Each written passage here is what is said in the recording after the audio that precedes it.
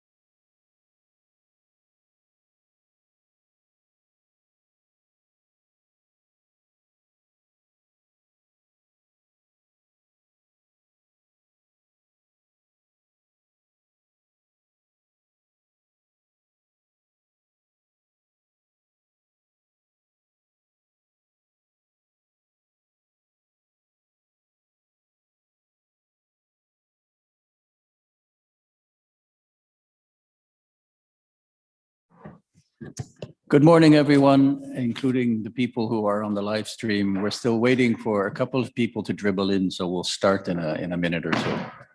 Thanks. Hi, Bernard. Can you hear me? Yes, I can. Good morning. Oh, good. I was just testing. I will just switch off again.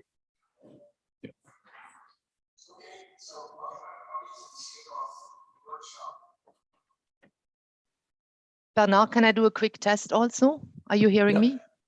Yeah, all good. Good morning.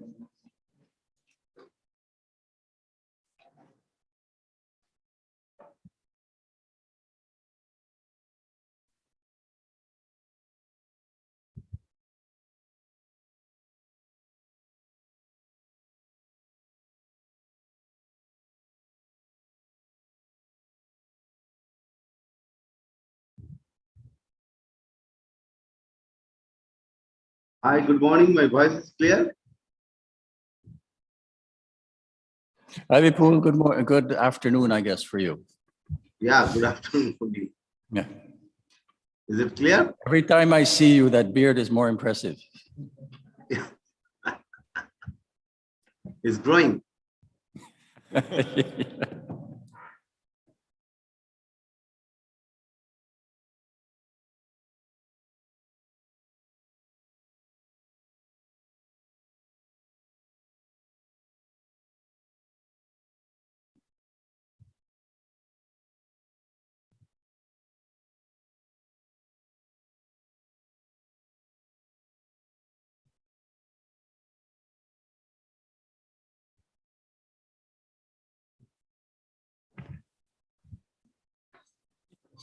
Good morning, and welcome to the second plenary session of the 2021 World Trade Forum. My name is Eric Jones, and I'm director of the Robert Schuman Center.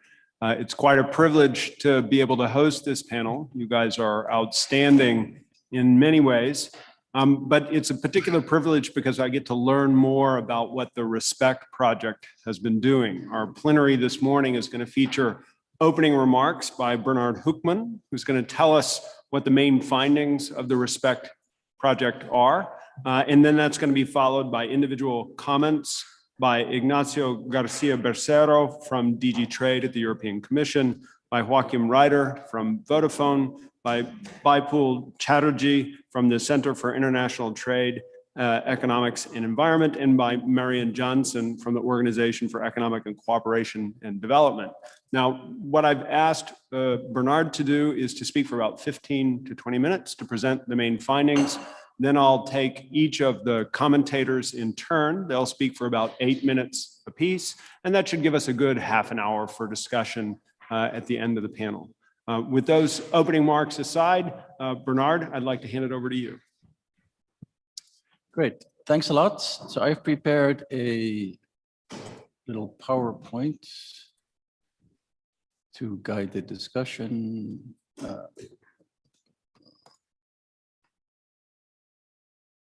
Okay, I hope everybody can see that. So this project that we're going to talk about in this session, or at least we're not going to talk about the project, but really about the substance of some of the findings that came out of the project, is called Realizing Europe's Soft Power in External Cooperation and Trade. It's a Horizon 2020 framework supported project, which involves 10 or at least 9 other universities, think tanks in Europe, but also Columbia University in the United States and the University of International Business and Economics in China. So it's very much a consortium. It is a huge beast. If you go to the website, respect.eu.eui.eu, you'll find dozens of papers. So I'm not going to be able to do justice to this. I make no claims to do so. I apologize in advance to consortium members who are not going to feel represented in what I'm going to say, but I'm going to try and really focus on the highlights, some of the highlights of what we're getting out of this project. So let me first say that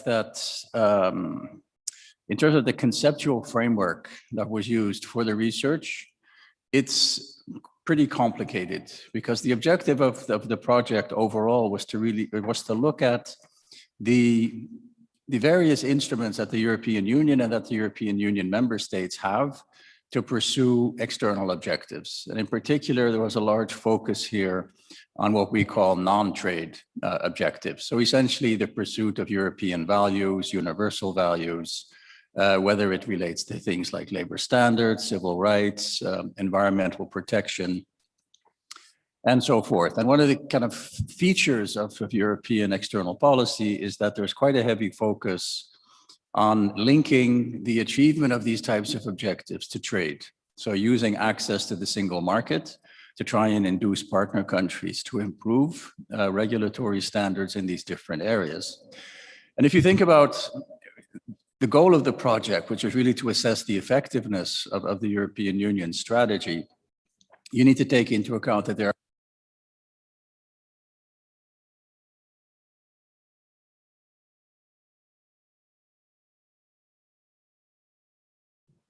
Sorry there, we lost the microphone for a bit.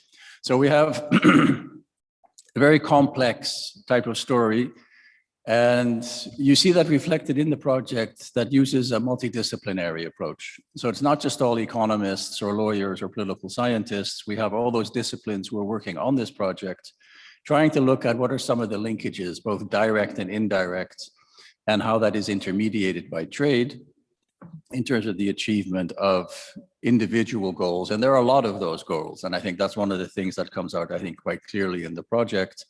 It's not just that we have one instrument and one goal. And increasingly, I think one of the conclusions that comes out of the project is that we have one instrument being asked to do too much to achieve a number of these goals. So essentially, trade policy has become kind of the focal point for the pursuit of many, many different types of objectives, both economic and non-economic.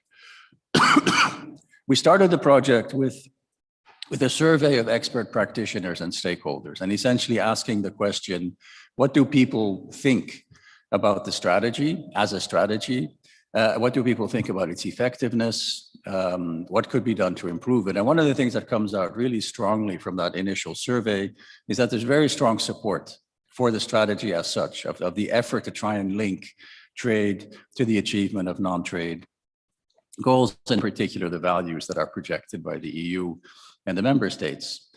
But after doing a lot of empirical work and torturing the data, the economists on this particular project really have not been able to find very compelling evidence that there's a causal effect between the inclusion of non-trade types of provisions in EU external policy instruments and actually improving the outcomes, right? Whether it be labor, civil rights, environment, and so forth. That doesn't mean there hasn't been improvement in a lot of these indicators over time in partner countries, but it's very difficult to attribute that to trade as such, and in particular to the inclusion of provisions on these areas in trade agreements. We find more evidence for foreign direct investment as a channel. And this is kind of controversial when we've presented these results. A lot of people saying, well, how could that be? Because after all, multinationals are, pursuing their own self-interest, and why would they be concerned about these non-trade types of outcomes? But that's where the evidence is taking us. I think one point I would note here is that all of the research really focuses on goods. We had a session yesterday on research on trade, where one of the points that was made is that one of the problems of trade economists in particular is that they tend to look under the lamppost. So they look to where there is data.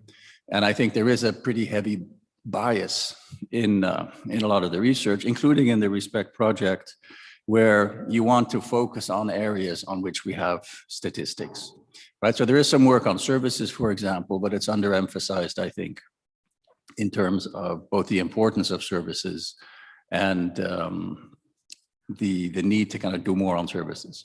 So one message coming out very strongly from a range of papers and reports that were prepared under this RESPECT project is essentially going back to Tinbergen's principles, right? So if you have a goal, you need an instrument. So multiple goals call for multiple instruments. And therefore that is here kind of the heading of this slide, trade policy is being asked too much. to do too much. But if you look at what the European Union is actually doing, if you look at what the member states are doing, they are using a huge range of different policy instruments to pursue these goals. And a lot of the specific research focuses on, are those specific instruments actually delivering, and how can we make them deliver more effectively? Whether this is through financial support, development assistance, through enterprise networks, through policy dialogues, through the use of private standards, and so forth. I'll just highlight a couple of things that come out of this. One is the effectiveness of policy dialogue.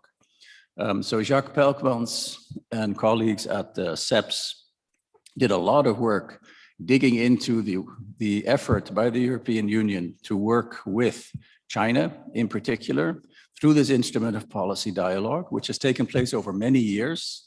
And to their own surprise, because I knew where they were coming from, what the initial priors were, they actually find that that actually had quite a bit in the way of positive results, right? You can't show causality, attribution is difficult, but clearly you see a trend in a number of these areas where there has been convergence by China in areas that are important to the European Union. Private standards in supply chains, which is one of the things that is emphasized in the European Union's trade policy review as an area to focus on, are also found to be an effective instrument, potentially. So there's a number of papers that show that what happens inside supply chains actually can have very significant positive effects on the realization of these non-trade types of indicators: labor outcomes, health outcomes, environmental outcomes. So there's a complementarity between the use of standards within supply chains and more mandatory regulation in these non-trade areas where there is a potential for synergies. A second kind of common theme of many of the papers coming out of the project, I would characterize as falling under this heading of walk the talk. Right, so the European Union, of course, is an entity that is very much supportive of multilateral cooperation, is an active member of the WTO, is an active member in a range of multilateral institutions. But increasingly, as we all know, and that was discussed also yesterday, the multilateral cooperation is under serious threat. Right, partly that's because of geopolitical tensions, partly is geoeconomic tensions. And we see that reflected in increasing recourse to unilateral types of measures, right? We saw that under President Trump for the United States, which resulted in a trade war with China. But we're also seeing it increasingly in the European Union. There is a focus more and more on kind of unilateral measures to pursue European objectives, whether that's in the area of climate action. Think about the carbon border adjustment mechanism, the use of sanctions, screening, subsidies, etc. And I think there are mechanisms that have been pursued to engage in bilateral dialogue with countries. So clearly the European Union, the Commission, has spent a lot of time talking or trying to talk to the United States administration. I've mentioned the dialogues with China, but a number of the papers argue we really need to be focusing more on pursuit of international cooperation through plurilateral agreements. Clearly, it's getting increasingly difficult to do anything on a consensus basis in international organizations, notably the WTO, but there's a lot of scope to actually leverage what is being done through unilateral means or bilateral means, and to kind of gradually multilateralize that to enhance cooperation with other countries. So that applies in particular to areas like data flows, a topic that was discussed yesterday. It also applies to greening the economy, a subject that is going to be discussed later in this conference. So there are a number of kind of technical issues, operational issues, practical issues in terms of how you do that. There are papers that discuss that. We have a session on plurilateral cooperation later in this conference where a lot of these issues are going to be discussed in greater depth. The third kind of big picture finding that comes out of this project is we need a lot more in the way of transparency. We can do a much better job at ex-ante impact assessments of external policies, and we need to do much more to actually evaluate the impact, the effects of the policies that are being pursued. And I think if you read across the papers in the project, kind of a common sense is we don't really know enough about what various institutions are doing. So for example, there's very interesting work on the activities of export credit agencies, which of course happen at the member state level, but where there is very little in the way of actually detailed reporting on what is being financed, and in particular, what conditions are being attached to that support that is being given to firms. In particular, is there any effort or any focus on things like labor standards, on civil rights, on environmental outcomes, and so forth?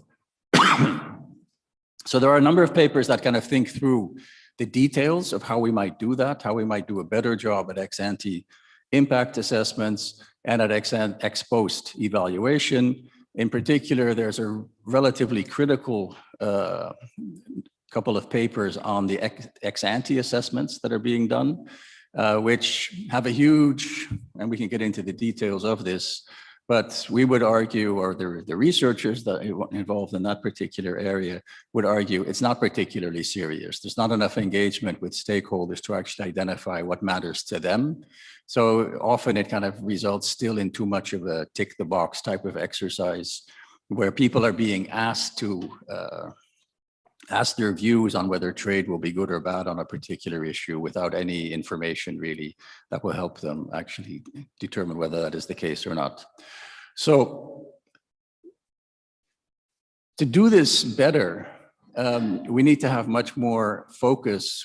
A number of the papers argue on generating baseline information, actually knowing what the state of play is going into a particular trade agreement or a particular type of initiative that revolves around cooperating with countries, so that we can actually assess whether things are improving or not. And I think that's one of the kind of big missing pictures. If you look at some of, especially from the trade agreement point of view, it's very difficult to assess the effectiveness of these trade agreements because we don't really know where we started from, and we don't really know what the key, if I can use business speak, key performance indicators would be to actually assess whether there is improvement.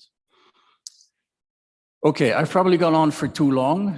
If you look at the report that is on the website, it also has a paper which looks at how do people respond to the various policy conclusions, recommendations, findings that comes out of the project.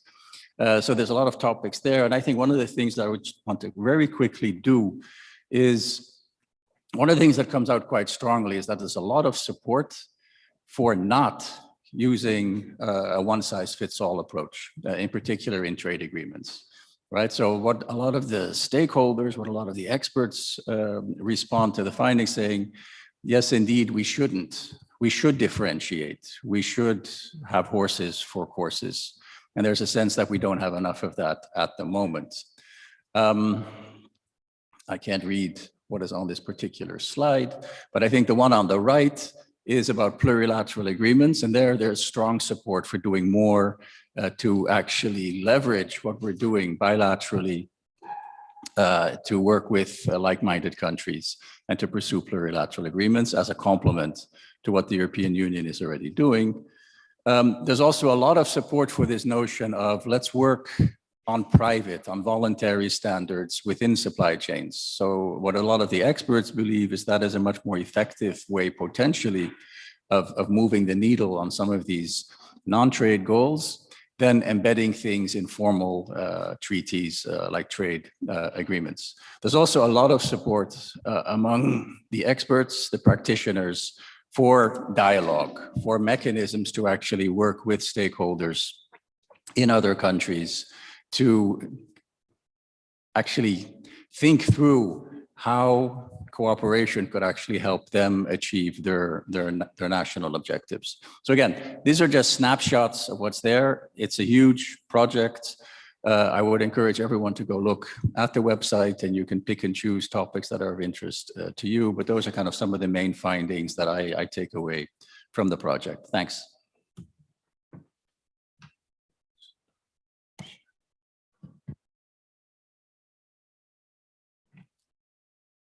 Terrific, Bernard. Thank you so much for that.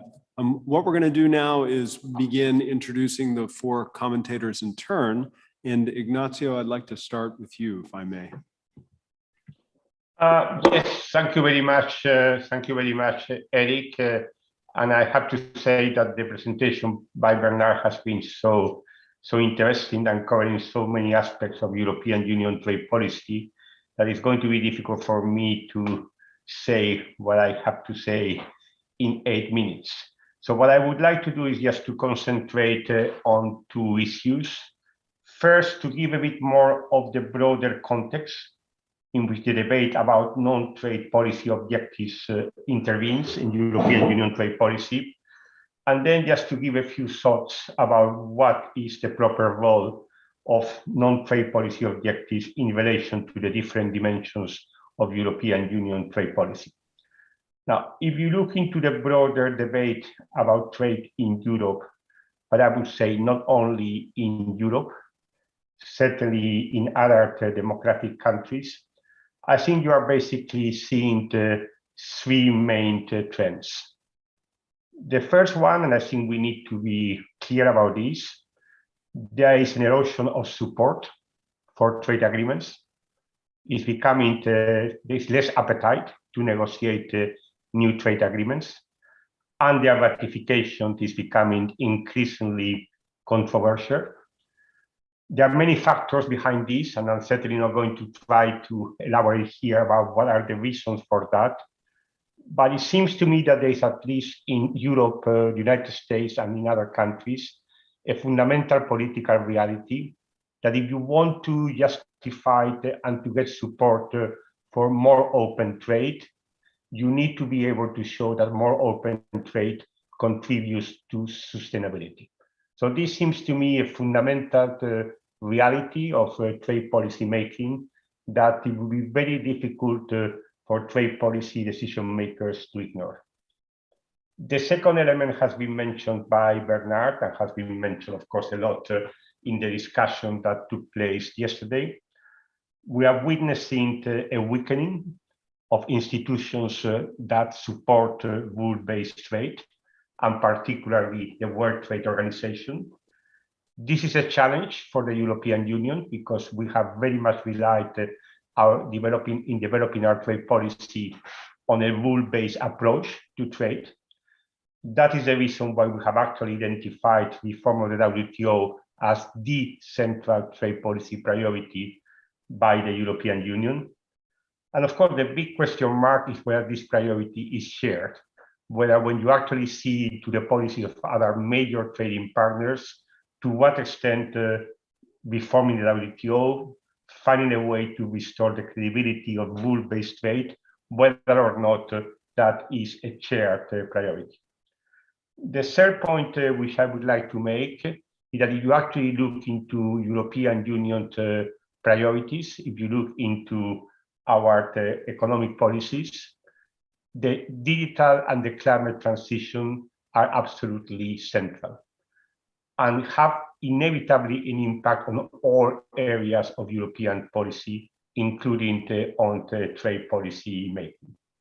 So I think the challenge is going to see how this can be taken into account by trade policy, how to ensure a good synergy between our regulatory policies in the field of digital or in the field of the green transition, and our interaction with third countries through trade policy, but not only through trade policy. I would very much agree with Bernard when he actually indicates that if we want to pursue certain objectives, we need to use into a plurality of tools, and trade policy is only one of those tools. I certainly believe, for instance, that we need to look much more closely about how we can develop proactive international regulatory cooperation strategies in all the areas which are central to the digital and the climate transition. So when you look into all these factors, then you see why when we were developing earlier this year our new trade policy strategy, our new trade policy statement, we considered that it was essential to talk about a balancing act between openness, sustainability, and assertiveness. And this balancing act implies that our policy direction wishes to continue to be very much a policy direction of openness, but that openness is only going to be possible to be maintained if it is combined with sustainability, and that when necessary, we need to be able to act assertively, although always doing so in accordance with our international commitments. That is, I would say, the balance that we have been trying to reflect in the new European Union trade policy strategy. Now, what does this mean for the question that is at the heart of our discussion today? What is the proper role of non-trade policy objectives when it comes to the different components of European Union trade policy, multilateral, bilateral, and autonomous? Now, when it comes to WTO reform, I think we need to be conscious about the limitations about how much you can actually do in the context of the WTO. I would tend to think that the critical issue when it comes to non-trade policy concerns in the WTO is to look into how to enhance the role of the WTO as a forum for policy deliberation. I don't believe that the issue is going to be so much the need to negotiate new rules in the WTO when it comes to the interface between trade policy and non-trade policy concerns. But at the same time, you need to be able to establish effective forums for dialogue within the multilateral settings where you can deliberate about the interactions between trade policy and environmental policies. Of course, there's already a committee on trade and environment in the WTO, and the question is how to make it a more effective forum for policy dialogue. But quite frankly, I think despite the sensitivities, I believe that it should also be possible to find ways to discuss within the framework of the WTO about the interactions between trade and social policies. So this is not to say that there may not be, of course, occasions to mainstream non-trade policy concerns into WTO negotiations. And of course, we are now witnessing a very interesting challenge, which is trying to conclude negotiations on fisheries subsidies. It's a very difficult challenge precisely because it tries to bring together the sustainability at the core of a negotiation in the WTO. But I would say it's not going to be the main focus for discussion in the WTO. I think it's going to be much more how the policy deliberation function can ensure that the issues can be properly debated within the framework of the multilateral trade system. Now, if you actually look then into free trade agreements, I was quite interested to hear the evidence that was presented by Bernard about the limited effectiveness about trade policy in terms of pursuing the non-trade policy objectives. Now, the problem is that when you actually look into this evidence, I suppose that you can read it in two different manners. Some could argue that the reason why trade policy has not been so much effective in terms of changing certain actions in certain countries is because the non-trade policy objectives have not played a very important role in the context of European Union trade policy. After all, it was only starting with the Korea trade agreement that we included chapters on trade and sustainable development in our free trade agreements. And some would argue that these chapters are not sufficiently effective when it comes to dealing with issues relating to the protection of labor rights or environmental standards. So that's one possible argument. The other possible argument is that one needs to be modest in terms about how much can be achieved through trade policy instruments, and that if you actually wanted to achieve certain policy goals, you need to be able to combine different types of tools, and that trade policy is only one of the tools that should be used. Now, I'm not going to give you my own personal views about this discussion because, as you probably know, we are in the middle of undertaking a review of the trade and sustainable development chapters in our trade agreements, and we will come to policy recommendations and conclusions early next year. But I think that this is inevitably going to be one of the important issues of debate about the direction in which European Union trade policy should go. Finally, about autonomous action. Now, two things which I would like to say. The first, if you actually look into the new legislative initiatives of the European Commission, there are not many initiatives which are actually trade policy initiatives. I mean, the only trade policy initiative proper, which is currently being considered, is the development of what we call an anti-coercion instrument. That is to say, a tool to be able to respond to coercive action by certain countries. What you're actually seeing is that many more non-trade policy initiatives have a strong trade policy component, where it is the new legislative proposal when it comes to dealing with the impact of subsidies in the internal market, which is basically a competition policy initiative, but has, of course, a significant trade policy component, where it is CBAM, which is a climate policy initiative, but of course has a very significant impact on trade and is going to be very, very much discussed in the trade policy fora. All of these issues are issues in which what we are seeing is that increasingly trade policy needs to be much more present, much more closely integrated with policy initiatives which do not originate or which are not fundamentally guided by the trade policy field.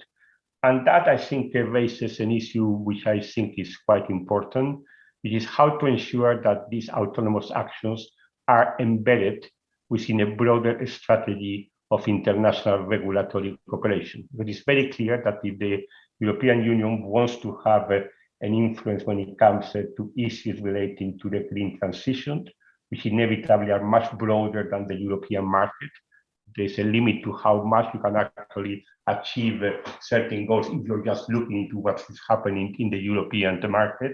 You need to find a way to enhance the dialogue and cooperation with third countries. And I find, of course, the idea presented by Bernard about open plurilateral agreements, clubs, etc., as a very interesting concept, something which I think we would need to be increasingly reflecting. It's not something that we have done a lot in the trade policy field. And in a way, it is not either primarily something that would require the involvement of trade policy officials. I mean, if you are going to want to develop a plurilateral initiative on digital matters, to a certain extent, you could say, yes, there's a trade policy dimension. That is what is being discussed in Geneva in the e-commerce negotiations. But of course, the regulatory challenges relating to digital trade are much broader than trade policy. They go to the core of a number of regulatory issues. And if you really want to find ways of establishing cooperation in those areas, you need to have the regulators very much in the driving seat. I mean, there is one lesson which I think we learned from our negotiations with the United States TTIP, is that there's a limit about how far you can try to bring into a trade negotiation issues relating to regulatory cooperation, and that you might be able to pursue those issues much more effectively if you do not package them within the context of a broader trade negotiation. But anyway, I mean, I think I will stop it here, and I, of course, will be very interested to see what other participants in this panel have to say, including Joachim, which was, of course, at the origin of many of these policy changes. Super, thank you, Ignacio. Before I introduce Joaquim, I just want to point out for those of you who are unfamiliar with the strange acoustics of this room, that the headphones will actually help you to hear much more clearly what's being said by our remote participants if you have any difficulty. Joaquim, can we turn to you now? Yeah, sure. And thanks a lot. And it's a great pleasure to be here and also to speak directly after Ignacio, who used to be my boss, actually. So it has a particular connotation for me.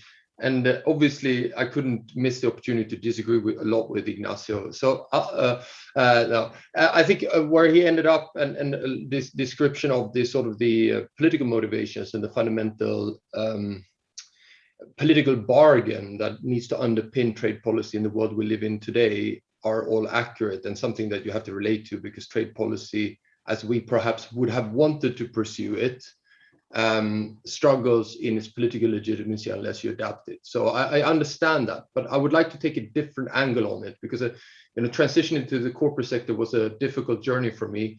And one of the things that I find is quite interesting is that when he talked about openness, sustainability, and assertiveness, that's basically my job description in Vodafone. And I can honestly say I've never dealt with foreign policy this much as when I left the foreign ministry and joined the company.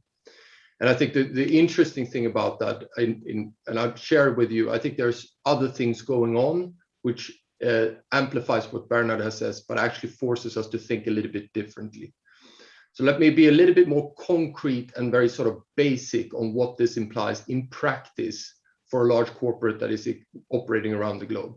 So first, I think Ignacio is right on the balancing act and the political bargain underpinning it, but there's also something else going on in Europe, which I think we need to be quite honest about, and I will come back to that in my last comment. But there is an allure around Europe's sense of having to have soft power because of its lack of hard power.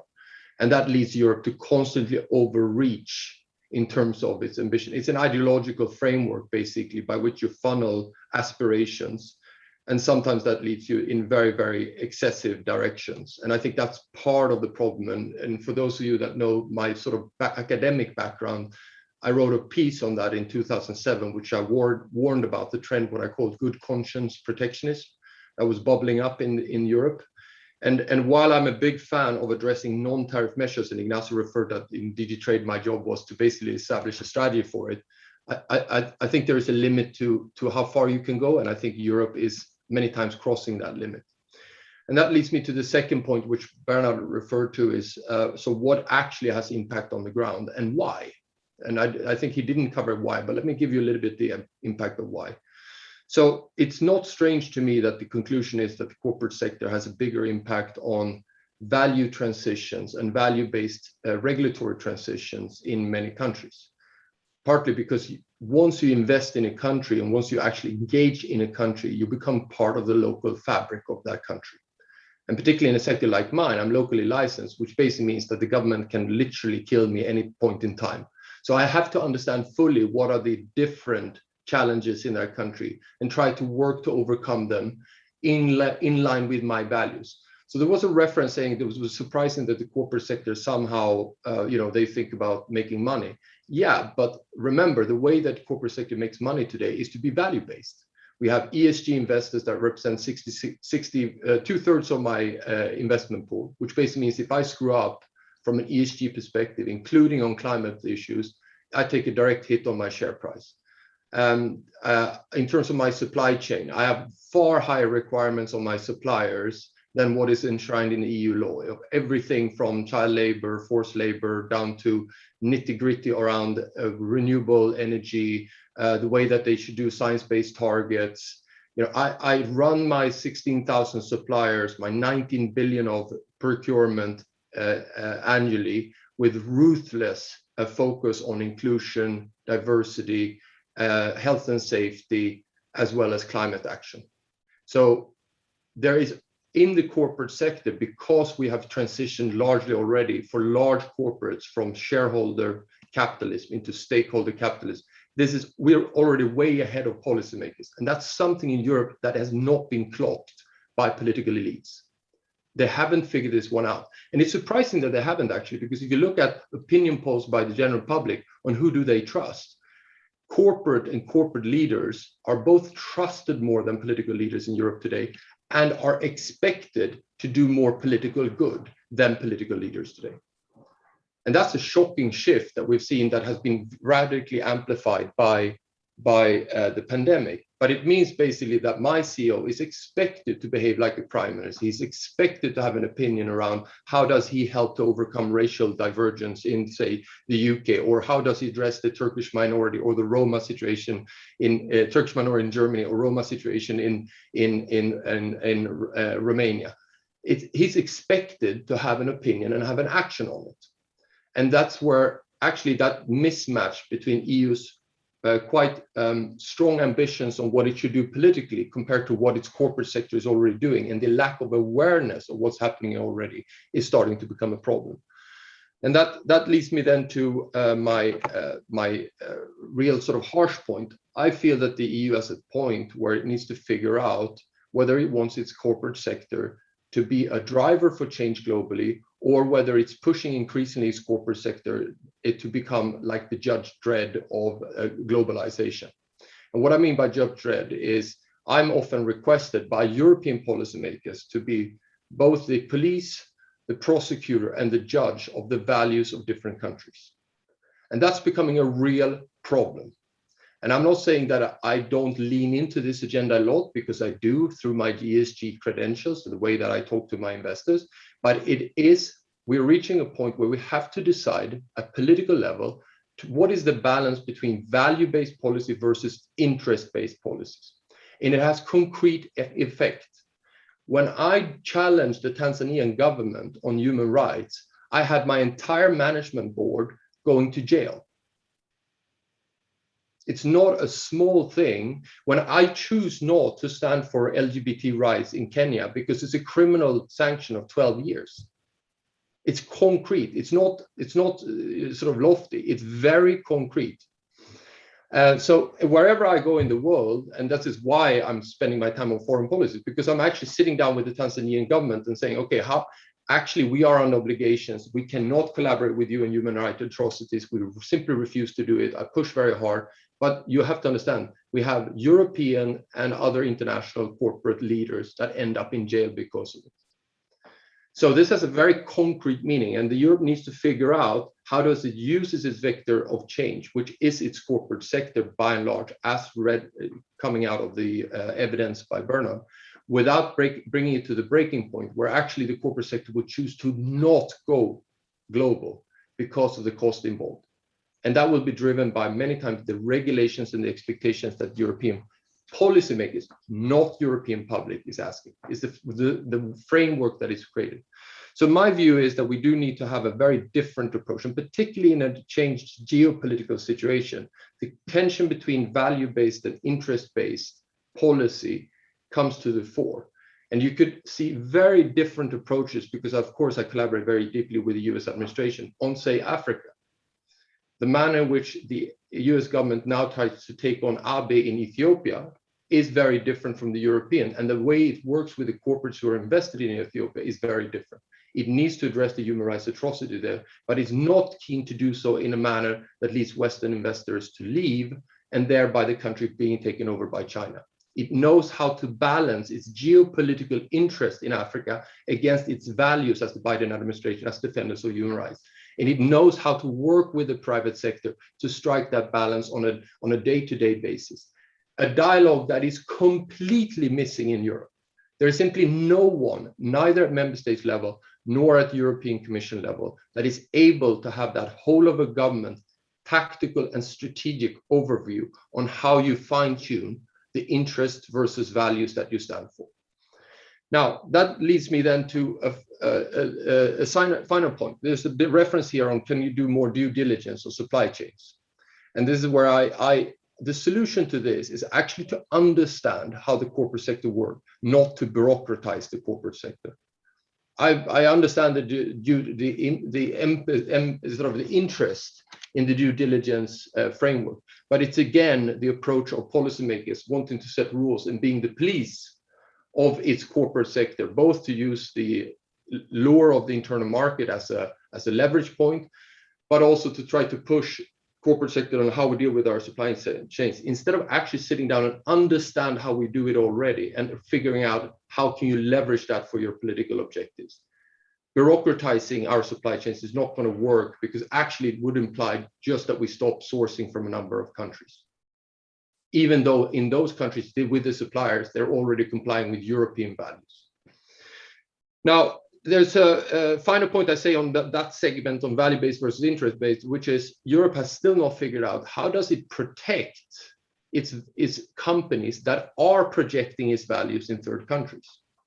And again, that's where Europe needs to learn more from how the Americans work with, say, Global Magnitsky Act, say the manner in which it took out the Guptas in South Africa, the way that it is targeting sanctions around individuals that are clearly trying to discriminate Western investors and the way that Western companies engage in local markets. Because we are, when we're entering in places like Tanzania under Magufuli, we are very controversial. We push for things because we have values that go in conflict with the regime. What is the manner in which the European Union wants to protect those companies that are prepared to protect European values in Tanzania?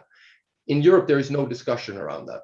The Americans, on the other hand, they have a full unit with FBI investigators that work side by side with corporates to figure out how do they protect their interests, because they also want to pursue certain US values in those countries. So again, it's that distance between policymakers and understanding the vectors of change that you have in the European corporate sector, and instead wanting to put an overlay onto the corporate sector and beat it up even more as opposed to working with it. Now that leads me to the final point, if I may, and looping back to where I started. I think we're not discussing enough in Europe I understand what Ignacio described in terms of the balancing act and the political bargain. But we also have to understand that once you unleash this, you do provide an enormous ability for people that have absolutely just protectionist tendencies to suddenly stitch together a majority in particularly the European Parliament. My view, and that's a controversial view, is that's what's exactly what happened on the seal ban, as well as on the due diligence system around wood products around the world. And the attractiveness of combining what I call people with good intentions with protectionists is that they suddenly get a democratic majority. And so those that believe in openness will need to think very carefully around what you unleash and how do you actually just address what is legitimate objectives as opposed to the protectionist tendencies. And here, frankly, Europe will have to do really hard thinking, because what I see on the US side is a shift to question whether there is such things as protectionism when you get into green, when you get into data, when you get into digital, including hearing it directly from the new USTR. And you have our own former commissioner who talks about, well, it's not protectionism, it's now precautionism. Under the Pascal Lemy's, that's his new terminology around collective preferences is now developed into a theory around precautionism. You're unleashing something that you're not going to be able to put back into a box. So my plea is, my request is, we need to approach this area because it's very important, but we need to understand what are the vectors of change, how do you leverage them, how you protect them as opposed to beat them up. And then finally, you need to be very careful, because as Ignacio talked about, the balance of power between those that have a liberal inclination or openness versus those that have a protectionist inclination in Europe has changed. And unfortunately, this area is one of the areas that provides a lot of breathing space for protectionists to reclassify their protectionist tendencies into good conscious action. Super, thank you, Joaquin. Bipol, are you ready?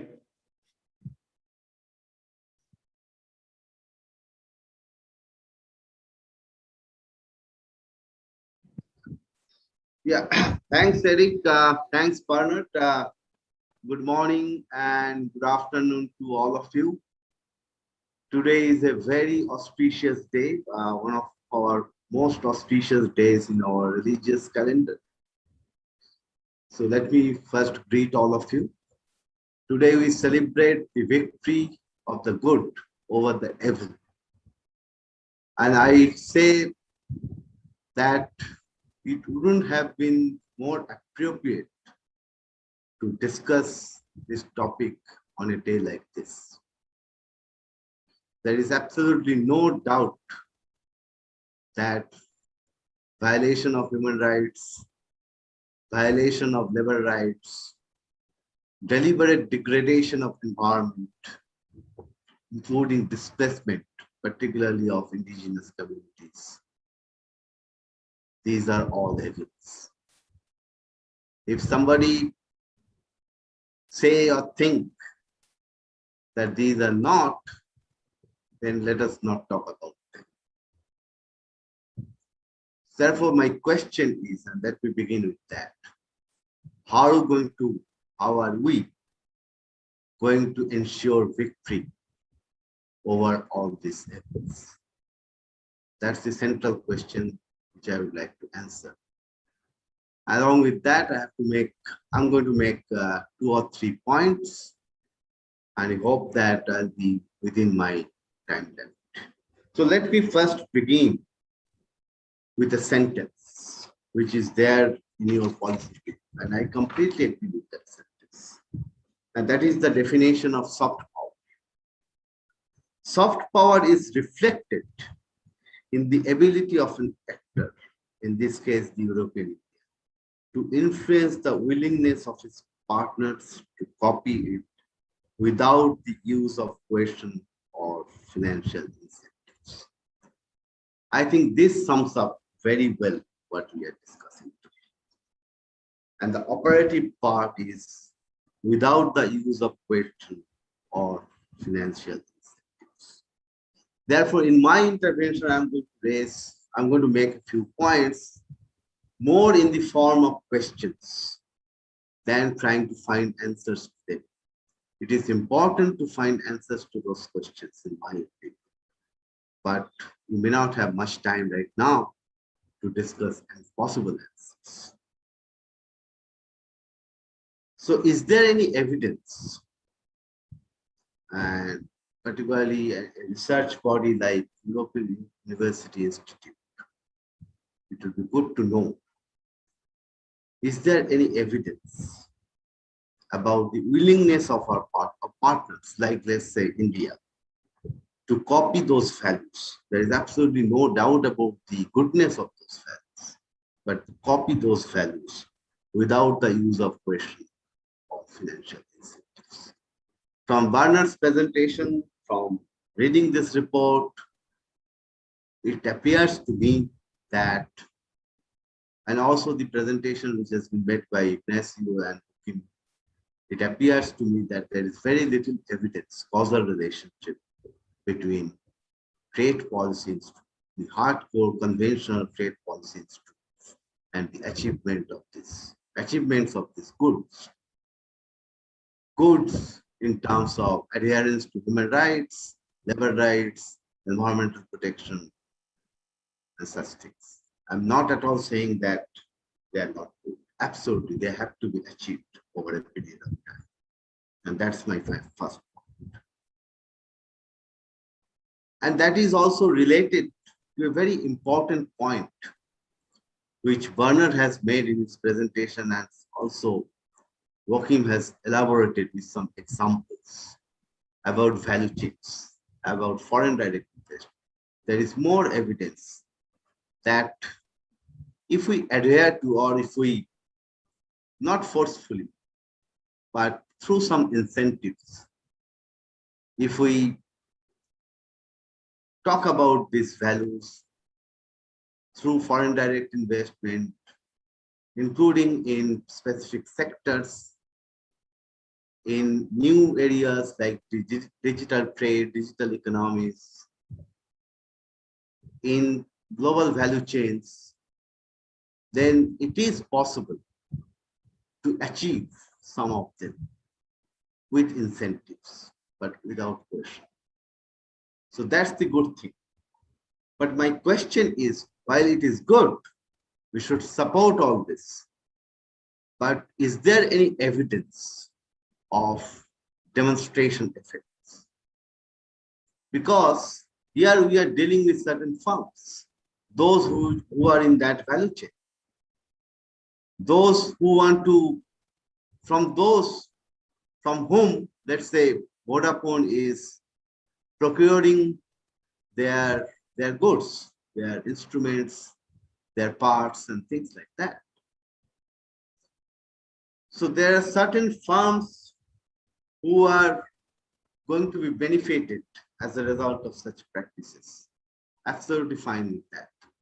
But is there any evidence that similar firms in similar countries are also following such good practices or not? So if they are not, then what could be the possible incentives that we can think of to help them to also follow? My operative word is to help them, to incentivize them to also follow such good practices. And in this context, my third point is, I think Bernard has made a very, very important point, which has been supported both by Ignacio and Bob.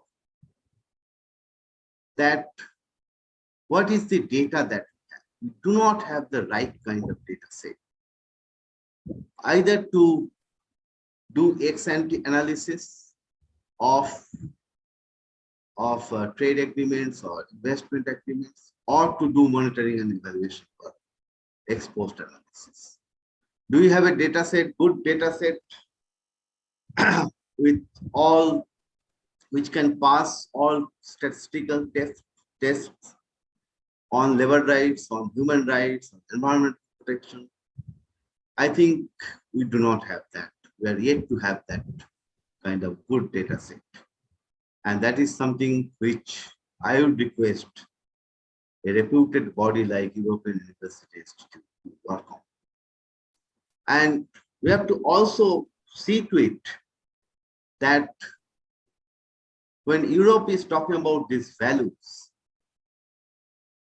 I'm not at all challenging them, but we have to also keep in mind that it has taken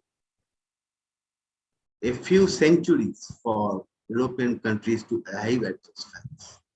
The high level of labor rights, human rights, environmental protection, and things like that.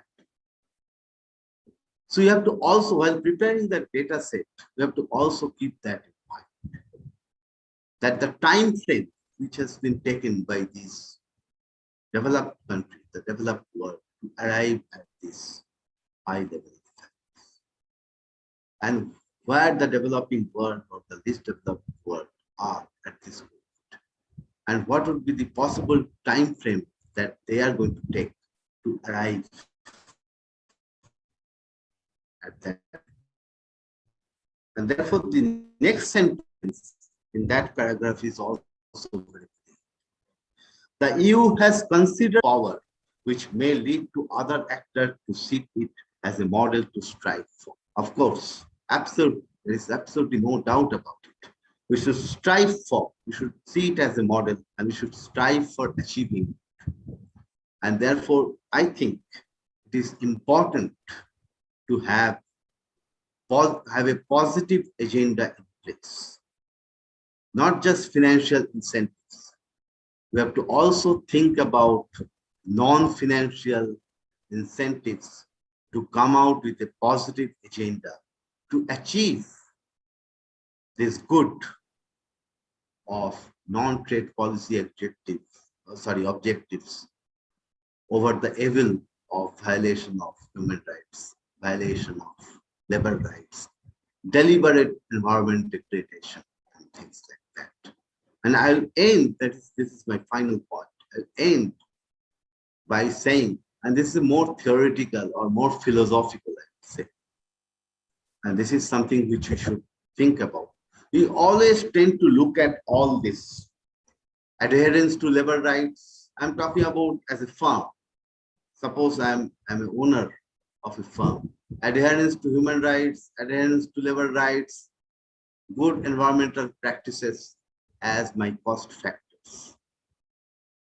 Is it possible to look at them as non-cost factors, as let's say as a revenue factor? So this is a question which I know that it's not very easy to find an answer to this question, but I think the time has come to address this as a question. And I would end by saying that no single actor would be able to find good answers to these questions. Government, private sector, and the community, they have to work together. I'm not going into the debate of any isms, but I think the time has come for us to find a third way to find answers to these questions. Thank you very much.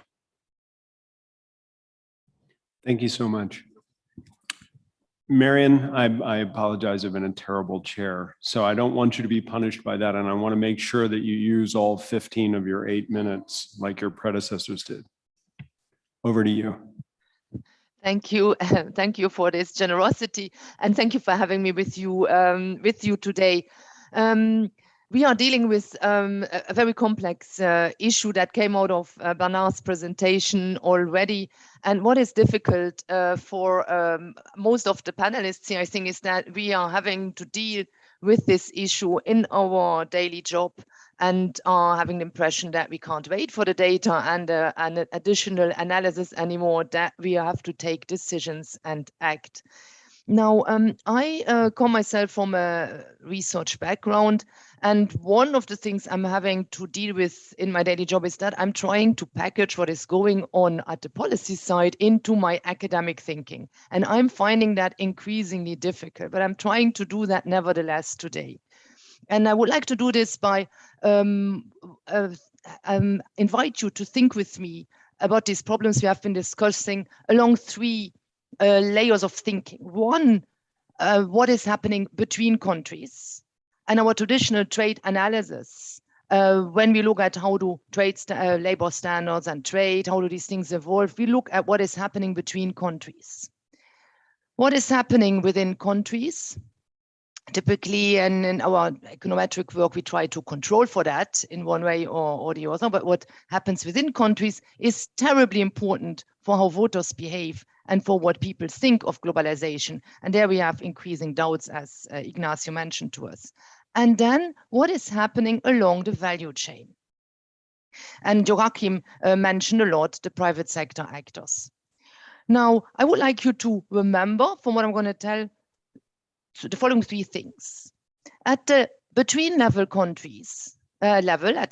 country level, sorry, we seem to be agreeing that action should be or is taking place elsewhere. We cannot solve all the problems of the world, environment, labor, and trade at the trade side. I will come back to this point. Second, the within country level. If the action at the global level doesn't move elsewhere, I will want to argue that then the within country situation will lead to more demands for protectionism, or has already done so. And there I will disagree a bit with Joachim. I think that we have seen these moves first in the UK and in the US than in the European Union. The third point, the value chains, I would like you to remember two things. First, Joachim said, you policymakers in Europe, you don't work with the corporate sector, you are behind. I will argue also researchers are behind. I'm trying to match the value chain analytical work, the micro level work with our macro way cross-country analysis work. That's what we are having to do to guide policymakers. I don't have the tools, I don't have the data. A lot needs to be done there. And the second point I would like you to remember is that if we don't manage to understand at the policy level and at the legal level how to combine the corporate sector with the government level, we have two risks. Joachim mentioned one of them. You may be blocking the private sector more than you want, but the other one is that our values that we are selling outside there do not look like values to the outside world because the private sector may not be applying them. So I don't agree fully with Joachim there. Let me go back then, between countries, within countries, along the value chains, between countries. We have been saying, if you look at policy, or Bernard said, if you look at multiple policy objectives, environment, labor, distribution, and efficiency, that would involve trade, we need multiple policy instruments. He recalled the Tinbergen rule, and I've been increasingly using that Tinbergen rule in my work. I find it very useful, and many of us seem to agree we need action along several lines, not just at the trade level. We need international collaboration on other areas. At OECD, you may have read in the news, we are moving towards a deal on trade, on taxes, on taxation, international rules on taxation. I think that deal would be great news for the labor agenda, because it will have an effect how voters perceive the distributional effects of globalization, but also on what governments may actually be able to do when it comes to distributional effects of globalization. It will give governments a bigger toolbox and more money to play with in order to distribute. So action on the finance side will be very important for how viewers, how voters see trade. But the action has moved elsewhere, not to the trade side. We have a lot of concerns about unfair competition. Ignacio mentioned subsidies. Countries are subsidizing their companies. Countries are with state-owned enterprises intervening in an unfair way in the market.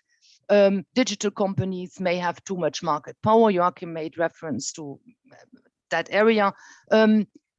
If these kind of practices exist, that creates unfair competition with negative effects again on these other areas of environment and labor.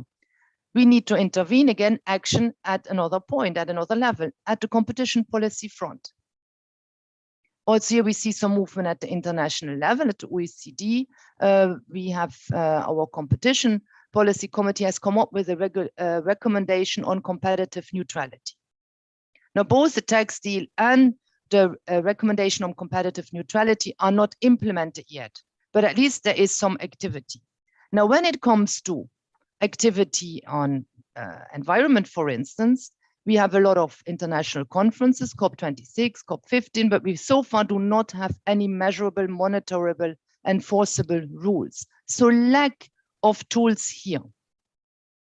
I'm not going to enter the labor standard question. We have an international organization there, but apparently not considered to be having enough bite. So action is moving somewhere else. Bad news for the trade policy experts because real stuff is going on elsewhere, but maybe not fast enough. Now then I come to my second point at the country level. If at the country level, countries want a strong labor agenda, I hear the US talking about worker-centered trade all the time nowadays, or a strong environment agenda, the European Union wants to move green and rapidly so. But if there is no internationally agreed instrumentarium, no collaboration, for instance, on regulatory settings, like Ignacio suggests, no internationally agreed carbon pricing, there's something, an area that the OECD wants to move on. But if no international instrumentarium exists to accompany the trade openness instruments, then we are likely to see that people say, okay, no agreement on how we deal with each other and an environment. Let's protect. Let's close borders. Brexit is, where I see that, for me, a protectionist move. We can't get what we want. We cannot protect our workers. We don't have the distribution that we wanted. Let's close borders. Buy American, decoupling discussions is, and a lot of unilateral trade instruments that have been introduced by the US are protectionist moves. And Joachim has made reference to the fact that the CBAM, the carbon border adjustment measures at the EU, are by many perceived as a potential protectionist move. So combine between country, within country level, I would argue, requires that we move more action to other fields of international collaboration. If we do not do that rapidly, then the call for protectionism may continue, as we have been seeing already over the past years. Now I go to the third point, the value chain level. Now, when we talk about trade policy, but those who actually do trade are companies, and a lot of that trade is going on, and it happens along the value chain. Now, Joachim has been telling us that his company has to do a lot to look good, to comply with different standards, to meet the expectations of customers.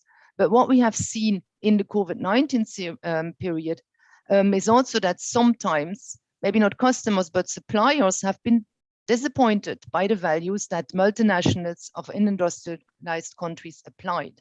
When COVID-19 hit, we have seen many major companies applying force majeure arguments and not buying anymore those products they had requested from suppliers abroad, or receiving them and not paying them, or asking them to change the products that they were delivering. In general, within the value chain, the negotiation power between the multinationals and the small suppliers in the developing world is not equal.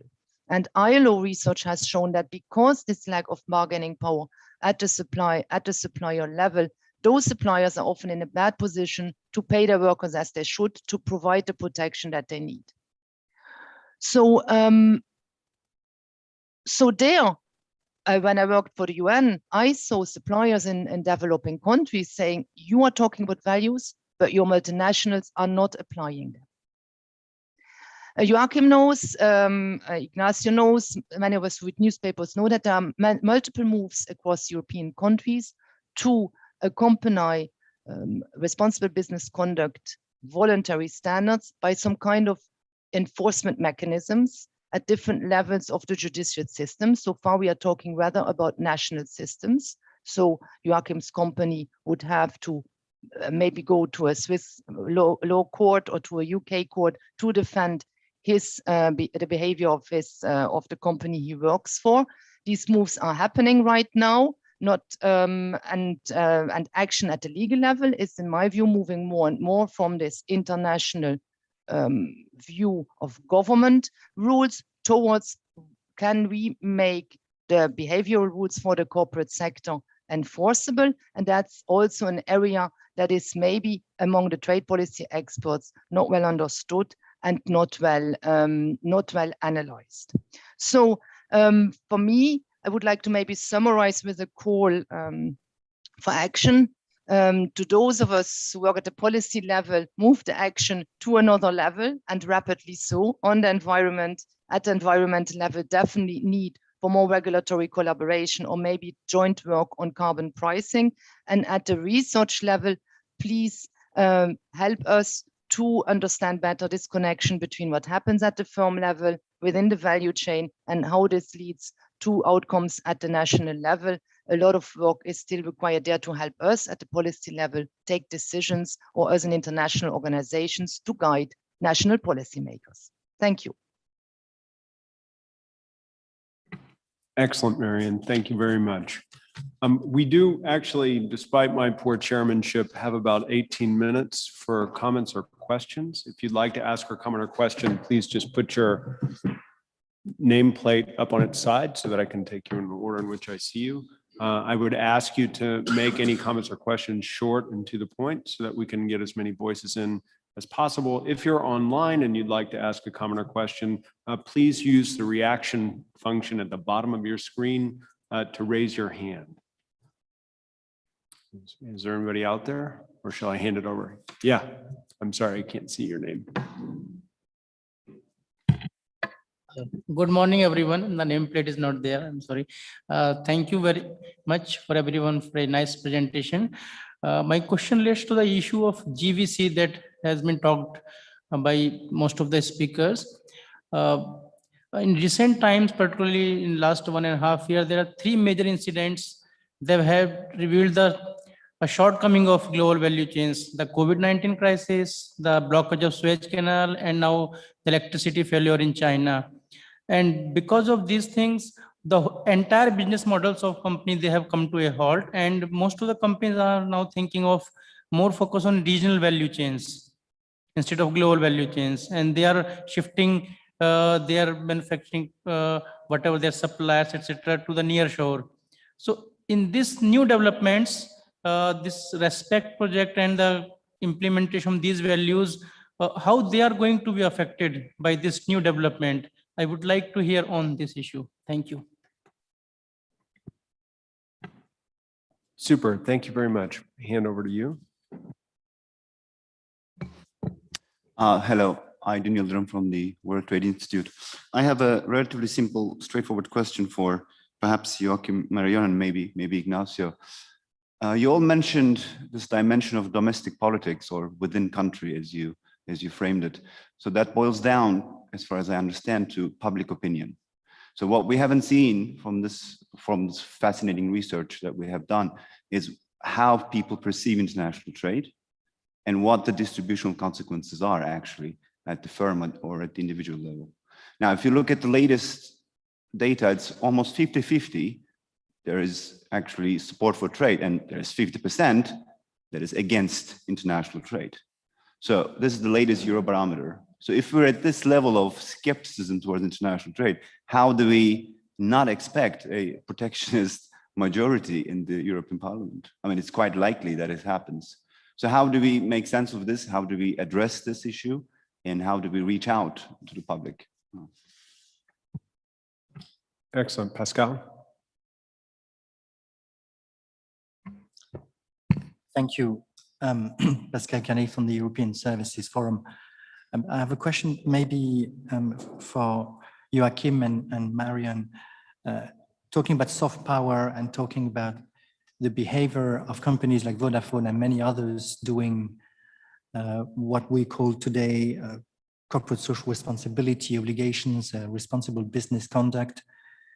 I wanted to ask the question about what will happen if these voluntary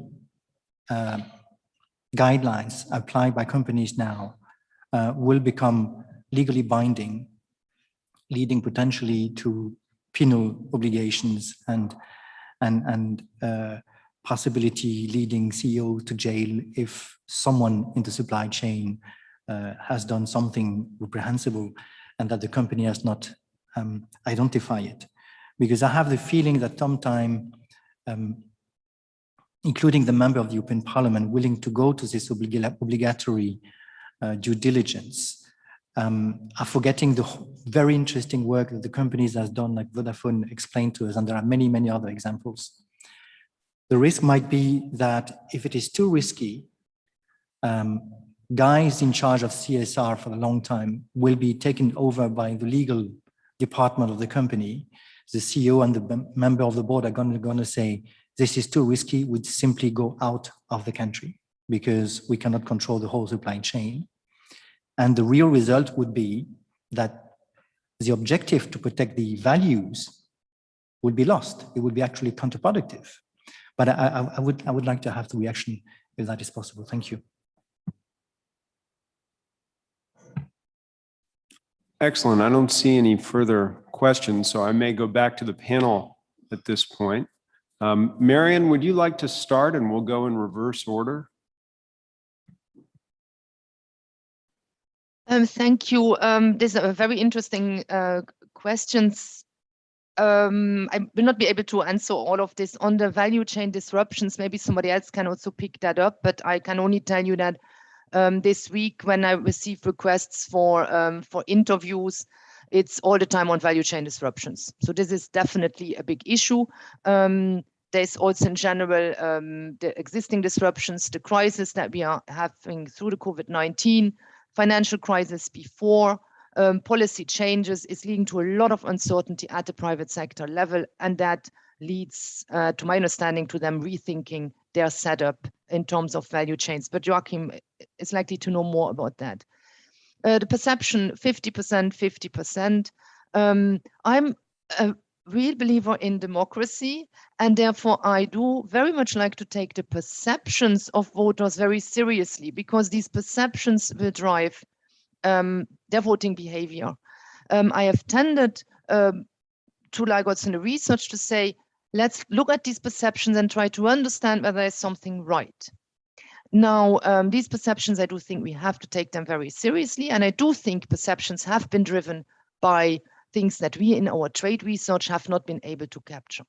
If a company like Starbucks, I'm not going to mention Vodafone, I don't know what happens there, does not pay taxes, and I'm a cab driver or bus driver and I pay taxes, that's perceived as unfair. And the voter doesn't necessarily know whether that decision is taken at the international level, at the WTO or the OECD, or at the national level, but the voter sees something is not okay. I therefore consider, I repeat, the tax deal that is being discussed very important for the perception of voters of globalization. When it comes to responsible business conduct, I have to be very careful of how I answer that one, but I fully see the point that making these responsible business conduct guidelines legally enforceable, that this will increase the risks for businesses and the cost for business, and will have implications on trade, on how international companies will want to act. If we do not go in this direction, then maybe this kind of exchange between the private sector and the government, taking into account perceptions, will be increasingly important. And there I do think that during COVID-19, some damage has been done to the perception of business, the perception that of business not sticking to contracts they had signed has been very bad in the emerging and the developing world. The perception that business may be influencing discussions on vaccine distribution in a way that is not beneficial for the developing world also have an important impact on how globalization is seen. But here we are then really moving in a direction of non-measurable, non-enforceable ways of addressing these non-trade values. I will look forward to hear what other panelists have to say to this. Excellent. Thank you, Marion. Bipul?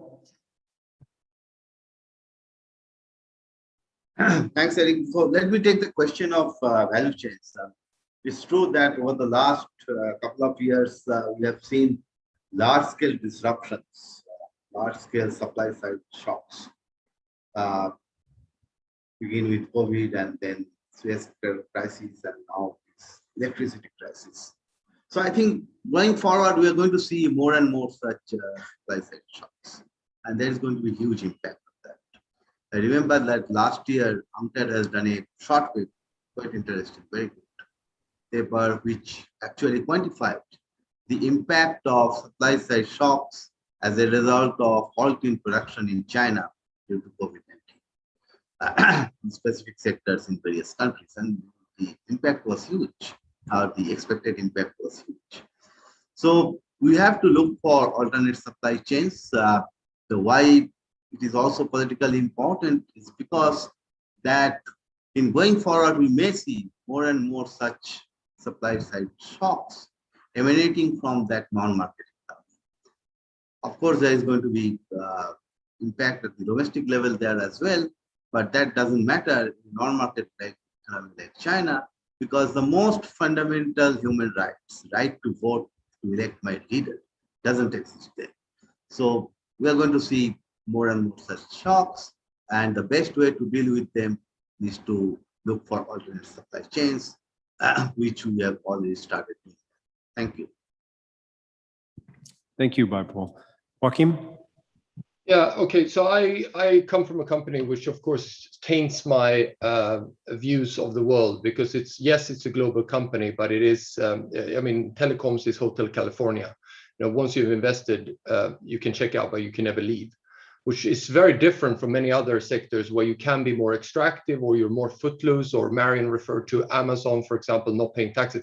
Frankly, there's a lot of sweeping comments around these things. Like Amazon is, for example, one of the political targets. If you ask people what do they feel about Amazon, it's one of the most loved companies. There's a complete mismatch here between political preference, which, by the way, I 100% support. They should be contained, with the general sentiment of citizens towards a player like Amazon, because it has cracked convenience at a level that companies like mine has never done. We treat our customers far worse than Amazon treats us, and we're paying the price for it. So, but that's a small thing.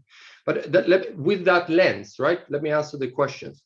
Yes, we, like in the case of Vodafone, I went to the board, I had gone through our entire supply chain. I can honestly say that there are two things that is happening. First is COVID has landed the point which we should have learned already with the nuclear factory or nuclear catastrophe in Japan and the Thai political turmoil that disrupted the supply chain. So corporate sector by large, and that includes Vodafone, has not drawn the adequate conclusions from previous disruptions to supply chain, which in my view, COVID now has landed without a reasonable doubt. So all of us are thinking around the excessive vulnerabilities of the supply chain. That does not lead, by the way, that does not lead to reshoring or what is referred to here as regional value chains, at least not for in the tech sector where you're dealing with global value chains. The only thing that leads to moving from diversifying your supply chain into reshoring or regional value chains is politics. So Marion's point is correct. When I actually map out what are my pain points and how do I respond to them from a supply chain management point of view, the things that drive the most weird actions in the sense of I have to have a factory in the United States, that's a political pressure point. It's nothing to do with sort of supply chain management efficiency and addressing the vulnerabilities that obviously existed in before. So that's number one. So there is a lot of political pressure onto supply chains and political outcomes onto supply chains that we need to be mindful of on how it will negatively impact developing countries. The second thing is on domestic politics. Maybe I'm tainted by living in the UK post-Brexit, but I think just as Bernard said, trade policy is asked to do too much. We're also pinning too much on trade policy. So of course, if you worked on trade policy for the last 20 years, you think it's the most important thing in the world. Frankly, if I put out as a company in the UK today, a strong statement around gender diversity or racial diversity, how we recruit people of color, I will have 20% of my customer base calling up and saying, I want to disconnect with you suckers because you don't care about just giving me a good product. Why are you leaning into these values? Right? We are dealing with a polarized society. And frankly, in my view, that's the trigger point that has moved the protectionist beyond into majority. It is no longer the fact that this is a distributional consequence. It is that there is also a significant proportion of a population that simply do not agree with many of the values that, for example, that led to the Green Party being very successful in the German latest election. We are dealing with a polarized society, and that's very complicated, but it's not a distributional interest question only, it's a value question. And that makes it very difficult for a corporate like us that wants to stand very visibly for values, because we know we will piss off 20 to 25 to 30% of the citizens in every country that we do that. Then on the Pascal's question, I think it, and by the way, last one on the domestic policy, that means that there's no magic wand of saying if we just have better distribution, or if we just talked about trade policy, balancing it up with other values. Because if you ask young voters, they're much more internationalist and they're in favor of green. They're not making that trade-off that we talk about. When you talk about older generation, the ones that voted for Brexit, guess what? Many of them are climate deniers. I mean, I just want to be very blunt around how I see it, because I deal with these customers and I get their phone calls every time I stick my neck out and convince the CEO to talk about racial equality in the UK or in Romania or in Italy. Right. So on the, Pascal, it depends. I'm not one of those that I say, it should all be voluntary. To give you a concrete example, there's no proof whatsoever that the fact that my board can go to jail in the United States in case we engage in bribery in third countries, that has led us to not invest. In actual fact, we pride ourselves that we have zero tolerance around these things because it allows us to attract better talent in the local market we operate in. So Kenyans go and work for Vodafone, top talent, data engineers work for us because we stand for our values. Our integrity is a key selling point to attract talents. And since we want to attract the best in every market we operate, it actually works really well. So there are certain things, but if you take, for example, green, if you would have mandatory standards on green, my problem in South Africa is not that the South African government doesn't understand it. It's because they have a deeply corrupt ESCOM and they haven't figured out as a party on how to diversify away from dirty coal in the districts that are super important for the ANC. It's a political problem. It's not one that is, striking neither Vodafone, Vodacom, or the South African government with a stick is going to solve the problem. We're going to have working with the South African government on how to move an energy transition that allows the ANC's voters that are working in those districts to still have a job. It's very real. You have very poor districts where the only occupation for poor people is to work in dirty coal mines. So if you don't solve the unemployment effect of your climate posture, ANC will always struggle to lean into what they know is the right agenda, which is to expose ESCOM to competition and move gradually away from dirty coal. But the solution is not a stick. The solution is actually working with the South African government. How do you create jobs in those districts where you have dirty coal? And that's where companies like ours are now building. Can we build solar farms? Can we build wind farms? How do we identify how we create job opportunities in those districts so as to give the ANC the space to do the right thing? And that's a different approach than just sort of simplicity sitting in Brussels or in Berlin and saying, magic wand, it should be solved in South Africa. And if you don't do it, I will strike you down with sanctions. And Joachim could go to jail and sit in front of a court in Berlin. It doesn't solve the problem. Thank you, Joaquim. Ignacio, I'm going to hand over to you, but as I do so, I hope you'll forgive me if I have to sneak out of the room because I have to run to another meeting, and this conversation is so rich. I know that Bernard wants it to go on for at least a few more minutes. That said, I want to underscore one thing about this conversation that I'm taking away. Robert Schuman Center exists to bring academics into engagement with stakeholders in the public and the private sector. I think the central message that's come out of each of these themes is the importance of that engagement, not just simply to understand what are the interests of these other stakeholders, but, and crucially, to collect the kind of data and insight that's necessary in order to undertake truly meaningful policy relevant research. So I'm extremely grateful for all the time and attention that you've given, and I'm grateful for the time that I've spent with you, which has been tremendous. Having said that, the one big regret is that I'm not going to be able to listen to Ignacio's comments. Ignacio, I'm going to hand over to you, and Bernard will take over the chair. Thank you all. No, thanks a lot, Eric. And I will just make a few comments on the more political question about how to handle the situation in which there's a 50-50 split in terms of the support for trade policy, in terms of the support for openness and trade agreements. Now, what is very clear is that if you are facing a situation like that, it is critical to see how you can construct the support in your member states and how you can construct majorities in the European Parliament. And I think at this point in time, I see three main challenges. I mean, if we were actually having a discussion 10 years ago, I think probably the argument would have been trade policy is the only field of the global economy where you actually have strong rules and workable institutions. That, quite frankly, is not the case anymore. I think what Marion said about tax cooperation is excellent news.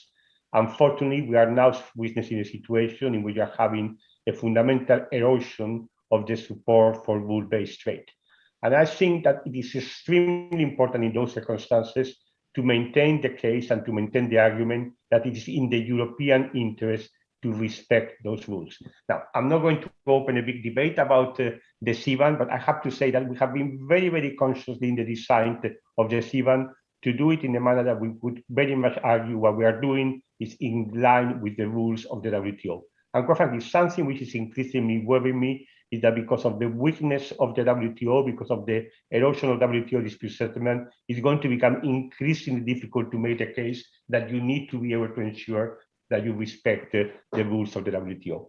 Now, the second question is, I think that obviously there are limitations about how much you can do with trade policy, and you need to be able to explain their limits.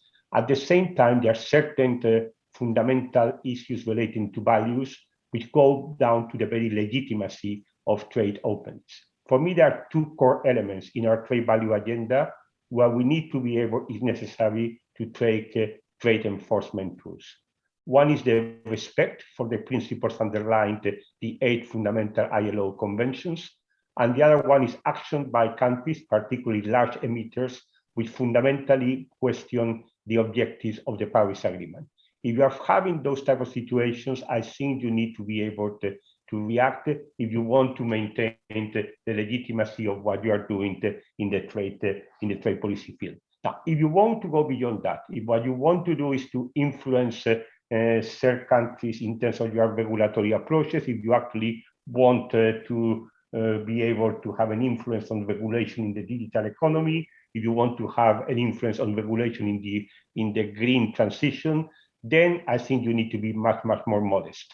You cannot just simply rely, we are a big market, Brussels effect, therefore others would follow. You need to be able to follow a much more proactive policy of cooperation, but you really need to look into a combination of tools. You need to look into regulatory dialogues, you need to look into developing cooperation tools, you need to look into what can you do with the private sector, and only if you develop this much more holistic approach, you will be able to have an influence when it comes to issues that go down to the questions about the challenges of regulating on the fields of digital and on the fields of the green transition. Now, trade policy can help, but it's not going to be the primary tool to achieve those goals. It can support, it can provide platforms for cooperation, but it cannot be trade policy makers who will be in the driving seat if you want to follow these more active regulatory cooperation policies.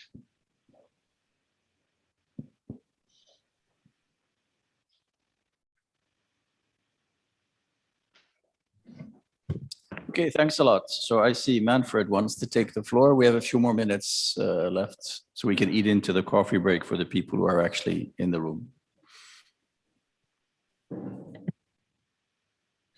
Thank you very much. Thanks to the panelists.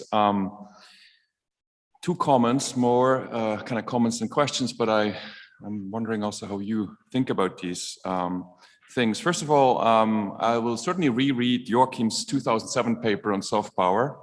I'm curious what your causal argument is and how it worked out. So happy to do that. But no, the bigger question I have here is the following. So I think Marion argues, rightly so, I think that the action is moving elsewhere. It moves away from the classical trade policy. And I think some of you have also mentioned that. At the same time, and I think the RESPECT project shows that in particular using trade agreements is probably hasn't been the way to go in the past, because most of this was mostly window dressing. And I think that's what the political science literature has shown in most non-trade issue areas. At the same time, I'd like to remind you that recently the Swiss population voted on the EFTA Indonesia Free Trade Agreement, and one of the biggest issues was palm oil. So what I observe in Switzerland, and it could spread elsewhere, is that the voters understand that say they no longer want window dressing. They want to have, if they want to accept the trade agreement, something more substantial. So I think trade negotiators have so far not really pushed these agendas, this soft power in these trade agreements. So for me, the question of the comment is more where to go from here. I mean, I think I see two options: either taking those issues more prominently and more seriously into trade agreements and really have commitments that have teeth, or as Marion said, I think, and others as well, the action will move elsewhere: unilateralism, plurilateralism, etc. So is this a little bit the end of trade agreements if we're not able to push more for non-trade issues, would be my provocative question. Thanks. Chuck?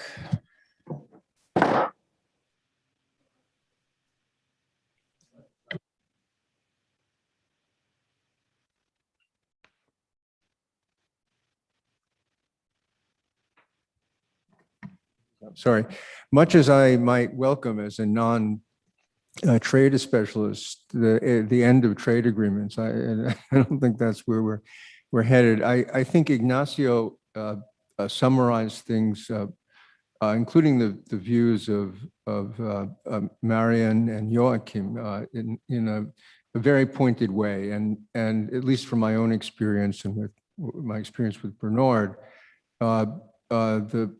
the future of serious engagement with these things. Not window dressing and not a hopeless attempt to assert and legally enforce values that can't be made actionable. So something that actually policies that are intended to work and can be made to work through a deep enough engagement with the stakeholders and the people who live under the agreements. Those policies have to be made through a combination of regulation and trade agreements. And the fusion of those two things will transform both. It is transforming both. This conversation strikes me as quite, the fact that some outcome like that, even if I'm overstating it, is in some measure consensual and emergent, is a large difference from several years ago where it was halting. So my question is concretely whether any of the panelists, Ignacio, Joachim, Marion in particular, have examples of leading cases where this kind of regulatory and trade cooperation is foreshadowed. incipiently in practice. And here, I guess Joachim mentioned several examples where the U.S. was a leader. I think those are interesting cases, but I'm a little hesitant to accept them as the full embodiment of this fusion.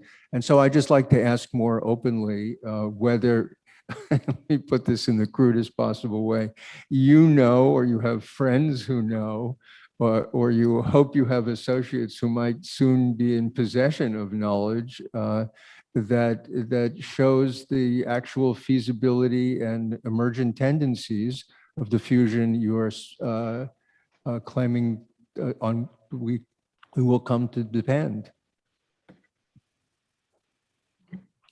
So that was clearly very self-interested, because we are looking for those cases, and it really goes into some of the things that have been put on the table by all of you in terms of really research questions looking forward. And I think that's one of the nice things that has come out of this session. There are a number of research fellows and researchers sitting in the room, and I think you've given them a huge amount of food for thought in terms of where to go. So I know we're running over time. We're eating into the coffee break as well. If any of you want to quickly respond to the questions, Joachim and Marion, and then we will end the session. Thanks a lot. So Joachim had his hand up first. Yeah, so I end with the two curveballs, if I may, because that seems to be my role here. One is have a look at the Schrems 2 case. I think it's a fascinating case. The way I see it, and Pascal is around that table, so during your coffee break, you can discuss it. I think it's a fascinating illustration of privatization of foreign policy. So what it actually implies in practice is that I, as Vodafone, need to be explicitly passing judgments on the national security regimes of third countries. And I can assure you, it's not a comfortable situation to be in to tell Sisi whether or not his national security regime is in line with European values. But I think what you're seeing is a trend where the impotence to project your values onto third countries, and the fact that countries are departing now more than ever, just as we have domestic polarization, we have increased international polarization of views, leads then to situations where they try to pin it on the private sector to solve what is the sovereign's inability to project power. And that's a real problem. That's the first curveball, because I think that is what the red thread of what I'm trying to say is that that's not going to work. And with the fact that governments are increasingly going in different direction, the respect and the understanding, everything that Ignacio said around these two layers of things that he care about and that we should all care about is ultimately around a functioning rule of law. And we don't have functioning rule of law. And if anything, the trends is moving in more diverse views on the importance of equality under the law, establish well processes to get good outcomes. The second thing is, which we didn't discuss this time, is we talk a lot around how can we capture this and how do we satisfy our populace. Don't miss the fact that an increasing number of your citizens in all of our markets are actually asking for sovereignty.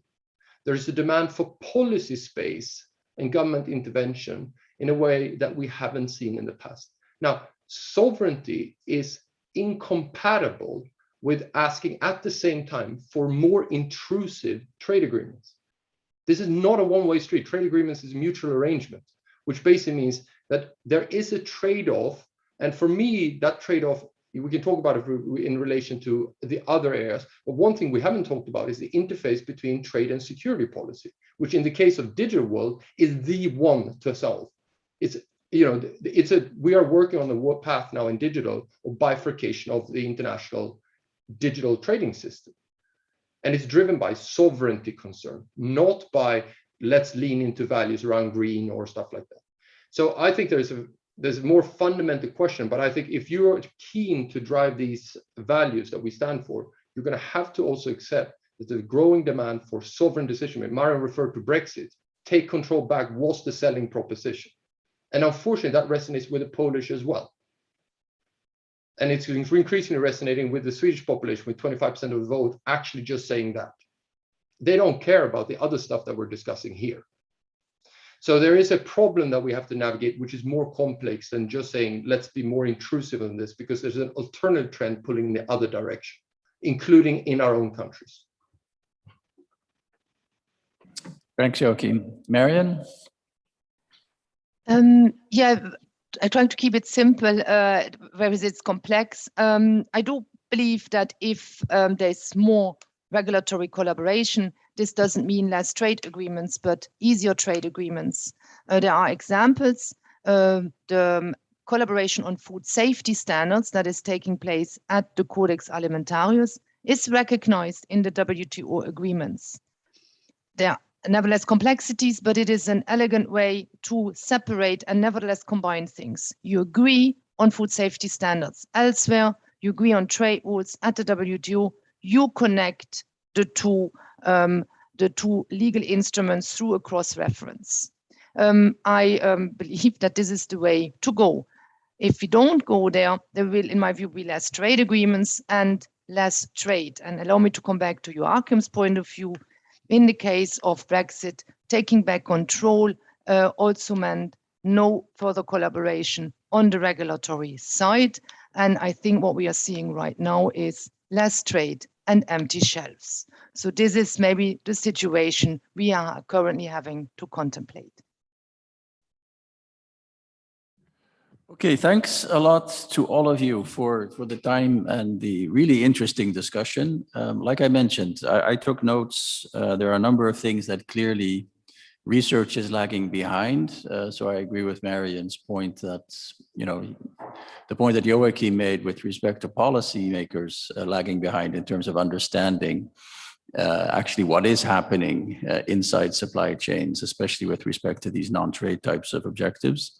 I think COVID illustrated that as well. I mean, policymakers, my take from a lot of the initial responses to the COVID pandemic on the trade policy front was really a lack of understanding as to how production actually takes place in the world today. So I think that is a point that is well taken. And I guess we will come back to you. I know that Ignacio indicated to Chuck's question that he has a couple of specific ideas there. So we will follow up bilaterally via email.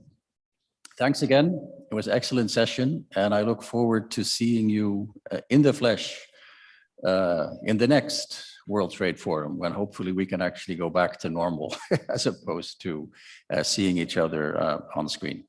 Thank you. Thank you. Bye-bye. Bye-bye. Bye-bye.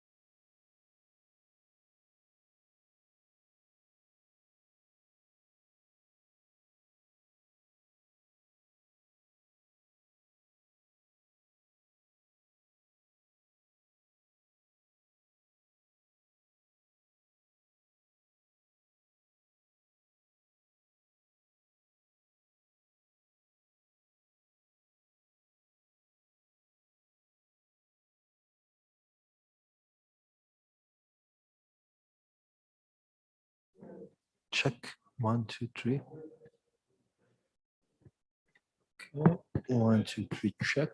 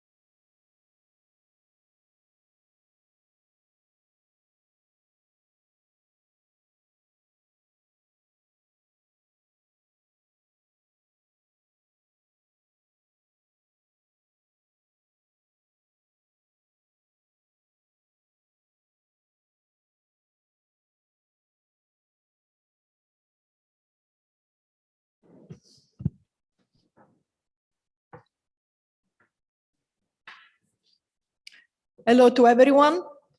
Welcome to the session which is called Green Economy, but as Bernard puts it in a more dynamic way, greening the economy, which is what he said before. And I think that to point on dynamics underlies the recent changes in the approach.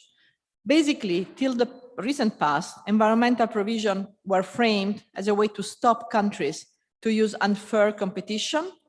Now the world has changed, and in this roundtable, we are going to see how. Let me introduce the first panelist, and then I will introduce the others afterwards. Barbara Oliveira Ramos. Barbara is the Chief of Research and Strategy for Export at the International Trade Center, and she will give an overview of the challenges and opportunity for micro, small, and medium enterprises. She'll touch upon what makes trade agreement work for micro, for small, for medium enterprises in a post-COVID world, and will launch a set of topics and issues on which all the others will go deeply into, for what I understand. So Barbara, you have about 20 minutes, and I will try to keep the timing so that everyone will have 20 minutes, and then we'll have some time for discussion. Barbara, the floor is yours.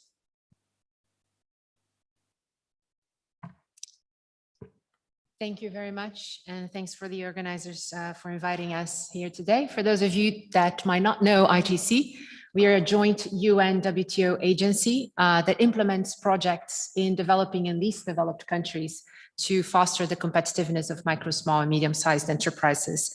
So while we are not a research organization, we do conduct some research, especially based on surveys and on analysis of data from our projects to understand the impact of global trends, particularly global trade trends, on MSMEs. So the work that I'll present today is our ongoing work on the inclusion of MSMEs in the green economy. So we can start with the presentation, please. So just a motivation why we started this work. It's the word of the year, or maybe the last 2 years, resilience, right? Resilience matters, whether that resilience is to the pandemic or resilience to climate change effects. And at ITC, we built an index of resilience based on a review of the literature and the characteristics that are associated with resilience. And then we applied that to our surveys. And we saw that those companies that had more of those characteristics, or should we say that were more resilient, were about 5 times less likely to lay off employees during the COVID crisis. So the resilience of firms is not just important for their own survival and the survival of their economies, but also the social impacts of their demise would be quite great if resilience is not increased. Now, unfortunately, we also saw that smaller firms, and this is not surprising, they rate lower in terms of their resilience. In this index that we created, micro and small firms rated 16% lower than medium and large firms. And this is problematic. On the one hand, small firms, they make up about 90% of firms in most countries, particularly in developing countries, more than 50% of jobs. So their resilience to climate change impacts is critical to their survival. Now, on the other hand, and this is not ITC research, but there's research out there that says SMEs tend to be responsible for a large percentage of global pollution and industrial carbon emissions because they tend to be less efficient. So while their resilience to climate change is important for their survival, the success of the green transition also needs to include SMEs. If they are left out of this transition, we are probably not going to reach the objectives that we set ourselves. So we saw that small businesses are concerned. There are some narratives out there that small businesses in developing countries tend not to understand the risks that climate change poses, but our research has shown that that's not the case. Unsurprisingly, the primary sector, firms in the primary sector are considerably more concerned. Obviously, they are more exposed, particularly in developing countries. And in developing countries, our research has shown that they tend to be more concerned than in developed countries. This can be due to a number of factors, the sectoral composition of the economy, more small firms in agriculture, for instance. It can also be due to the fact that they have less of an ability to recover. For instance, they might not have access to insurance as businesses in developed countries. So what we're seeing is that indeed small businesses in least developed and developing countries are quite concerned about environmental risks. It's not moving. Can you move to the next one, please? So while they are concerned, they're not necessarily investing to build resilience. So smaller firms do have a lower propensity to adapt to environmental risks. We have seen during COVID that the lower resilience of small businesses has led to some corporate concentration. If this is again the case for climate change, this can be exacerbated. However, we have found that SMEs that export tend to be more likely to invest in measures to adapt to environmental risks. Now, our survey does not allow us to see whether it is the fact that they're exporting that makes them more likely to invest, or the fact that they are investing that makes them more likely to export. But as we have heard in the plenary session, a lot of SMEs, they engage in international trade through global value chains. And through that, they are required to comply with certain standards that will make them more likely to adjust. But they also tend to receive finance and technical expertise and know-how through interactions in value chains that will also lower the cost of adaptation to them. So it is interesting to see that that even though SMEs are less likely to adapt, those that are exporting will be more likely to invest in this sort of measures. Now, what can we do to make those SMEs more likely to adjust? The first case is to demonstrate the business case. And it is true that the business case is not always there. For instance, for firms in the services sector, that tends to be less of a compelling case than firms in the manufacturing sector.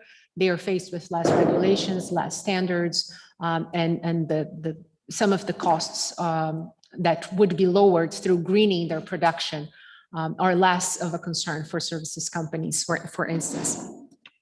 Incentives might not be aligned for some of these firms as well. For instance, in a lot of developing countries, just purchasing virgin plastic is much cheaper than purchasing recycled plastic. The same situation we see with fossil fuels. So there might not be a business case for some of these small businesses to invest in adaptation measures. However, those that do invest, and we have seen that happening in Africa, about 59% of them saw some business opportunities, and those include increasing production quality, lowering production costs, increasing productivity, access to new markets. So there is a business case for a majority of companies that do invest in adaptation measures. However, it's important that we make sure that that business case is there for those other companies that are not currently seeing them. And this is just an illustration of this business case. One of our interventions at ITC was to assist about 200 companies spread around the developing world to implement some resource efficiency measures. And what we saw is that after 10 years, all of them had paid off. Some of them paid off quite quickly. Those tend to be sort of the low-hanging fruit, easier, less costly measures. They paid off quite quickly, but they have lower dividends in terms of the bottom line for the firm as well as for the planet. So they can be sort of the first steps for companies to start greening their businesses, because those more costly investments tend to pay off within a longer time scale, but they also provide more benefits for the bottom line for the planet, as well as in terms of reduction of CO2 equivalents. And I forgot to include the legend there. The size of the bubble is the reduction in CO2 equivalent for those interventions.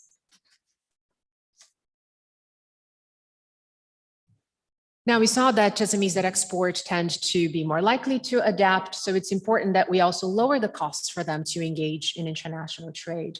And one of the costs that they are currently seeing is the cost of regulation, and not the regulation per se, but the fact that regulation is not always coherent. So more than 1/4 of firms that we interviewed through our surveys view environmental regulation as an obstacle. And interestingly, the numbers don't vary that much, but the larger the company in the sample, the more they saw environmental regulation as an obstacle. And that's probably due to the fact that they are in sectors that are more subjected to environmental regulation.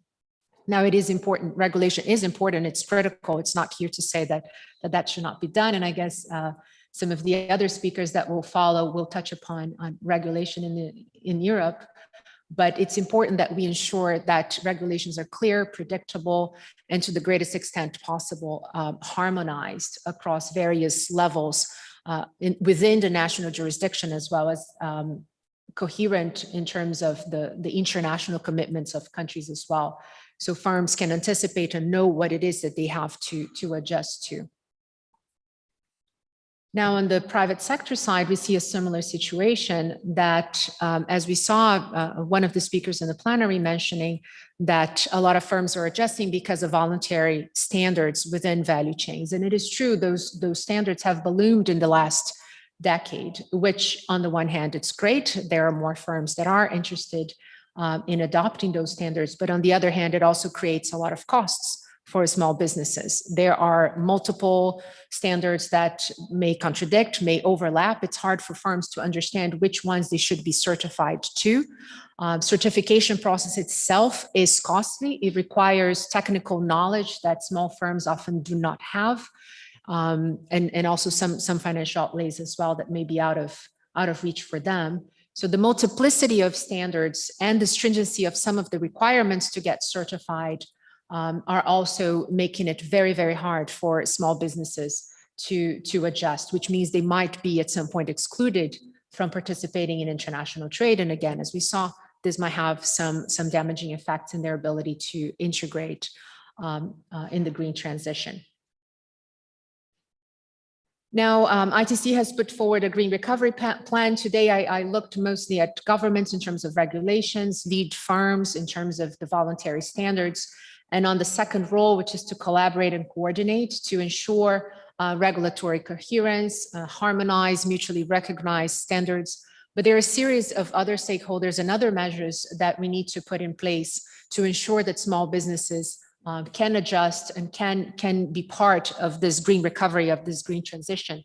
And in terms of international trade, I would only mention the importance of the fostering the imports of technology as well as services to allow these businesses to transition, because oftentimes the technology that they need or even the know-how that they need will not be available in the country. And if imports of green services or technology is not available, that will make it much harder for them to recover. And obviously, as usual, when we're talking about small businesses, the need for financial support and technical assistance is also critical. They cannot do it alone. Many of them are doing it, but they cannot do it to the extent that's needed to really support the green economy. I'll stop here. Thank you.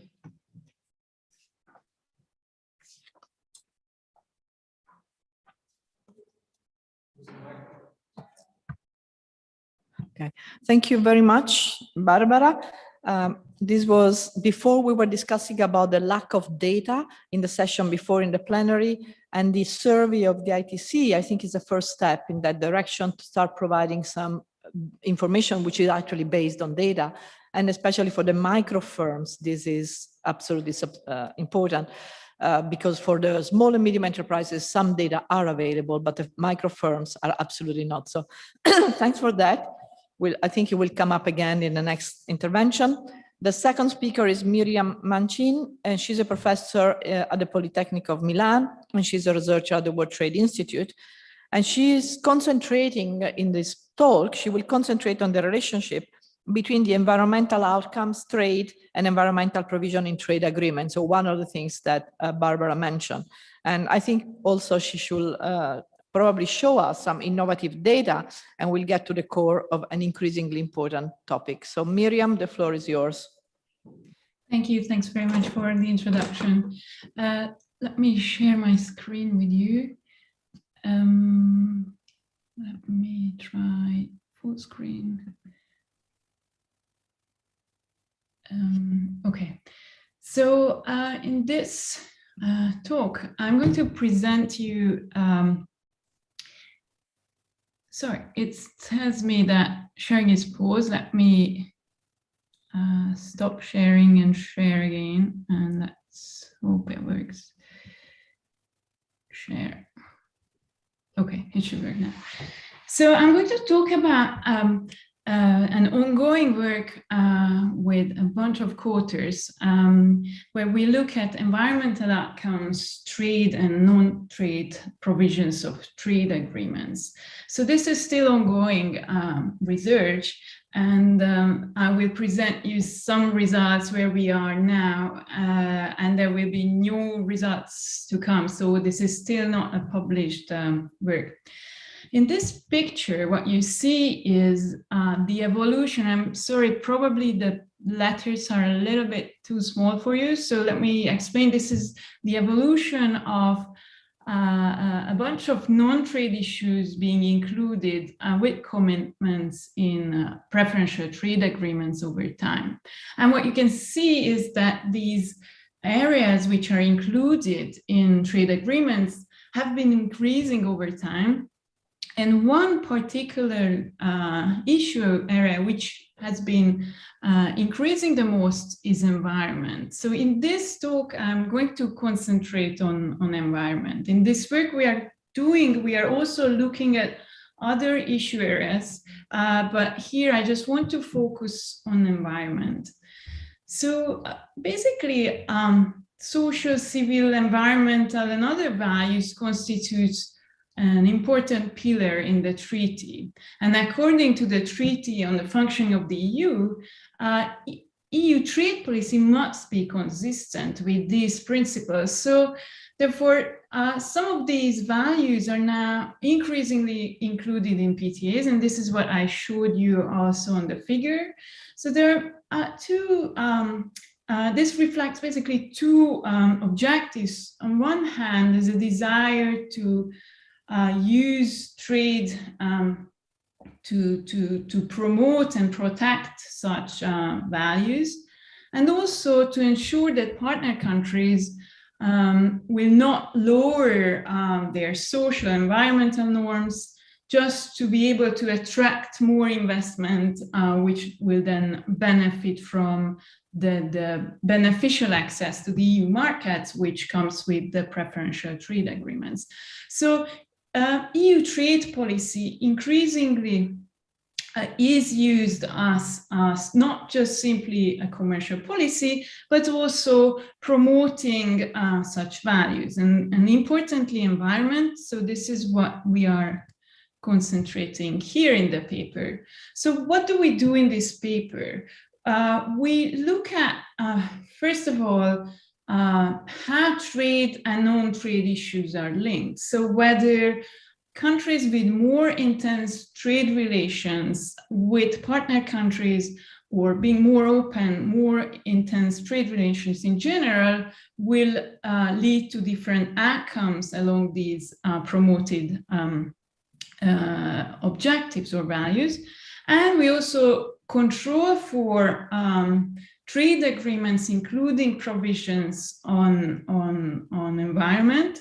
And we try to see if there is any evidence of a systematic negative or positive effect of these provisions on actual outcomes, and in this case, environmental outcomes in partner countries.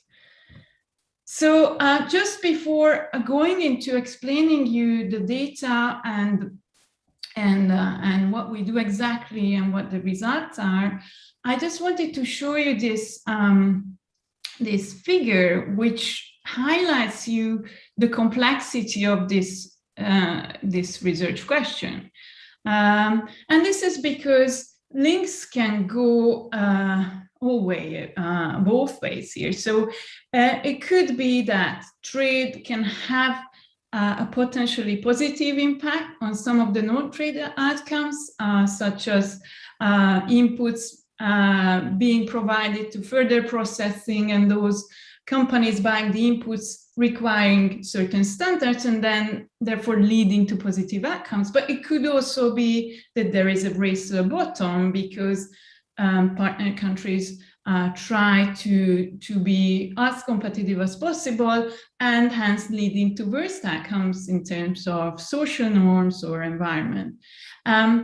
Also, with respect to non-trade provisions in agreements and outcomes, you have a two-way relationship. So on one hand, we expect, and the reason why these are included in trade agreements, because we expect that non-trade provisions being included in EU agreements will lead to better outcomes, and hence an impact, a direct impact there. But it could also be that these are included in trade agreements because there are, there are inferior outcomes in these areas. Also, it could be that trade or non-trade provisions have an indirect impact on outcomes through non-trade provisions through trade, or trade through non-trade provisions in agreements. So I'm hoping I'm not confusing you instead of trying to clarify the complexity here. So what we are going to look at in this ongoing work is the link between trade and non-trade outcomes. And first we will look at just correlations, so allowing both ways links. And then we will try to look at causal relationships, so trying to make sure we look at just one-way link through concentrating on trade provisions in agreements. But this is a challenging and ongoing work, and we're still a little bit trying different methodologies, and I will explain you in a second. So we used two main data sets, which we constructed partly as a Horizon 2020 project called RESPECT. The first data is on trade agreements and PTAs. And this contains all non-trade issues areas being included in PTAs, and also how those are included, what are the commitments made there. We use that to measure provisions. And then we also use the DEST data set for robustness.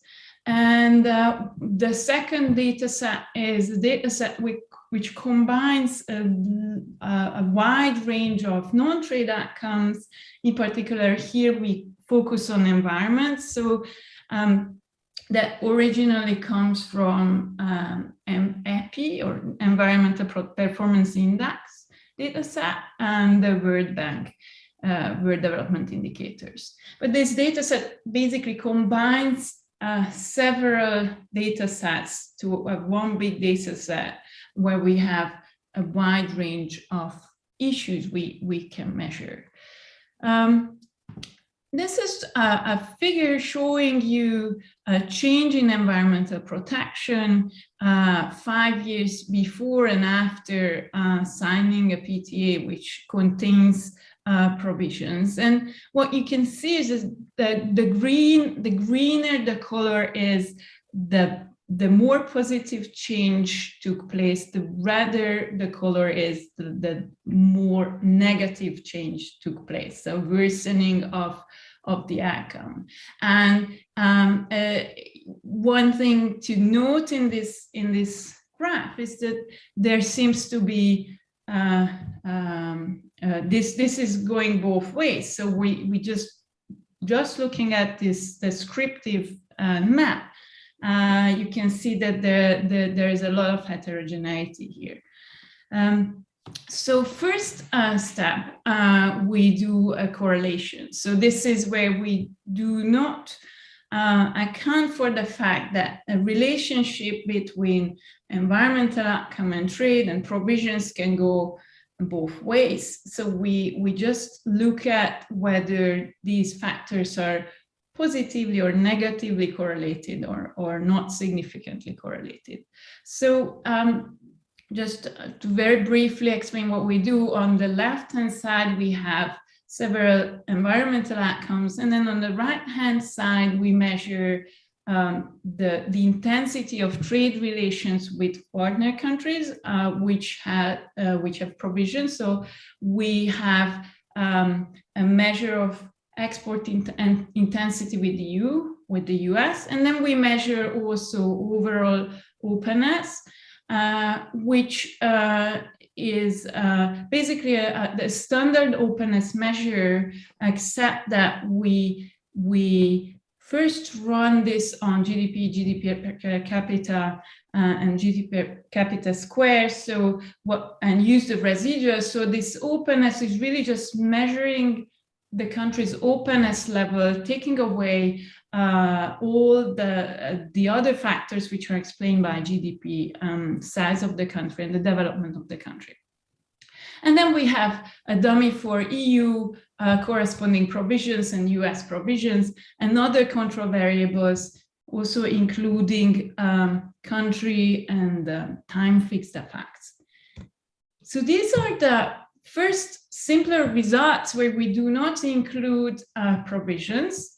And we looked at 4 different environmental outcome measures: CO2 emissions, SO2 emissions, the share of forests in the land, and greenhouse gas emission. We have a sample going back to the beginning of the 80s up to almost today. And we have the countries you saw on the map, so a large number of countries. What you see is, I think, this is how we see these first correlation results, that there is no clear pattern, not a strong result where we can conclude that there's definitely a positive correlation, but we do see some signs of positive correlation between higher export shares, more intense trade relation with the partner countries, and being more open in the case of CO2 emissions, potentially being positively correlated with more positive outcomes. This is really just correlations. And again, I would not say this is a very strong and robust result. Next, we also include provisions. And also the interaction between provision and trade intensity measured with export share. So what the interaction shows us, what happens when a country has a provision and relies more on the partner country in terms of export destination. So we wanted to see whether trade has an additional role with provisions being positively correlated with outcomes. And again, we have some positive correlation with openness and more intense export, more intense trade relations with the partner country. But when it comes to provisions, we have much less significance here. So for the share of forests, what we find is that those countries for which the EU is a more important export destination and has a provision, there is a positive correlation. But interestingly, for the US, for greenhouse gas emissions, we find the opposite fact. So again, just looking at the correlation, it is difficult to conclude anything more than there seems to be some positive correlation, especially with more intense trade, but it is not conclusive and not particularly robust. We have done a lot of extra tables and a lot of sample splits with accession countries, based on income, based on openness. And I don't want to bore you with all the extra tables. I think with the at least 50 other robustness tests, all leading to results which are not really conclusive. So what we do next is to do a simple difference in difference regression where we try to establish causality. So we have this pretty much the same explanatory variables, but we do here in this table is we split the sample based on trade intensity with the partner country being below or above the median. And so in this way, we are measuring the importance of trade and trade relations and how it can influence provisions working or not working in an indirect way. So if you look at the first two columns, you see on the left-hand side, we have CO2 emissions as an outcome. And in the first column, we have the results on the sample where countries have lower than the median trade relations with the partner country. In the second column, above the median. And this is the same for column 3 and 4, 5 and 6, 7 and 8. The last two columns are greenhouse gas emissions, and CO2 cap is CO2 per capita, so not total emissions. Using this difference in difference technique, we again, the only time we find a significant result is this column 2. So it is only in case of total CO2 emissions for countries which have more intense than average trading links with the partner country, there seems to be a positive and significant impact of provisions on outcomes. But for all the rest, SO2 and greenhouse gas emissions, we don't find any significant effects. And this is a few other outcomes. So we have forest shares in column 2 and 3, for total forest area in 3 and 4. And we also did a principal component out of a longer list of potential environmental outcomes variable. All these are not showing any effect of provisions. So this is the definitive. I'm not sure, I'm running low on time, so I don't want to talk too much more about results, but we did a lot of other robustness checks. We also did synthetic control methodology, which is similar to definitive, a little bit different. Again, we found dominantly no significant effect of provisions on outcomes.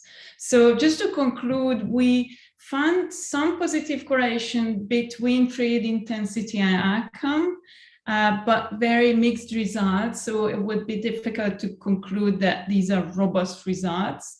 And using different methodologies where we establish causality, and these results are still somewhat preliminary, but again, we do not find a strong evidence that provisions so far work on environmental outcomes.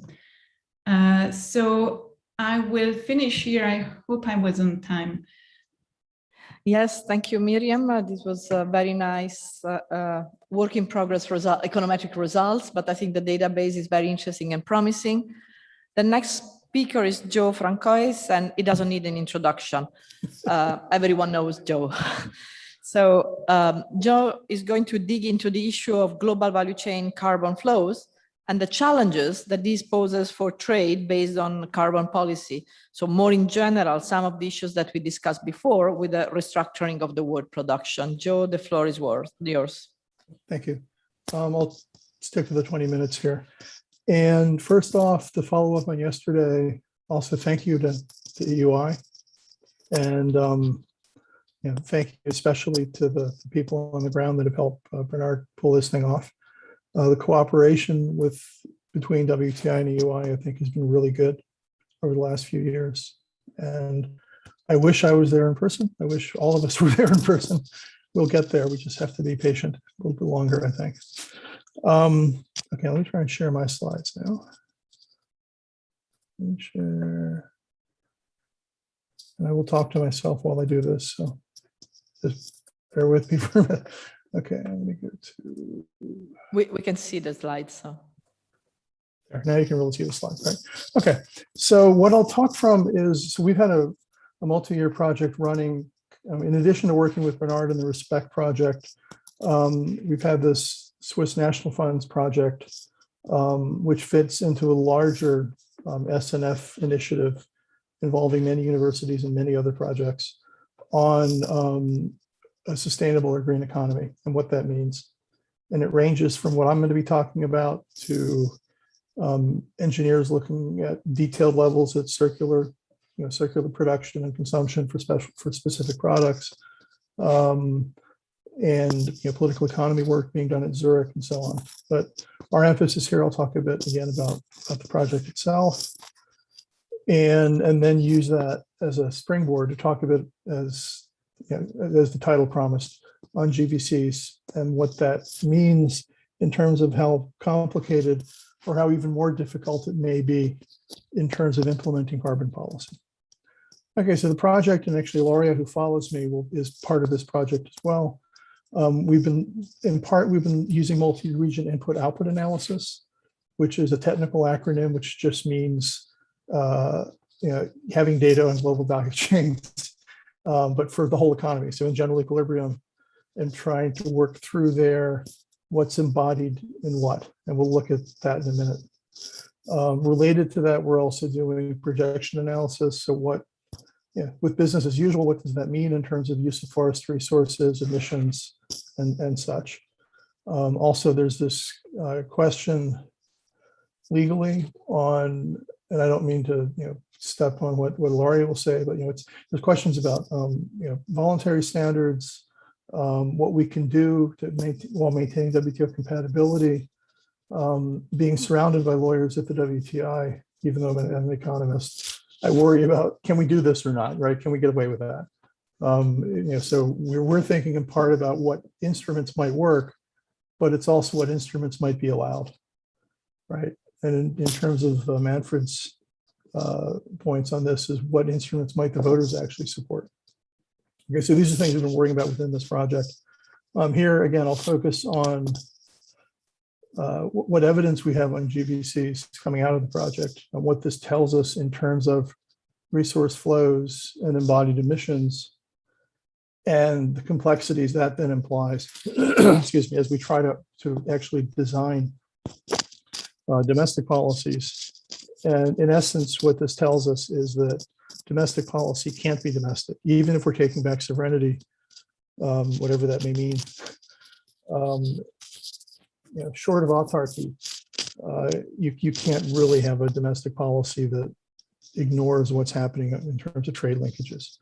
And even then, since we're talking global commons issues, you still can't really do much unless we do things collectively. But that also probably implies that we need flanking mechanisms. So back to the various references to Tinbergen, we can't keep using this one stick to hit everything in the room. We need other flanking instruments with other policies to work from. So I'll go from being highly or somewhat data-based and technical to being less technical. Okay, so this is a picture I've been using and updating for a while that just conveys the increasing complexity of the global economy. Okay, again, going back to 1980, what these various indicators give us, the lower line is global GDP growth over this span. The other lines are then, we've got growth in exports, we've got trade to GDP, and many of us will remember the WTO's annual reports where prior to the 2009 crisis, every year we kept hearing how trade was growing faster than GDP, right? And it turns out that that was partly related to implementing GVCs, right? Things moving across borders many times. If you look at measures, for example, of value added share of total trade, it drops because the same value added keeps getting moved across borders many times. This index here is one of how many trading partners countries have in terms of intermediate goods and components. So how complex on average country trading relationships have become. And in essence, the global economy's become more complex. We've been hearing this yesterday and today, whether we worry about it at the macro level or in terms of, as part of the Vodafone getting specifically into what individual firms are doing for sourcing. What does that mean? So this picture, which apart from being lots of colors, it's if you sit and you work with software to graph network relationships, right? You get really cool pictures, and you can get lost in it for a while.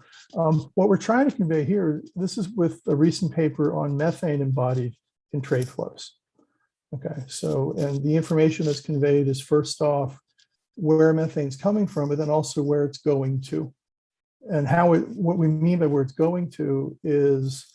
And I'll put up a couple more pictures in a minute to make this clearer.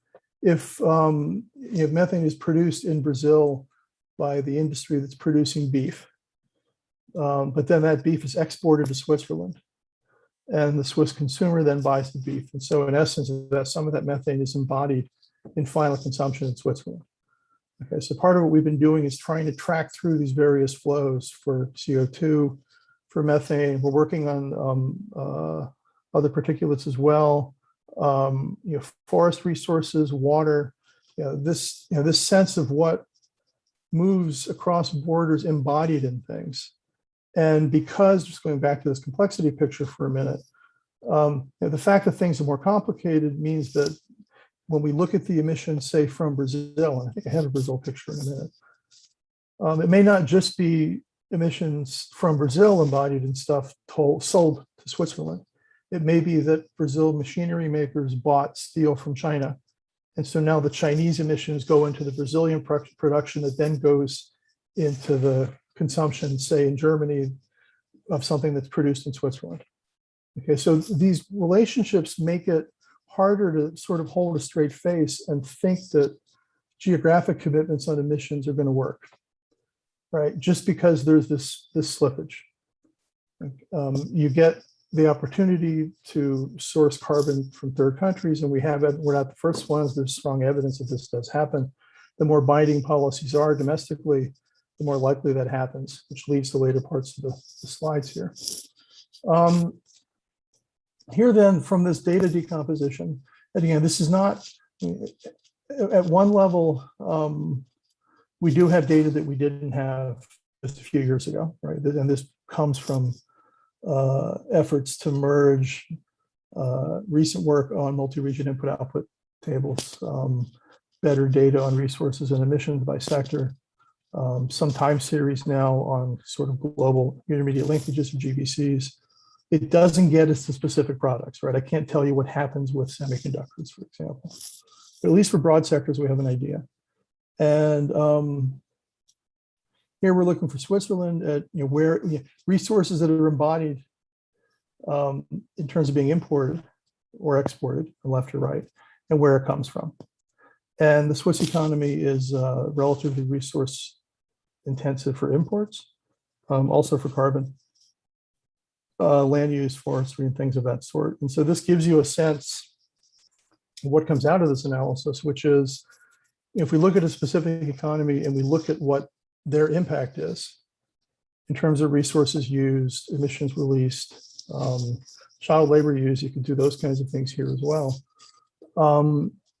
It's a very different story from looking directly at what's happening. So in Switzerland, for example, here, energy, we've got a lot of hydro, we have a lot of wind power, but there's a lot of much less clean energy that's imported indirectly because there's heavy industry here that then supplies German manufacturing. That industry buys stuff from countries that are less clean. Then as well, if we look at emissions in Switzerland compared to even other countries geographically comparable and at similar income levels, we can then see that the numbers are relatively high here. But again, it varies by country and by type of product. Australia gets sort of a free ride here with a lot of this analysis when people focus on consumption because they're pulling coal out of the ground and shipping it off to China. China's criticized for releasing the carbon, but it's actually pulled out of the ground in Australia, right? So how we assign things geographically depends on where in these value chains for energy and for production we focus. So at the end here, the papers are available if one's interested. And then again, just this point that we've been building data, and not just for Switzerland, right? So we're doing this for, I guess it's roughly, depending on how far back in time we go, it's between 65 and about 110 countries in terms of these uses of different resources and the patterns of emissions, how this is tied to trade flows, the difference between domestic production, solely that's geographically based, embodied domestic production, where, for example, I mean, if you look at a German final car output, how much carbon is in it from, say, China or Poland or something. And then finally consumption, right? So what's embodied in consumption as well. And we've been trying to trace these, what metrics are available. And again, this gets back to what data do we have, right? And some of the data are, I'm not going to say that any of the data we start with we want them to be, but some are more horrible than others. I guess, or in a positive way, some are less horrible than others. Yeah, so we're looking at these different uses and resources.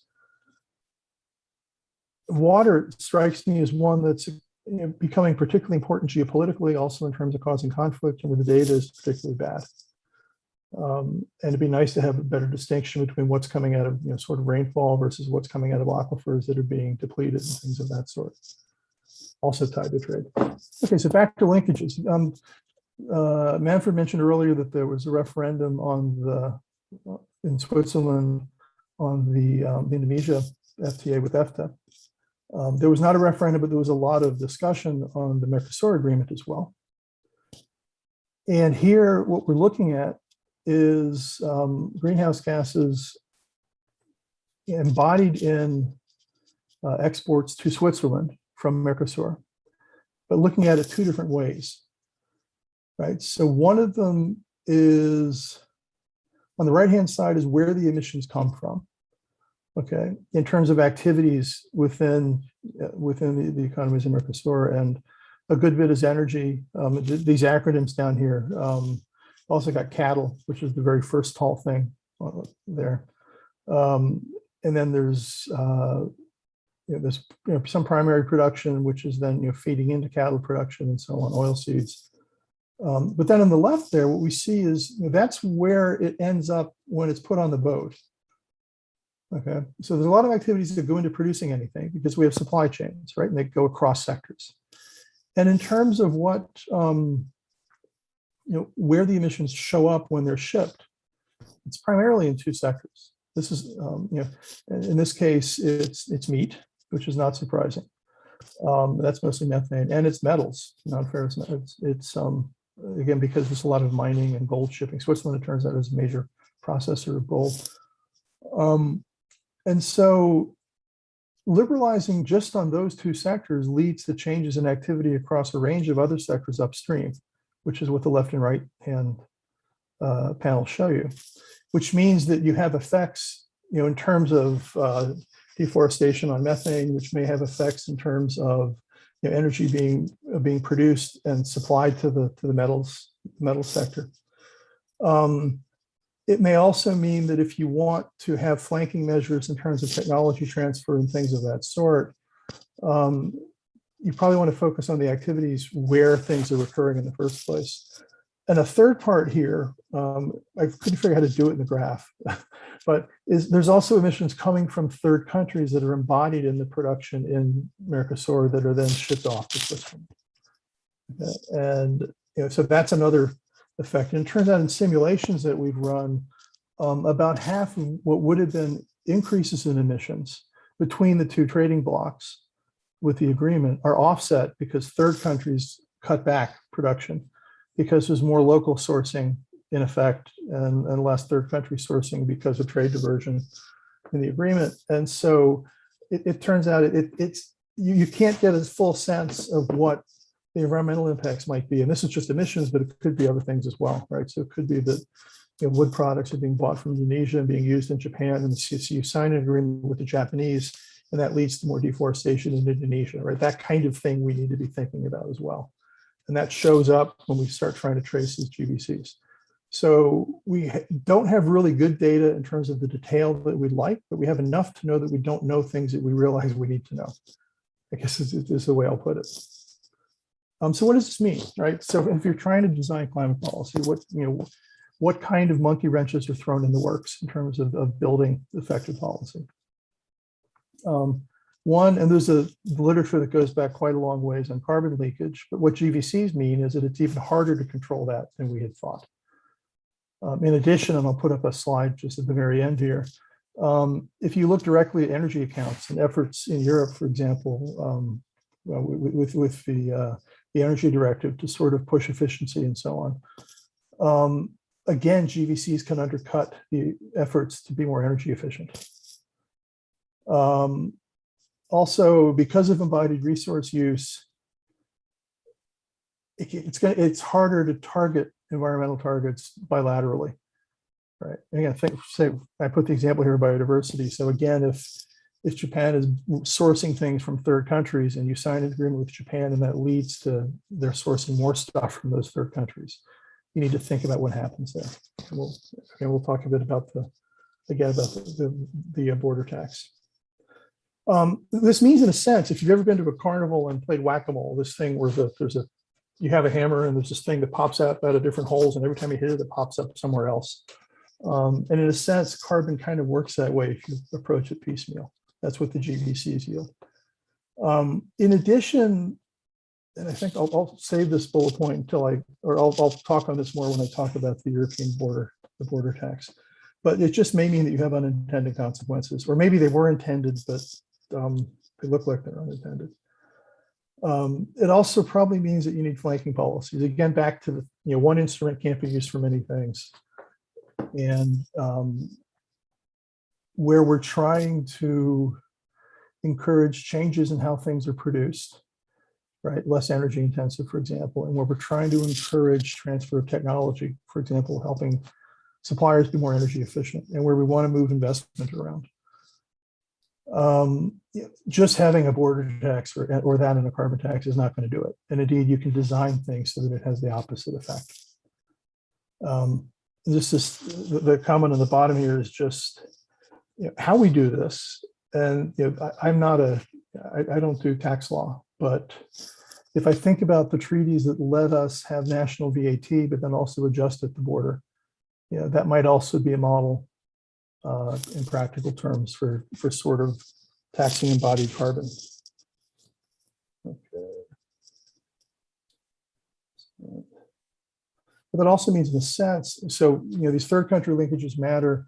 It also means, and we found this in more recent work doing sustainability impact assessments, is that you learn a lot by integrating MRIO analysis. So integrating the value chains up front gives you a sense of where things might happen and why. It also helps you trace through perhaps unintended effects. And I think if more scoping work is done earlier when we have trade agreement negotiations again, whenever the public is willing to put up with that. And to the extent we're concerned about these sustainability impacts, doing this kind of value chain analysis up front, I think, is informative on that. Okay, so in terms of what how we're thinking, because this is also ongoing research, like Mirjam mentioned, the other work that's ongoing. So looking at plans, the European border tax on carbon, as it's currently standing, it offers a menu if you read through the details, right? When you determine what that tax will be, right? There's different ways to do it. You can try to tax carbon directly in terms of what's embodied. That's one of the measures I put up before. You could try to account a little bit for value chains, right? And so some language there about, for example, regional supply chains. You might also just apply a rate based on what the domestic tax is Okay, so we're charging steel, 10 euros per ton or something, so you get 10 euros a ton as well.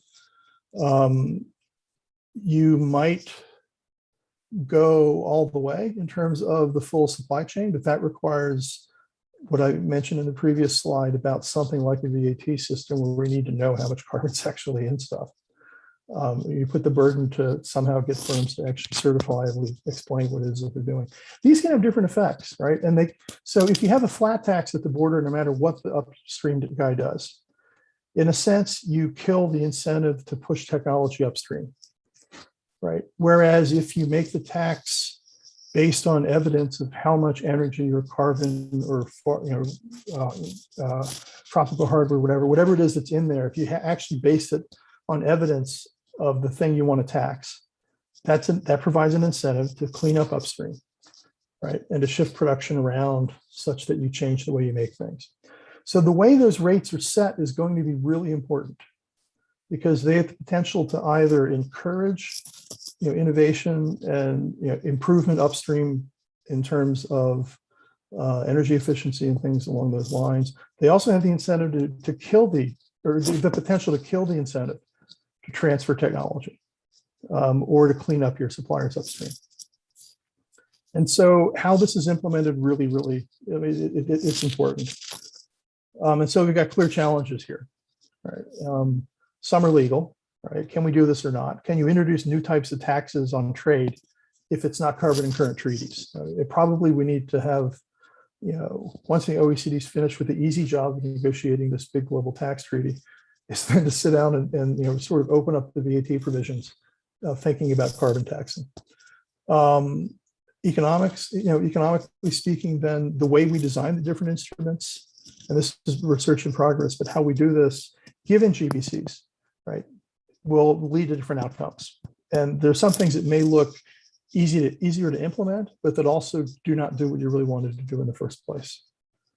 And then both of these raise technical issues, right? How do we track carbon? How do we certify it?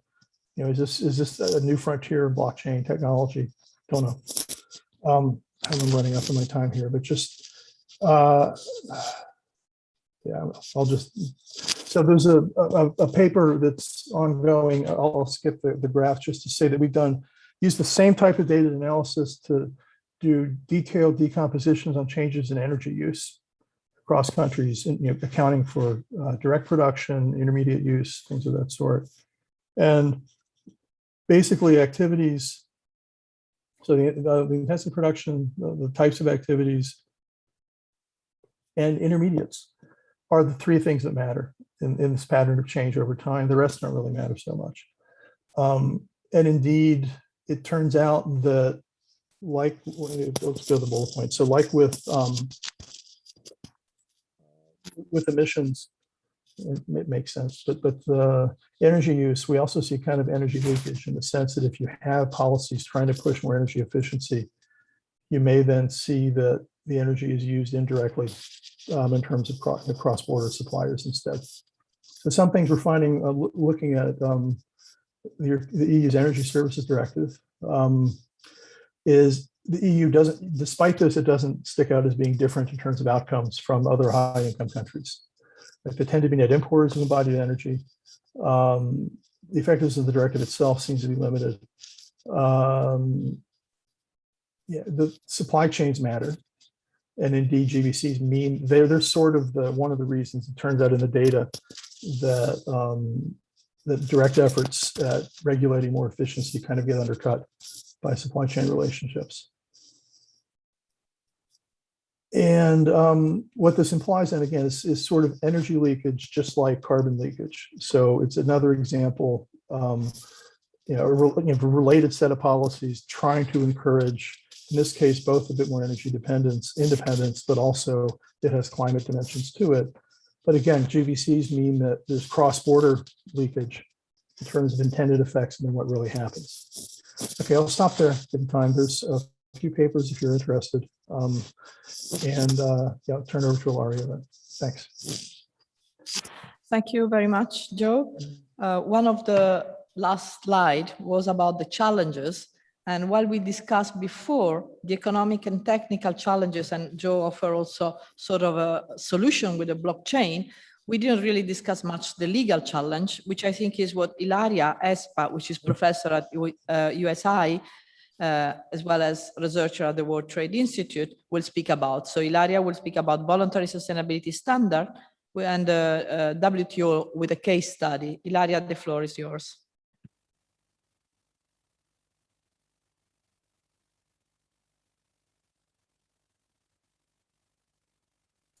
Laurie, we can't hear you. Yes. There we go. Can you hear me now? Yes. Okay, perfect. Let me just go to my presentation, I think. Okay, perfect. Okay, thank you so much for the kind introduction, and thank you for having me here to present this edition of the World Trade Forum. The topic of my presentation, as Georgia mentioned, is private sustainability standards and WTO law.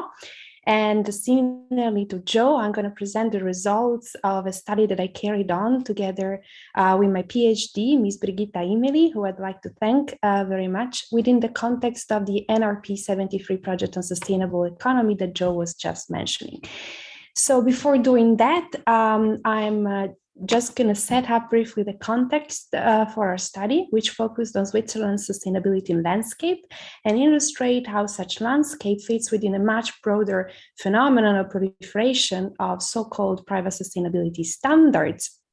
The geography is quite varied, as you may have already known, but a common feature is the ambivalent relationship with WTO law, namely the TBT agreement, to the extent that being private standards, whatever that means, the presumption is that you're not subject to WTO rules, or at the very least, the applicability of WTO rules is quite uncertain.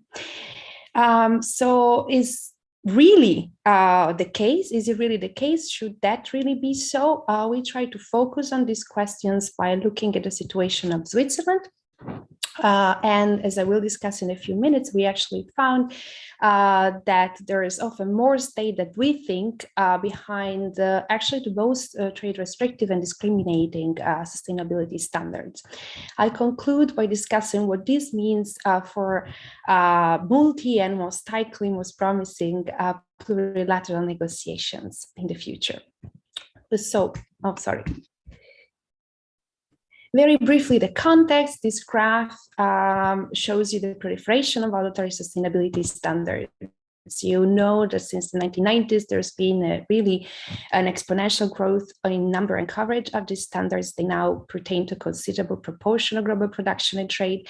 And of course, there are good features about them because they enable supply chain actors to set credible signals for their product sustainability features. They can induce better consumer choices, incentivize more sustainable production practices. However, there still remains a considerable lack of data on how they really affect the behavior of producers, manufacturers, and consumers.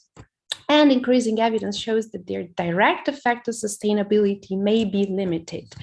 There's also another problem which concerns us more directly, is that they reportedly restrict international trade, and in particular the market access of small-scale producers in developing countries, which can turn their sustainable contribution into the negative.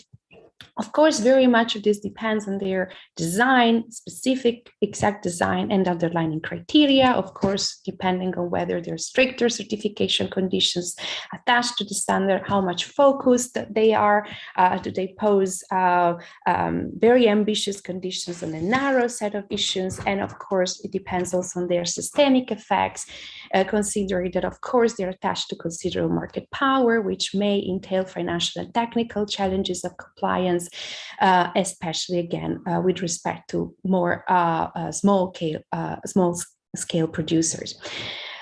This is what we called the dichotomy of private sustainability standards. Now, important studies, including studies that have been carried out by people that are present in this room, actually find that applying rules based on the TBT's agreement, and the TBT agreement's principle to private bodies which develops sustainability standards may help solve this dichotomy and counteract some of the potential most detrimental impact of private sustainability standards. Of course, it is difficult to find an agreement. We know there's been a decade-long discussions in different WTO committees concerning these, which failed to adopt not only rules or even guidelines, but also to agree on the very notion of standards, private standards, leave it alone, private sustainability standards. So, of course, there may be several explanations for that. I'm not going to enter into detail, but there's a breadth of literature concerning that.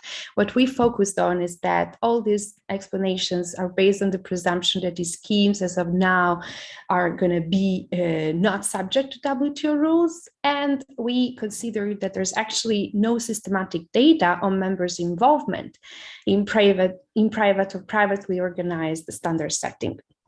And because of that, we actually focused within the context of the project that Joe was just mentioning on Switzerland to try and fill this gap by providing a quantitative analysis on the landscape of Swiss-based sustainability standards with the aim to identify any existing links to government measures which could determine the applicability of WTO rules and in particular TBT rules. And on the first aspect, the qualitative analysis, you see here a graph, which basically shows that there is a breadth, again, of sustainability standards in Switzerland. So there is no exception in Switzerland to this general trend, but there's also very great variation across sectors, in regards to both the number of the standards and the design of the standards. Now, the sector of agriculture really stands out as the sector that's interested by the highest number of standards, and also, in principle, the most discriminating ones, to the extent that they grant priority to domestic products or exclude foreign ones from certification. Now, in the interest of time, I'm just going to focus on one, the Bio-Swiss standard, which is really the Switzerland-based standards in the sector of agriculture for sustainability. It covers a market share of approximately 60% among organic products in Switzerland, and it comes with a number of material requirements on sustainable resource use of pesticides, animal husbandry, but also a number of social criteria which are actually diversified depending on whether the products are Swiss, made from Swiss producers or non-Swiss producers.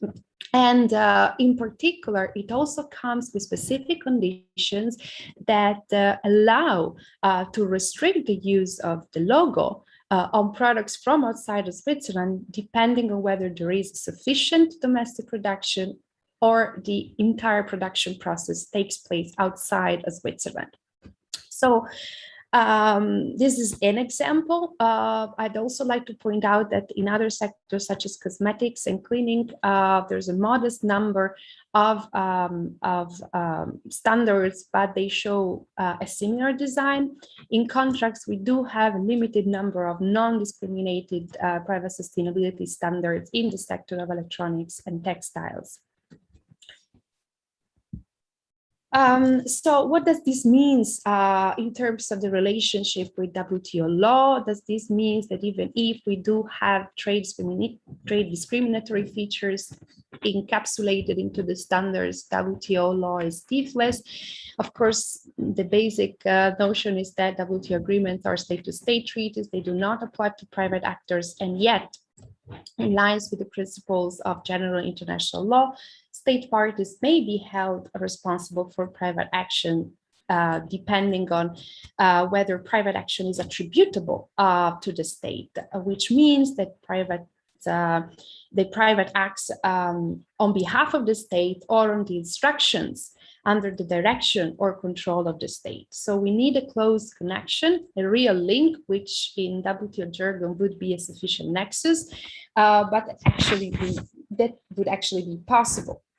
There's also a second instance where the state may be held responsible to the extent that it endorsed the standard, meaning that the state acknowledged and adopts the private action as its own. Now, of course, this is not only general international law, as we know WTO law is not in clinical isolation. So basically also WTO jurisprudence has incorporated its general principles in its case law. And we do have a jurisprudence or attribution that goes along the lines of what is provided under the International Law Commission draft articles on state responsibility. So we basically applied this test to a sample of approximately 50 private sustainability standards. And we actually found that especially in the sector of agriculture, which experiences the highest number and the most discriminating one, there is a substantial reason to attribute this conduct to the government. Of course, this figure visualizes the whole of the picture. You have each dot for standard, and you have two columns in the right where you can see the ones that exhibit discriminatory features, both in terms of national treatment and in terms of MFN. And in the first column, you see the ones that are origin neutral. And then on the left, you see state measures that are connected to this scheme. So basically, the basic message really is that based on this attribution analysis, we find that there is a material link, at least with respect to the most discriminating private sustainability standards that could substantiate attribution and hence trigger WTO applicability of TBT rules. Of TBT rules. So to stick to the bio-Swiss example, remember basically it provided for the possibility to exclude from the logo products that are produced outside of Switzerland, depending on whether there is sufficient domestic production. And on this very first restriction, bio-Swiss regulation actually provides that government import regulations are of specific relevance here. Indeed, if we look into the relevant legislation, we will see that the Federal Office of Agriculture will only open tariff-free quotas for imports with respect to certain sensitive agricultural products if the supplies of like Swiss product cannot cover the estimated weekly demand. So there is a direct link between the standards first trade restrictive element and the government measures, which we actually found resonance in chats that my PhD students had with bio-Swiss employees. On the second restriction, bio-Swiss explains that the rationale for excluding from the logo products whenever the production process did not occur into Switzerland actually aims at protecting Swiss processing operation and in particular compliance with the Swissness legislation. So again, here we note that attribution could be substantiated. So what are the main findings here? We believe that on the one hand, the Swiss landscape indicates the applicability of WTO law, the potential applicability of WTO law, at least in certain cases. Of course, it has to be worked out through a case-by-case analysis. But at the same time, in this perspective, we also believe that this awareness could help remove a major obstacle in the way to further negotiation, because arguably a major reason for members' restraint to address the adverse impacts of private scheme is to protect the government-induced ones from scrutiny. So what are the implications? Obviously, members' involvement in the development and implementation of trade restrictive standards in particular poses major obstacles to successful negotiations, but there is where there is a critical role to be played by transparency. This is not us saying that. There are many studies that point to this need. I just put some of them. In the slide, you might be familiar with the proposal by Mavrodis and Wolf to basically adopt a reference paper of private standards, or the other one by Fabrizio Meliador on best practice guidelines regarding private standards. But in our view, the actual value added would be to really gather data on potential for attribution. We know that it may be difficult to come to an agreement, certainly multilaterally, but we would argue that some of the hurdles still apply to ongoing plurilateral negotiation, which still hold actually much more promise than the multilateral level, at least at the present juncture, such as the negotiations on eco-labels within the ACS negotiating process. Because of course, ultimately, all of these efforts come with merits, but are held hostage to members' willingness to cooperate on the issue.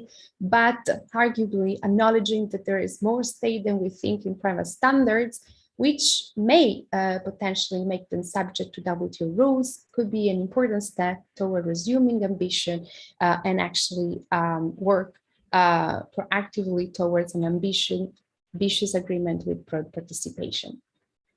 So I'd like to close it here, and I thank you for your attention. Thank you very much, Ilaria. We have a question in the chat, which for all of you, which is, I read it, I don't know whether you can see it, which is the body of any climate policy consists of restriction and incentive. Do you think that there is a need to renew the provision on non-actionable subsidies in the agreement on subsidies and countervailing measure to address climate change? I will collect a few more questions if we have more questions in the audience, and then I will ask you in reverse order to answer. Barbara?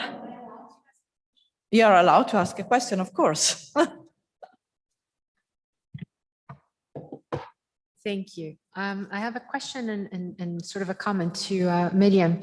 If she has seen any difference in outcomes in relation to other non-trade issues, if the same results apply to say labor outcomes or the security outcomes as they did in terms of the environmental outcomes, and just hear from them if we're showing essentially that the inclusion of these provisions have very little effect in trade agreements, and from our surveys, obviously that's not generalizable, but we're seeing that exporting is actually helping businesses adjust. Are we not shooting ourselves in the foot by adding these provisions in trade agreements, by making trade agreements more costly to be negotiated, and potentially preventing firms from exporting, which is actually what's leading them to adjust, whereas the inclusion of provisions is not? Thanks. Thank Barbara. Miriam, this question was especially for you. Let's see whether there is any other question before I give you the floor.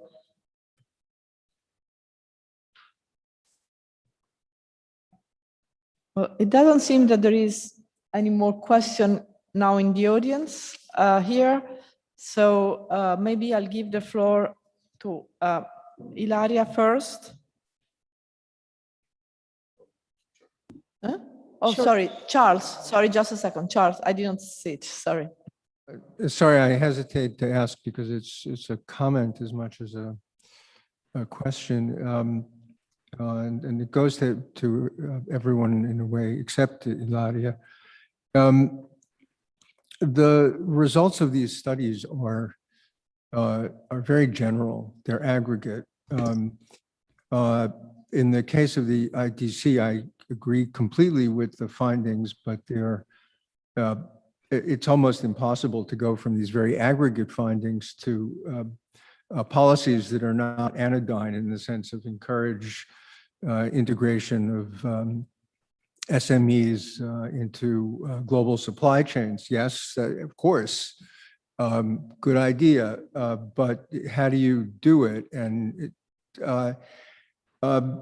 as for the general finding that these agreements, inclusion of these terms in the agreements don't produce noticeable aggregate effects, there's the last question went to this, that is the universal finding in all of these areas, and human rights or labor, by the time you get to that level of aggregation, it's a night in which all cats are very gray or very black. And Okay, so now what?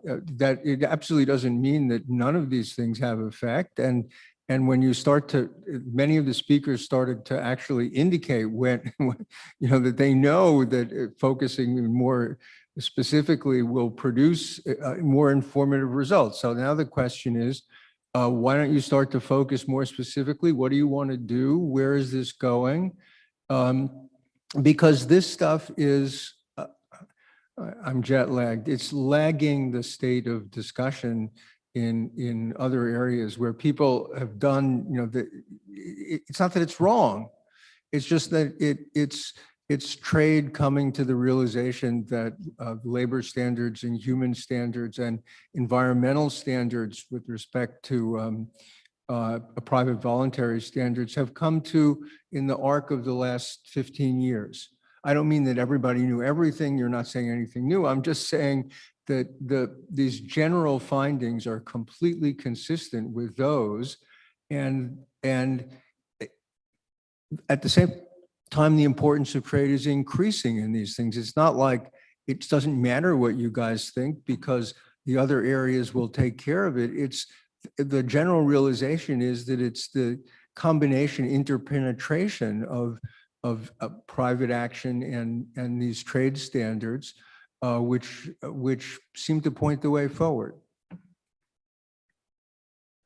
Just to add something on Charles before giving the floor to the speakers, I have to say that this problem, because all the authors were the speakers in the panel were trying to give also empirical answers to the problem, I think we really have a problem of data. And we saw it with a different presentation because we had the case study of Ilaria, we had the firm level data that Barbara used, and we have the input-output table that Joe used. And we always have this lack of connection between the different data level that we have not solved. And for instance, on the input-output table, the data are lagging behind. The world has changed since 2014. So we really have to, I think, solve an issue of data which is behind the fact that some of the results are not what we expect, some of the significance and things like that. So anyway, Sorry, let me just make a point about the data. Because if you ask aggregate questions and then look for the corresponding data, the data is a disaster. You're absolutely right. So it's hopeless. So you could wait until you get the data and then you could begin to answer the aggregate question, and then you're going to come to aggregate answers, which are disappointing. So maybe give up the aggregate question, go to the questions you really care about, and then figure out whether there's data for that, and if not, provide it. Ilaria, the floor is yours for the first answer. Yes, thank you. Well, apart from, of course, reiterating the need for better transparency, which has already been stated, probably I'd like to answer the question that was posed into the chat. Indeed, we have a publication that I'd like to point out that appeared. I was trying to look for the year. I think it was 2018 in the Journal of International Economic Law, which precisely addresses this question. So it was co-authored with Gracia Marinduran from University College London. And basically, we actually look at this issue more specifically, and we actually discuss the limits of trying to resuscitate an exception within the architecture of the agreement on subsidies and countervailing measures, to the extent that we actually find that a lot is happening that would not be actually captured within this exception. Also considering the fact that, of course, it would imply tremendous negotiating challenges due to the necessity to draft it in necessarily narrow terms, but at the same time, you know, how to account for boundary cases, you know, and then, of course, there's another chunk of the answer, which is basically the idea that perhaps we should try and focus our efforts to effectively capturing fossil fuel subsidies, right? So this is due to the fact, on the one hand, that as the body of jurisprudence of WTO on renewable energy subsidies shows, there is still policy space for countries to apply renewable energy subsidies without having an exception. On the other hand, there's under capturing of very polluting fossil fuel subsidies. So of course, this is a priority. I'm not saying that it's actually much easier to negotiate a way to strengthen WTO rules on fossil fuel subsidies, but at least we do have some processes ongoing at the moment, which are very promising, not necessarily at the multilateral level within the WTO, but very similarly to what is happening with respect to eco-labels within the plurilateral negotiations of the ACS agreement. So we must stay tuned. Thank you very much. Ilaria, Joe, the floor is yours. Okay, thanks. Yeah, so first off, following up on Ilaria, I think we need to rethink, as again, economist, not lawyer, but we need to broaden the scope. Though Larry said broaden it narrowly, I guess is one way to phrase it, right? To allow better for subsidies and exceptions. But I think also, if you think about the discussion yesterday on vaccines, right, and the need there for cooperation and people pooling money and supporting R&D and production. And in a sense, this is another big challenge where finding frameworks where we can pool resources, right? And not just say that if you do that, you won't get slapped on the wrist, but that in addition, maybe constructive ways to pool resources to look for better technologies, shifts towards other ways of producing things. I think it's not just what do we allow. I think actually there needs to be cooperative subsidies in a sense. Because again, this is a collective problem. And I think we need to think along those lines too. But I don't know if that's ever going to happen in the context of Geneva. I'm very sympathetic to the tone of Charles' comments in terms of, and we heard this yesterday too, right? There's data that we need. But I will say that if we find a question that we need data, we can't go out and provide it necessarily, because often it's because these are data that need to be collected by the statistical agencies, right? If I think about firm data, where for us to get access to firm data, you're locked in some room at the Bundesbank or something, and they control what goes in and what goes out of the room. And anyway, the data governments need to invest in putting the information together. I guess what we can do is identify the data that we need, but some of this stuff is high cost. The problem with the services data that we discussed yesterday, for example, is it's high cost, right? And the data are basically Swiss cheese. We'd like to have a cube. It's mostly air. Right? A lot of the information we need is missing. But that stuff comes from the national statistical agencies, the cross-border financial data that's collected by the national banks and so on. That stuff needs to be organized in a way that we can then use it. And so I agree that if we ask broad questions, we get broad answers. But if we don't have the data at all, we can't answer anything. The thing with this analysis on GVCs and resource flows, it's sort of between macro and detailed. I mean, it's not like we have a single sector. It's not like we're looking at individual firms or bicycle production or something. But we've learned from it, and we've learned that indeed this is a problem. So I think we can do a bit from that to inform policy design. So we do know now, and we have enough information to run numbers and get a sense of the order of magnitude. If we design, say, border taxes badly, what does badly mean, right? So to what extent do we undercut objectives by setting the policies incorrectly? And so I think this is part of getting a sense of what empirically the landscape looks like, so that we can then work through analytically optimal or efficient tax design, for example. And that's been part of what the exercise is. So the next logical step is indeed, to try and incorporate these dimensions a bit more. And indeed, the thinking legally, again, if I look at the annex describing the different sort of menu of how they might set the border tax for the European scheme, Yeah, they're thinking about that, but then operationally and economically, how do you do that? What information again do we need?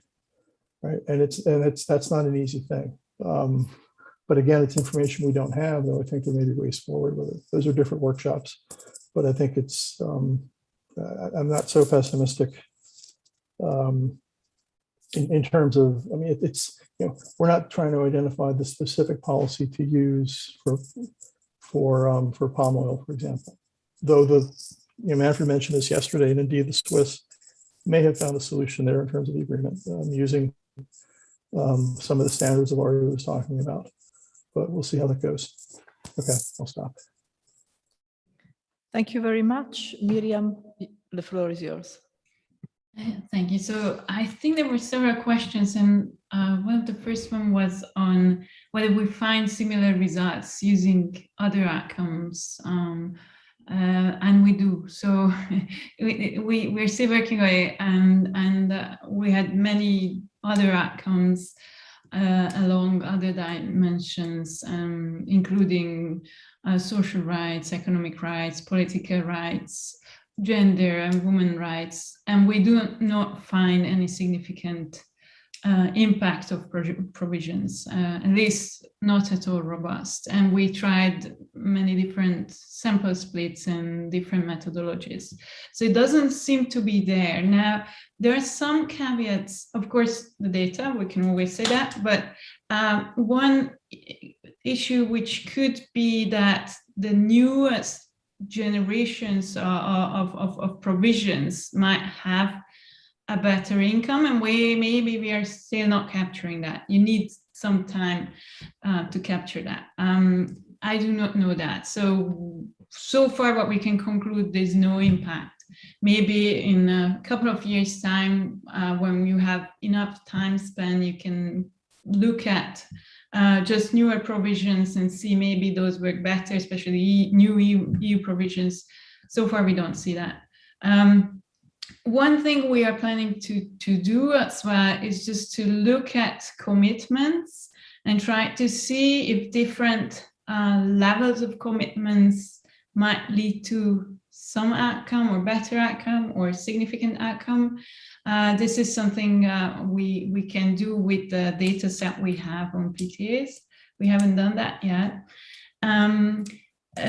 But I think given our results as of now, you asked an excellent question, whether, you know, do we need this? Do they help? And how costly these are? And, you know, cost benefit, is it worth pursuing these? Or if not, how should these be redesigned? And one reason we started to look at more at the impact of trade as well is just to see if maybe trade in itself can lead to improved outcomes, and maybe since provisions don't happen anyway, maybe we don't need them.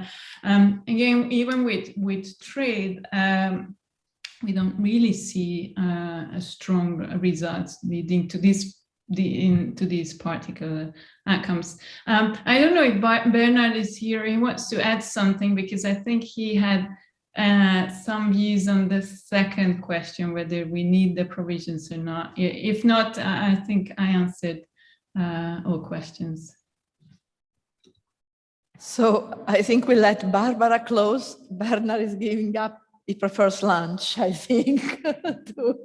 So Barbara, you can conclude. Thanks. I'm just going to react to Charles' comments, or some of his comments, and I truly sympathize. I don't think we're saying anything new. Maybe we're putting the little bit of data that we're able to find into these findings, but it's not necessarily earth-shattering.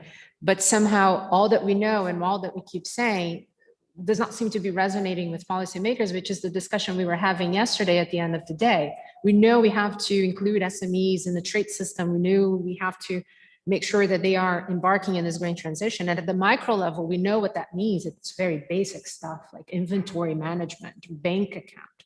But at the macro level, we're still pushing regulations and standards that are making it very costly for them to do so.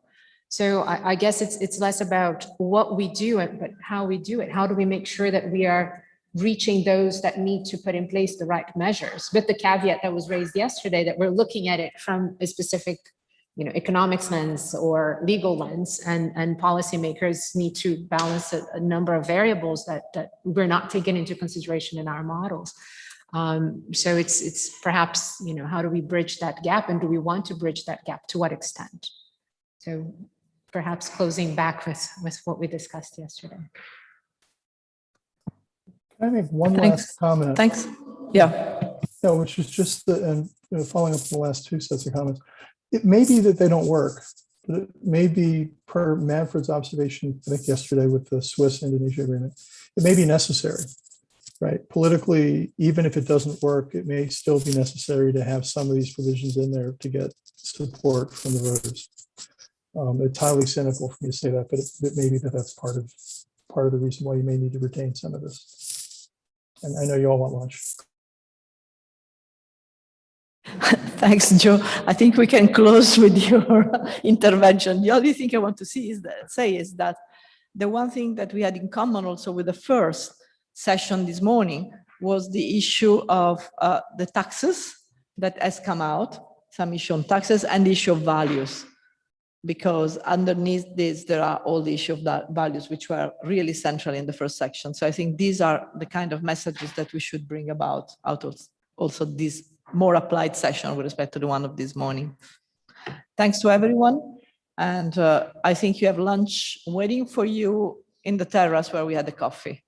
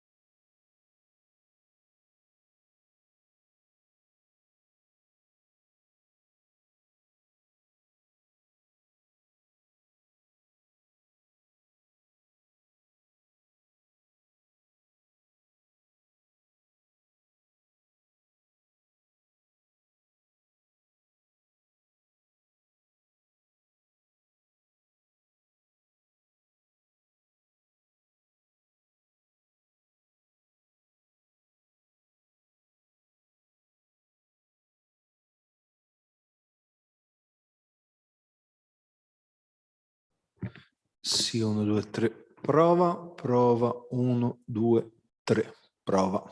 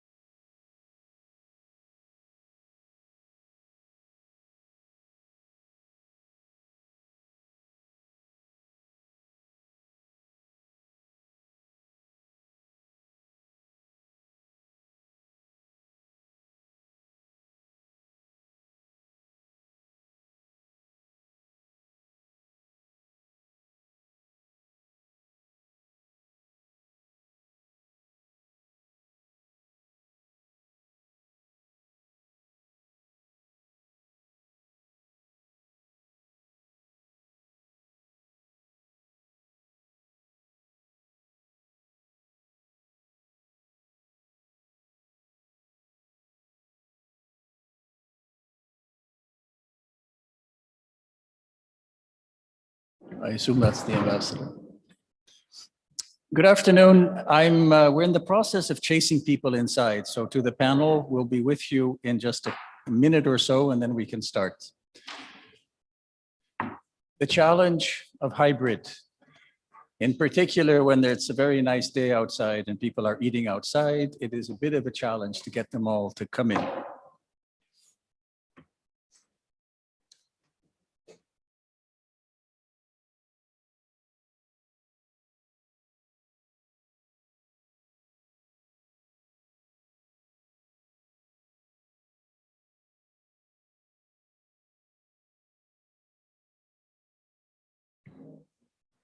Okay, good afternoon, everyone. I think we're going to start the session. I think all the speakers are already there. So let's no delay further. Welcome to this plenary session number 3, which the title is What Future for Open Plurilateral Agreements? And I am Pascal Canary from the European Services Forum, and I'm going to try to chair this session with a very high-level panelist. And we will start with Annabel Gonzalez, who she doesn't need to be introduced, but she's Deputy Director of the World Trade Organization.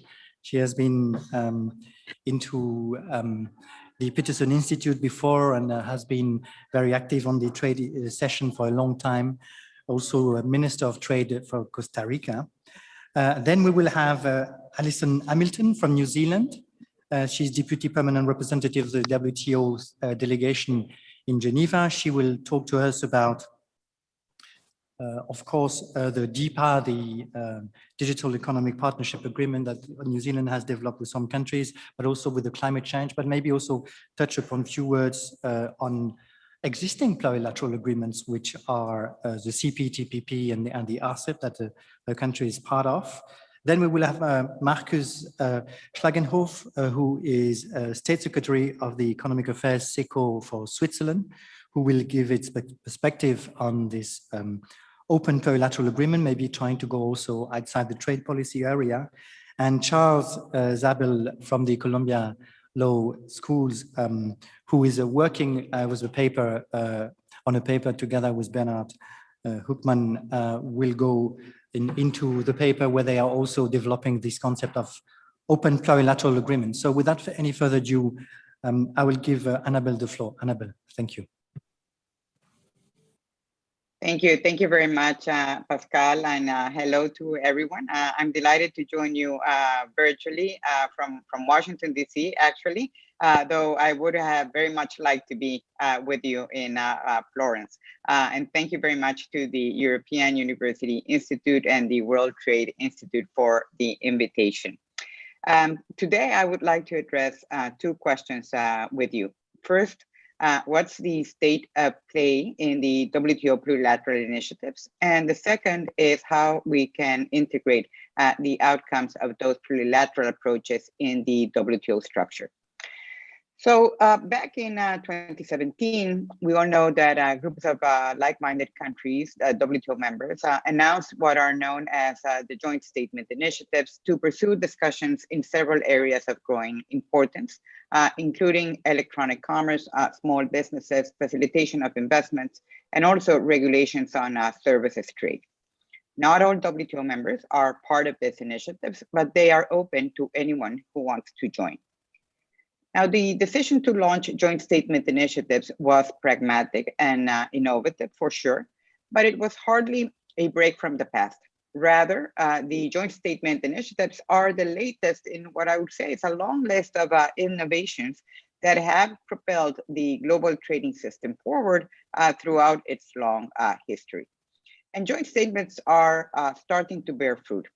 The 65 WTO members that participate in the Services Domestic Regulation Initiative are within touching distance of finalizing an agreement that would address many of the practical challenges that affect the ability of service providers to operate in foreign markets. The agreement contains a set of disciplines to make the regulatory process of obtaining authorization to supply a service more transparent, predictable, and free of red tape. An outcome on domestic regulation at the WTO would be very significant. It would help participating WTO members, which represent more than 90% of world services trade, to improve their business environment by lowering the cost of services trade. The high cost of services trade, which is almost double the cost of trade in manufacturing, acts as a brake on productivity for the entire economy, given that all economic sectors increasingly rely on services, from manufacturing to the digital economy to clean energy.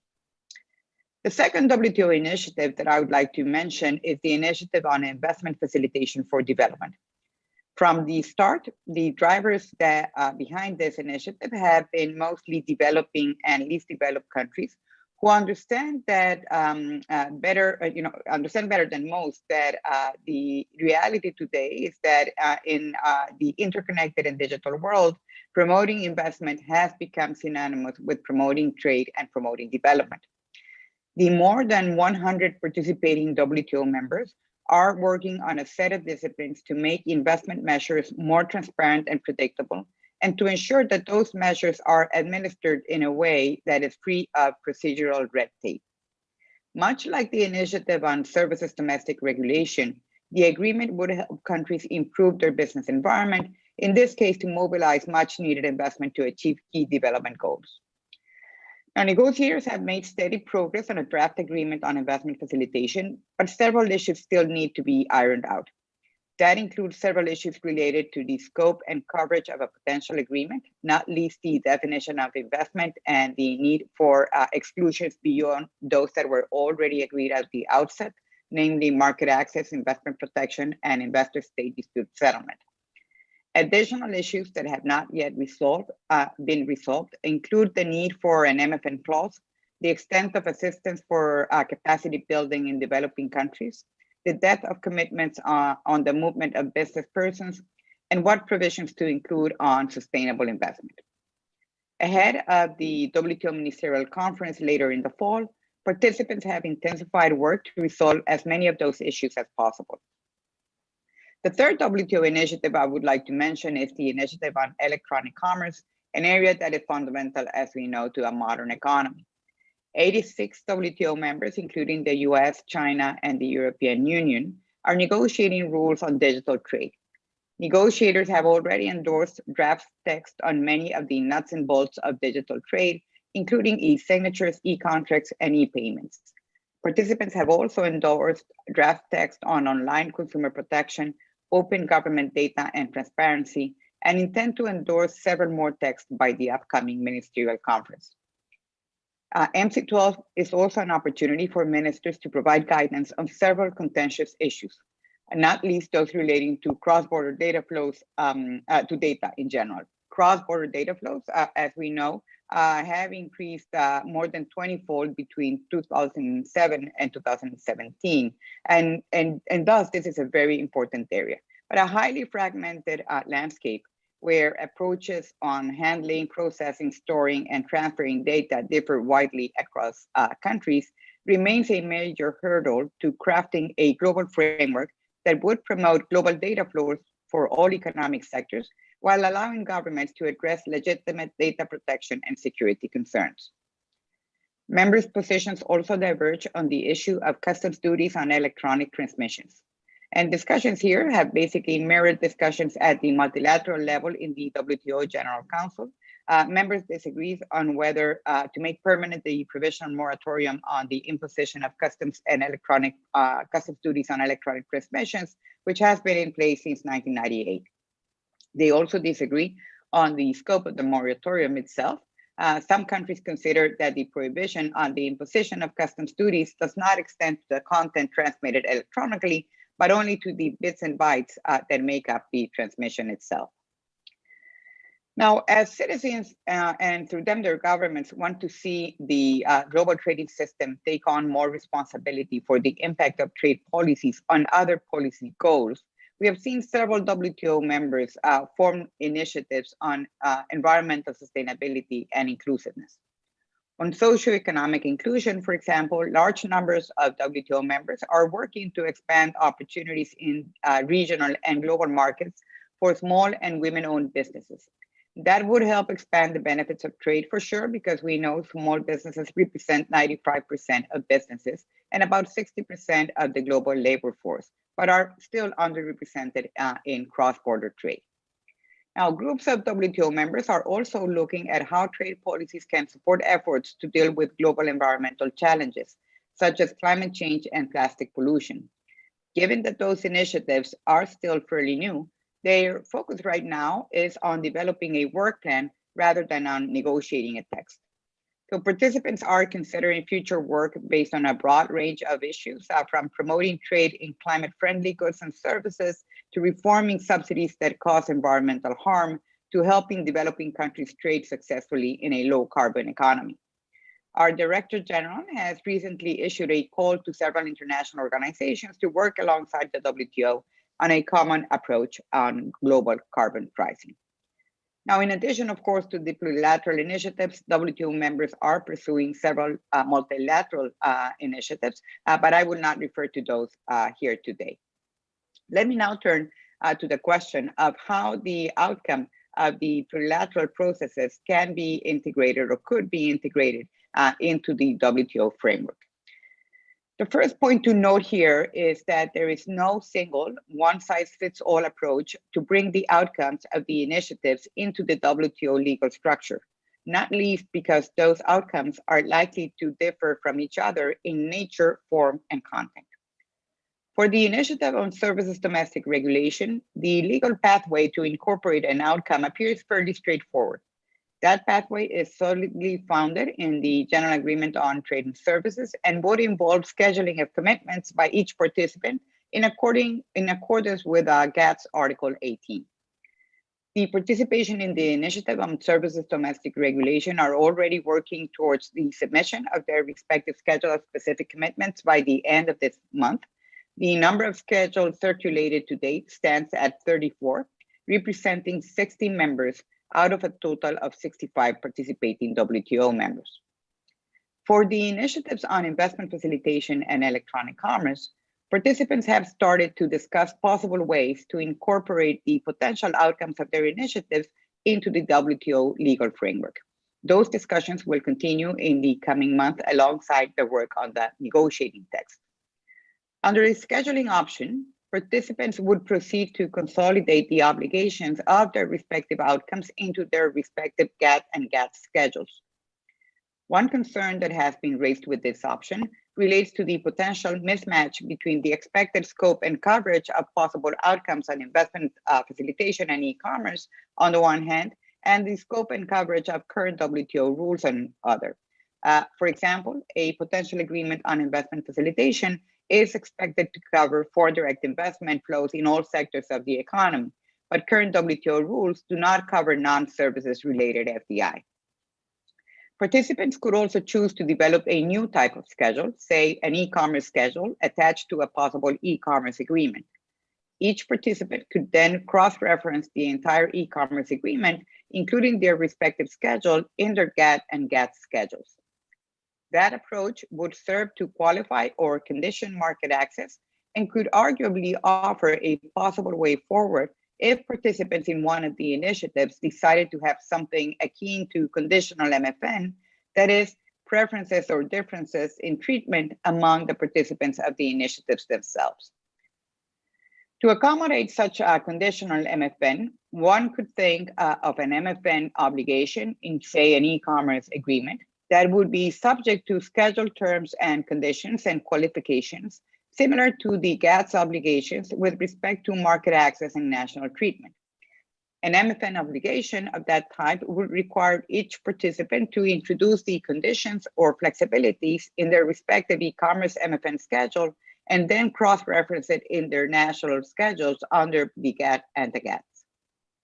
Now, participants in joint statement initiatives have considered other options besides scheduling. One such option would consist of integrating potential outcomes on investment facilitation or e-commerce into the WTO legal structure through a new standalone agreement annexed to the WTO agreement. That would require an amendment following the procedure of Article 10 of the WTO agreement, which would in turn require a consensus decision by all members. The main challenge of that course of action, of course, would be political, not procedural. The two annexes that currently contain substantive agreements are Annex 1 and Annex 4. Agreements included in Annex 1 are binding on all members, and currently it is not foreseen that to make potential outcomes on investment facilitation or e-commerce binding on all members, so Annex 1 would not seem to be a viable option. That would leave Annex 4 as a possible way forward. Agreements included in Annex 4, also known as the plurilateral trade agreements, do not create either obligations or rights for members that have not accepted them. If the participants, say in investment facilitation, wish to extend the benefits of their potential agreement to all WTO members while making the agreement binding only on themselves, well then Annex 4 would not work either. That is why one WTO member has proposed the creation of a new Annex 5 for agreements that would provide benefits to all WTO members, contrary to Annex 4, while at the same time binding only on participating members, a situation that is not foreseen by Annex 1. An amendment adding a new Annex 5 to the structure of the WTO agreement would likewise require consensus by all WTO members. Another option besides scheduling and standalone agreements that has been mentioned involve the GATT and GATT's provisions on regional trade agreements. That option would require a potential outcome to cover substantially all trade or substantial sectoral coverage. One member has indicated that the regional trade agreement option would be suitable for a potential outcome on electronic commerce, for example. Finally, it has been suggested that a final outcome, say on investment facilitation, could be adopted on a provisional or interim basis, pending final incorporation into the WTO rulebook. So to conclude, the history of the global trading system shows that a broad range of approaches on trade cooperation have been successfully used over the years, some multilateral, others and others not. So harnessing all cooperation approaches will be essential for the WTO to respond faster and better to the demands of a rapidly evolving global economy. So let me stop here, Pascal. Thank you very much. Thank you very much, Annabelle, for this really comprehensive set and indeed very broad range of approaches in the WTO plurilaterals. Without further ado, I will go to Alison Hamilton, but maybe just signal also that any interested person in online can also put a question on the chat in between. So Alison, the floor is yours. Many thank you, and tēnā koutou katoa. Thank you for the introduction and a warm welcome to the other panelists as well. It's truly a pleasure to be speaking on a panel with true leaders in my field, and a real honour to follow the DGG on what is a very important topic. As you mentioned, I will talk about some of the practical examples of plurilaterals that New Zealand is a participant in, but I will also try to frame up some of the principles that guide our engagement in plurilateralism. But before I do that, I want to start by noting that in trade policy, whether on the traditional topics of trade in goods, trade in services, or in emerging fields like trade and sustainable development or the digital economy, multilateralism remains our goal. It's always the first best option. But we recognize that multilateral progress in the WTO is difficult, not for lack of trying. Our ongoing negotiations on fishery subsidies are a good example of this. And the context of the international rules-based system has changed in recent years. The withdrawal of the United States from TPP is one of the concerning developments, and there have been many others. And COVID-19 has generated yet more uncertainty for those of us in the international rules space. So New Zealand is interested to find new ways to reach our goals across the wide array of trade topics. And we think that by working with others through coalitions of the willing, we can show a pathway forward on how to address some of the difficult issues that have stalled multilaterally and build support over time. Ultimately, we believe that plurilaterals can act as a protection against protectionism, demonstrating the value in looking outwards and working together. They can provide a safety net for the rules-based system by moving more quickly to develop rules than what might be possible in the multilateral setting. And it's also important to mention that plurilaterals can protect New Zealand's interests. As a small and distant player, we face tariff and non-tariff barriers that cost New Zealand exporters, and plurilaterals are a part of protecting them. The second key point to make is that we do not see plurilaterals as competing with multilateral outcomes. Rather, we see them as complementary. An important demonstration of that is that, at least on my count, at least 129 of the 164 WTO members signed up to a joint statement initiative in Buenos Aires. That's if you include the Women's Economic Empowerment Declaration in your count. That includes least developed countries, it includes developed countries, it includes developing countries, and it includes members across a range of geographic regions. The DDG spoke about these in detail, so I won't go into them, but the key point to, I think, reiterate is that they are both a pragmatic but familiar innovation in the multilateral system.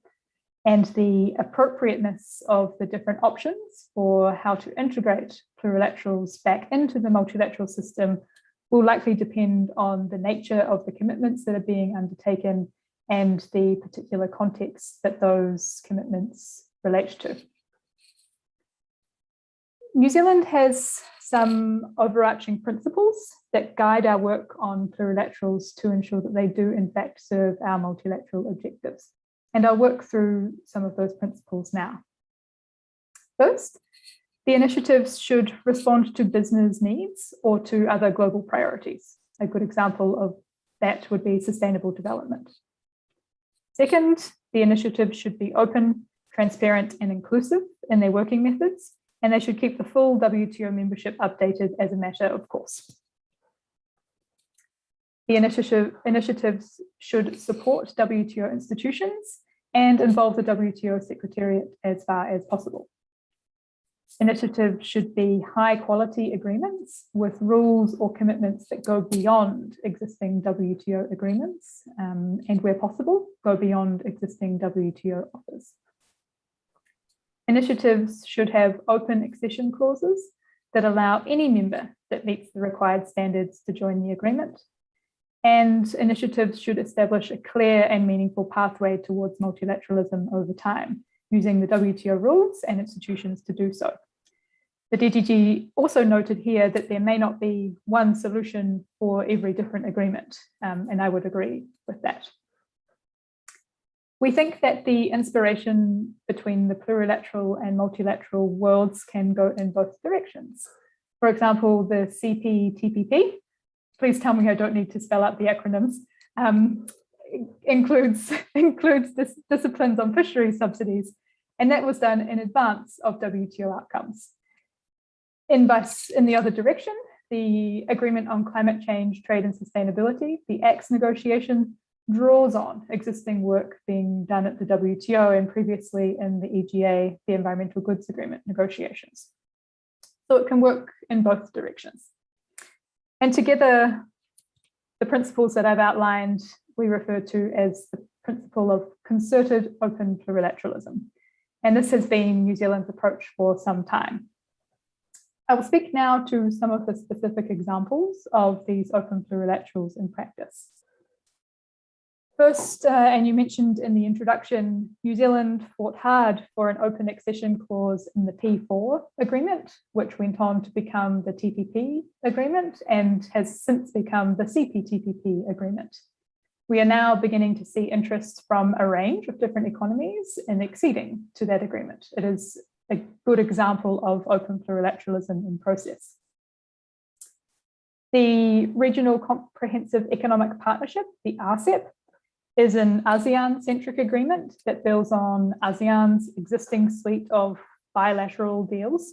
And I say bilateral in a loose way because ASEAN as a group of 10 and then New Zealand and Australia together have one agreement with ASEAN. So that is a collection of different bilaterals pulled together into one agreement. The Digital Economy Partnership Agreement, the DEPA, and This is one I will speak in a little more detail on, as I was the lead negotiator for New Zealand on this.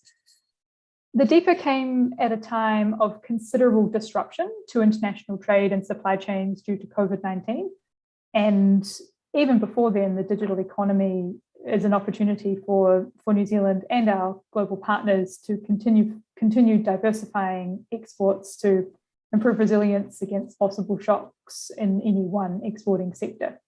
So the DEPA was designed to assist New Zealand's COVID-19 trade and economic recovery as part of the strategy by contributing to the revitalization and re-energization of the trade architecture.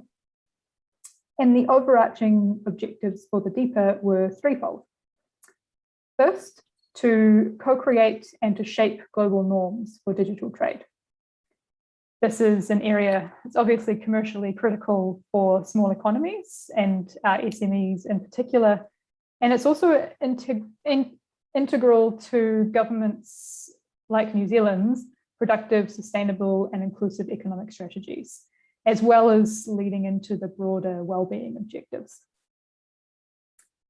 Second, we wanted to create a model digital economy agreement that can act as a pathfinder for others to raise ambition or to demonstrate in other contexts what can be possible. Other processes like in the WTO, in the OECD, at APEC, wherever, to demonstrate what might be possible. And third, we were hoping to build confidence on new economy issues, to advance and sustain the rules-based order for trade, to demonstrate the benefits of looking out at a time when economies were choosing to go it alone or go bilateral. Since then, since the agreement was concluded, members have, here I say WTO members, have started to signal interest in what the DEPA contains, what it attempts to do. And most recently, the South Korea has indicated interest in joining the DEPA. So this is the open plurilateralism in process. A couple of words too on the ACTS negotiation, which is still ongoing, the Agreement on Climate Change, Trade and Sustainability. This is designed to be a living agreement, which means that its scope could be widened in the future with new topics added. Likewise, it would be open to any WTO member who wishes to join and who can meet the commitments. When negotiations were launched for the ACTS, leaders were very clear that the aim was to demonstrate in both a concrete and substantive manner how trade measures and trade policy can support climate and environmental objectives and build momentum towards the ultimate and eventual multilateral outcome on those topics. So the aim is to, like for the DEPA, to develop a pathfinder and hence be supportive of the multilateral rules and institutions. So these are 4 examples, and there are many others that I could have also highlighted, including to build on, as the DDG was outlining, processes in Geneva. Perhaps just to make one final comment that the members or economies that New Zealand has worked with in plurilaterals is not fixed. It's not the same economies on the different agreements. The partners will differ depending on the situation and circumstances, and perhaps most significantly, the subject matter. We're looking for coalitions of willing across the different areas. So kia ora rawa atu. Thank you very much for the opportunity to share some of New Zealand's thinking and experience, and I'm looking forward to hearing from the fellow panelists. Thank you very much, Alison, for this extensive review of all the plurilateral agreement that New Zealand is going through. Really impressive. I guess this is also triggering questions from the panel and also from the audience. We will see later on. But let's move now to Ambassador Schlagenhof. Ambassador, if you could give us your perspective on what do you think about the plurilateral or open plurilaterals agreement? Thank you. Thank you very much, Pascal, and it's a pleasure to participate in this panel discussion. And I must say, I almost managed to be physically in Florence, since this week I was in the region more or less. I participated at the G20 meetings in Sorrento, but unfortunately I had to come back for meetings in Parliament yesterday and this morning, which prevented me to make a stopover in Florence. But I think this kind of hybrid meetings risk to be the model of the future. And it's very convenient, at least, to participate in a virtual format.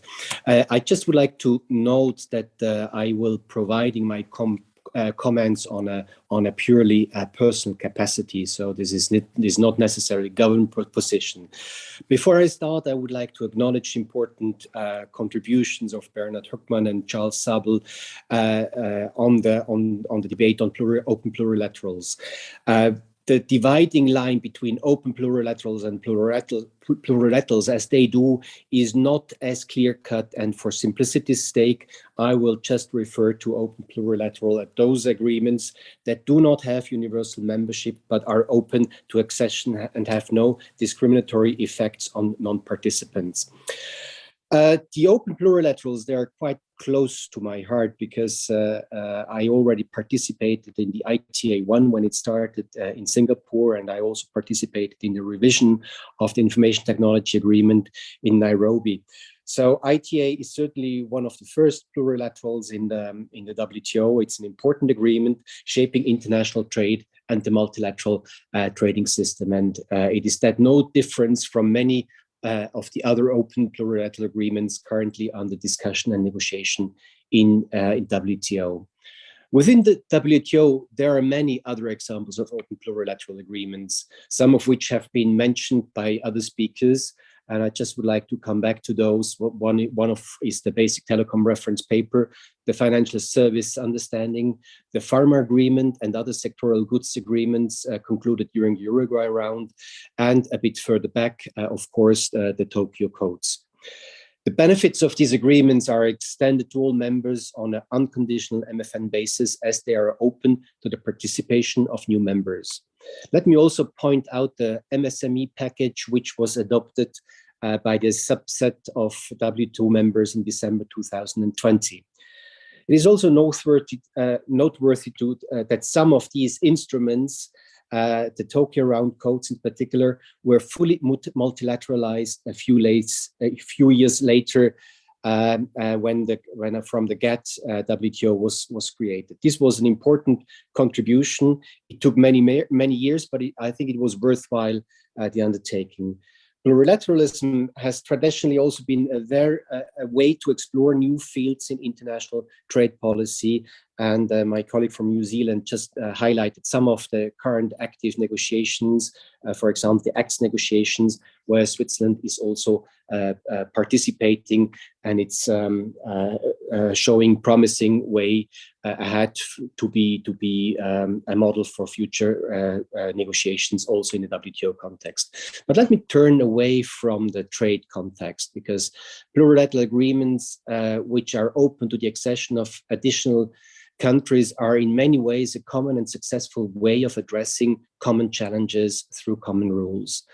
The OECD, for instance, many plurilateral agreements were made or hosted. Some of them take the form of soft law, others are more binding in nature. And let me just quote a few examples, such as the OECD Anti-Bribery Convention or the OECD Arrangement on Export Credits. Other examples are the plurilateral system hosted by the World Intellectual Property Organization, WIPO, such as the Lisbon system on geographical indications, or the Budapest system on microorganisms. These regimes are usually anchored by plurilateral agreements, which are open for accession. And finally, in the field of environmental governments, many of the so-called multilateral environmental agreements have actually started as what we would call open plurilateral agreements in the trade context. Their participation expanded progressively to the point where their membership is almost universal nowadays. Let me just cite a few of them. One is the Minamata Convention on Mercury, the Basel Convention on the control of transboundary movements of hazardous waste and their disposal, the Stockholm Convention on Persistent Organic Pollutants, and the Montreal Protocol on substances that deplete the ozone layer. One might even say that outside of trade governments, open plurilaterals are the most normal way of creating international rules to deal with common problems. Yet the plurilateral versus multilateral debate seems to be specific to the trade context only. And of course, the WTO and the multilateral trading system, they are unique in certain ways. First, the single undertaking. Both the Uruguay and the Doha round were negotiated under the idea of the single undertaking, where everyone would agree to everything. So nothing is agreed until everything is agreed. Now the modus operandi of trading off concessions between members and across issues was very successful at that time, but it has reached its limits. And I think I don't need to mention this in this context and in this forum. The idea of a single undertaking is, however, still haunting us, as the Marrakesh Agreement put a very, very high bar. Annabel Gonzalez also referred to the Annex 4 agreements, which requires consent from parties whose rights and obligations are not affected by these agreements. And therefore, the Marrakesh Agreement included, raised nonetheless a very high bar, and thus it's a rocky ride to get those new plurilateral agreements into the WTO context. The approach taken by ITA participants and soon also by the domestic regulation, where plurilateral commitments are implemented via the participants' schedules, is obviously the most practical, and Annabel Gonzalez already highlighted on these issues before. Now, besides the single undertaking, another aspect is the inherent to trade negotiations, which is the expectation of reciprocity. Or to put it differently, the avoidance of free riding. I believe that this is a key notion and merits some further thought. The question of the application of MFN principles is initially linked to this question. Open plurilaterals open the door for free riding, as they only bind those members that are willing to participate, but potentially offer the benefits also to outsiders.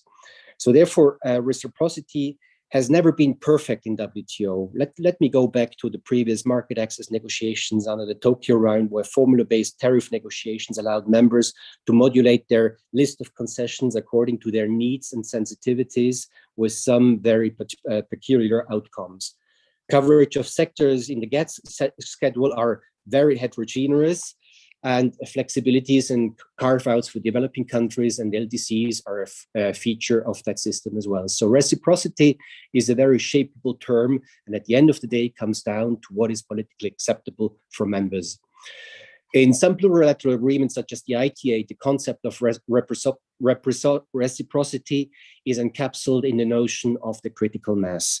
It's relatively easy to calculate the critical mass when it comes to market access. But let me refer, for example, the Pharma Agreement. When the Pharma Agreement was negotiating, the members at that time had a critical mass, but production pattern shifted to such an extent that nowadays very important producers of pharmaceutical products are outside the Pharma Agreement, and the group as such no longer has a critical mass, reason why it becomes very difficult to extend the product coverage because there are important free riders around the table in India and China who would then benefit from those additional concessions.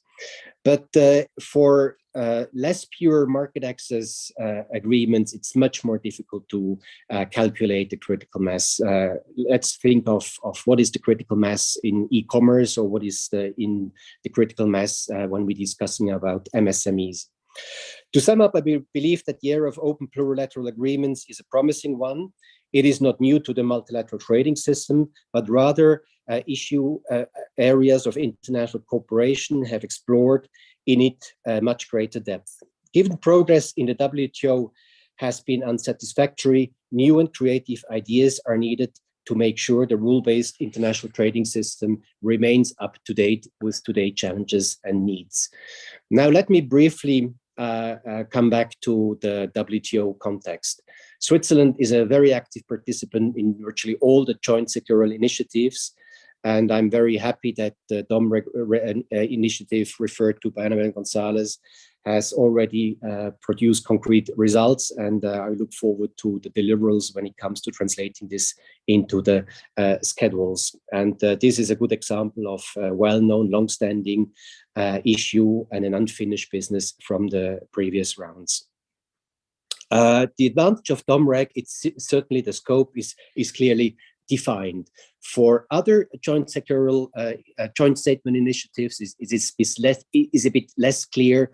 And as Annabelle has highlighted, there is no one size fits all because the design and the nature of those agreements, they are different. Just let me highlight issues on e-commerce where there are provisions with regard to consumer protection, which might apply to both trade in goods and trade in services. So it's less clear on how this can be translated into obligations from the members. The joint statement initiative on investment facilitation, there I don't want to go too much into details because this is a bit more trickier one because various approaches have been reflected on and also the possibility to have a standalone agreement, but these discussions are ongoing, and I think there's no point in interfering with discussions, weighting one option against the other.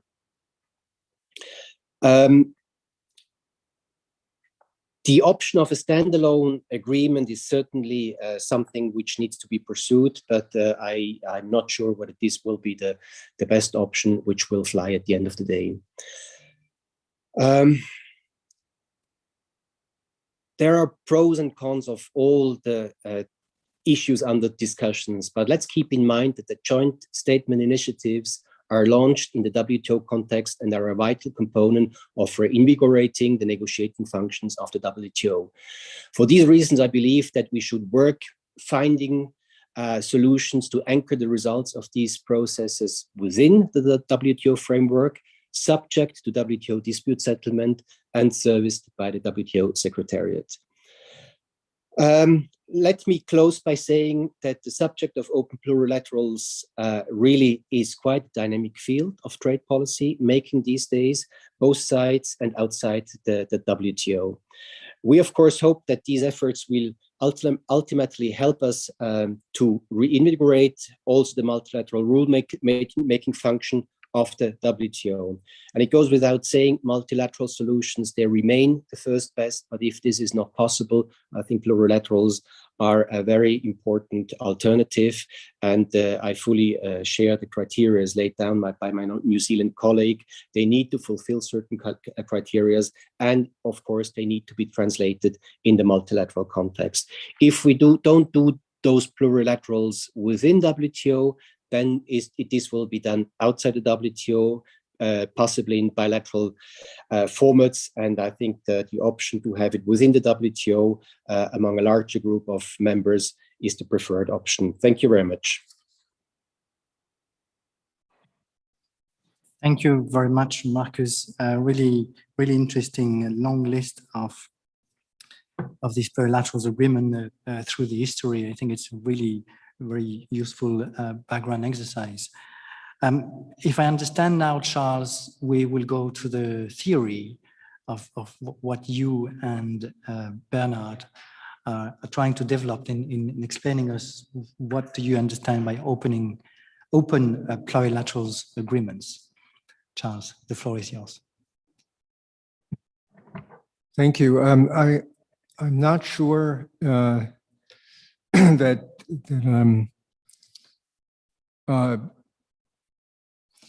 I'm not sure that I should, if that was my charge, I'm not sure that I'm going to advance things the most by being faithful to it, because at least in my conception or misconception of what was involved in this discussion was at least conceivable that people would have their particular views of open plurilaterals or report little fragmentary bits of progress, and it might be useful then to recall the animating ideas that Bernard and I developed in collaboration of a kind with people in New Zealand several years ago, when these developments were incipient.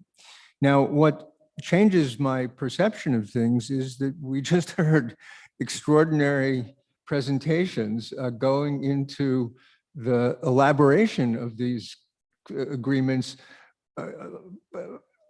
presentations that are only possible on the basis of the fact that the people doing the presenting fully understood and have made their own and have further developed the theoretical ideas that we were discussing.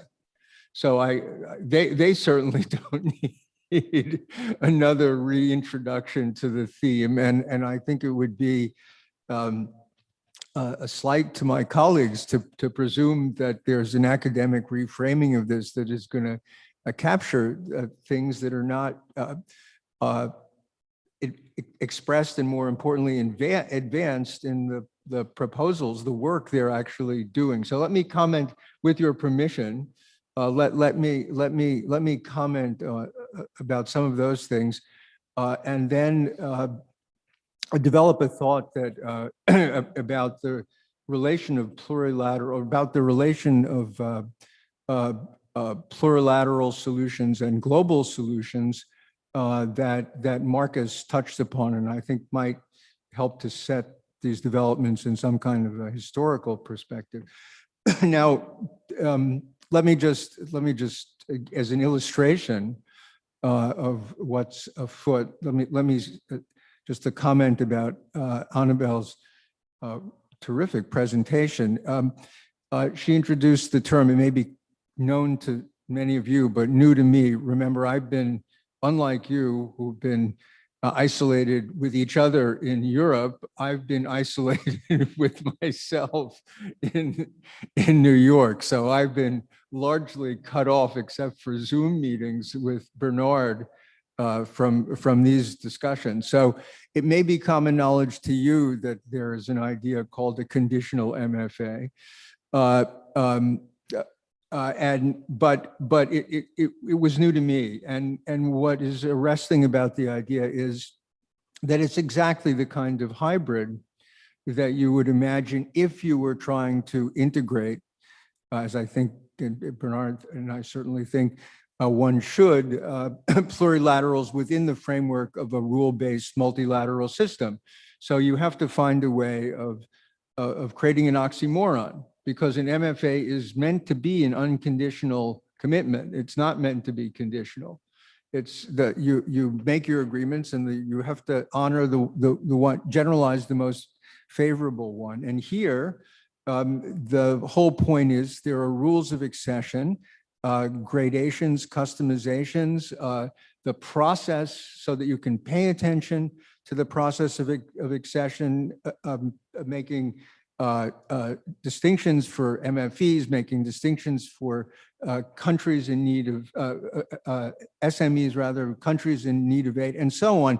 And so you come up perfectly naturally with an idea, an oxymoron that makes perfect sense and is a kind of indication of the route to integration of these ideas. And let me just say about when looking back 3 years ago, actually, all of these agreements, the digital agreements, all the ones that are under discussion, were just beginning.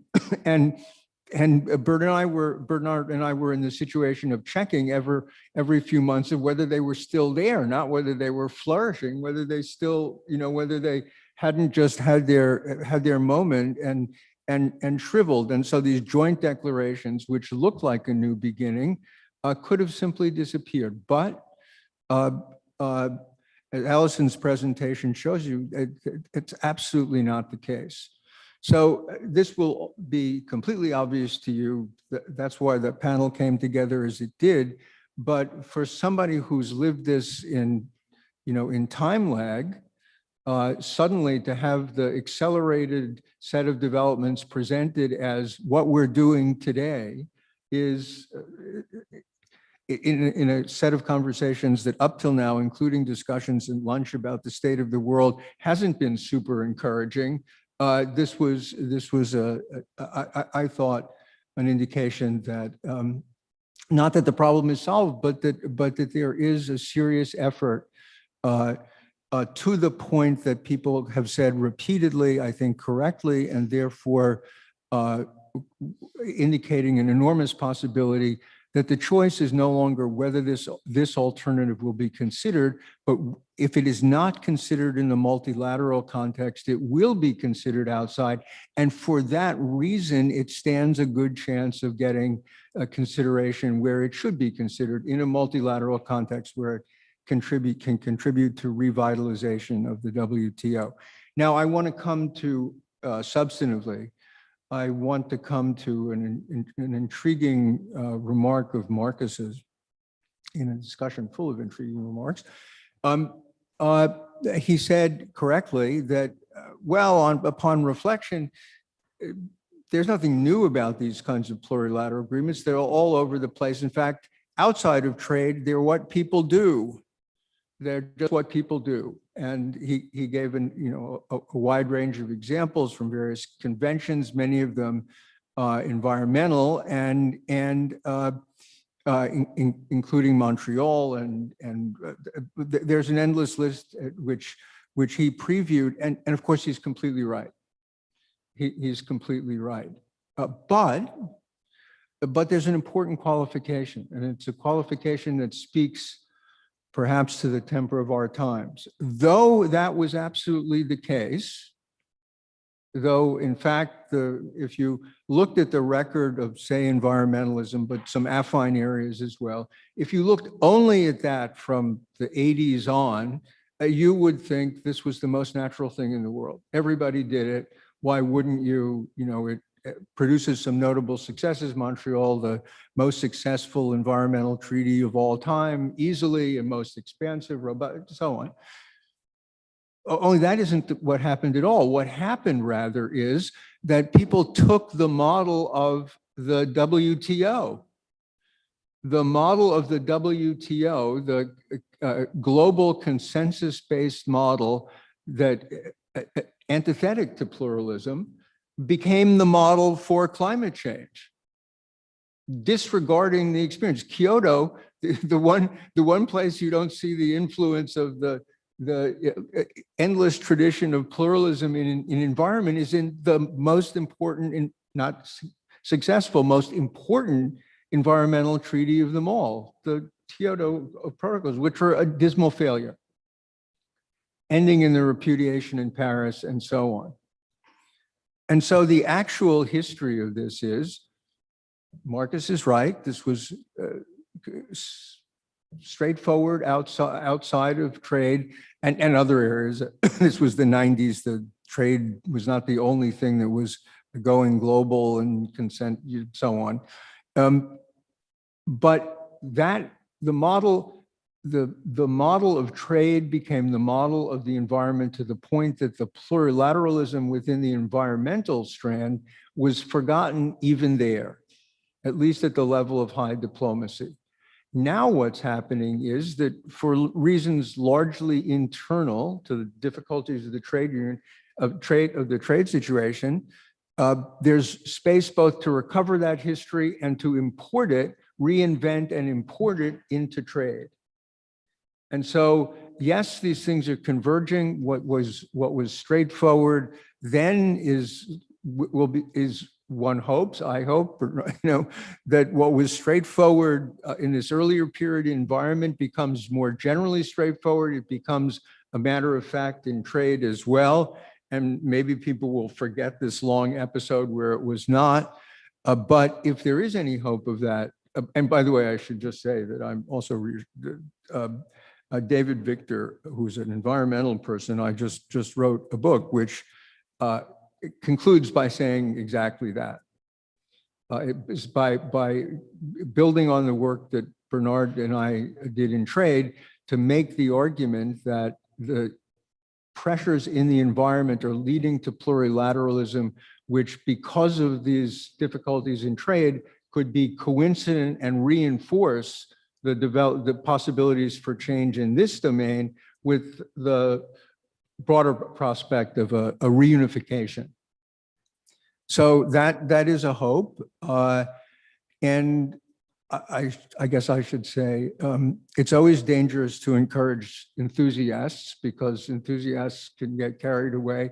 I'm an enthusiast. I regret to tell you, you've deeply encouraged me. Thank you. Thank you. Thank you very much, Charles. Really inspiring remarks. Well, we have now half an hour of discussions. And please, those who are online, send a question to the chat. I will open the floor here for any questions. But before I take any interested person, maybe let me take the advantage of my position even to put some questions to all our panelists. First on the something which is really dear to my heart, which is the services domestic regulation. I think it is effectively going to be a success. There is probably a need to have more communication on it. And I think that the survey done by the OECD demonstrating that there is a huge amount of cost savings coming from eliminating and getting rid of the red tapes on services domestic regulation is certainly a very important agreement. But indeed, I think it is a special one because we have the possibility to deliver this result without having the consensus base, which is really the problematic. But I'd like to get your reactions. Reacting of what Marcus said, that plurilaterals, talking about the possibility of free riders and saying that open doors, plurilaterals could be an open doors to free riders. I'd like to react to this and say, part of my reading is actually on the other way around. The services domestic regulation and part of the joint statement on investment facilitation, for me, is actually exactly the contrary of the free riders. It's a win-win situation for those who are part of it, and those who will not be part of it are going to be the losers. Because if you do have an open and transparent and clear, easy way to get your license, your authorization processes, transparency of the regulation in all the different parts of this regulation, an investor, being a services investor or otherwise, would be actually very much interested to come into that country. The country who will not have open regulation and who will not be part of these plurilaterals is actually sending a signal to the investors that we are not really interested into you, and we're going to continue to make things opaque, and therefore they're going to be the losers because automatically the investors will go to the other place. So the free riding, I think, is a question I'd like to put to you. And maybe a more concrete question to Alison. I have been very interested in following your digital economic partnership agreement with Singapore and New Zealand and Chile. Now Australia also has a digital agreement with Singapore. And we've heard now that the United States is looking eventually at the possibility of looking at a digital economic agreement with other partners, like with Japan, to go deeper into the digital trade agreement they have, with Singapore, with Korea. And 2 weeks ago, the European Union has issued a strategic paper on Indo-Pacific, in which they say that they're going to launch digital economic agreement negotiations with actually the same partners. But so again, Singapore, Japan, and Korea. And my question to you, Alison, is because you say we want to build these plurilaterals so to make sure that we're going to have a bigger club, so open plurilaterals. But here I see that there is actually a disparity of players who want to have their own plurilateral without incorporating all the existing one. And I was wondering if you could react to this, and I will stop here for the moment. Any other question, I welcome. Thank you. But maybe we start with other members of the panel. Thank you. Who wants to start?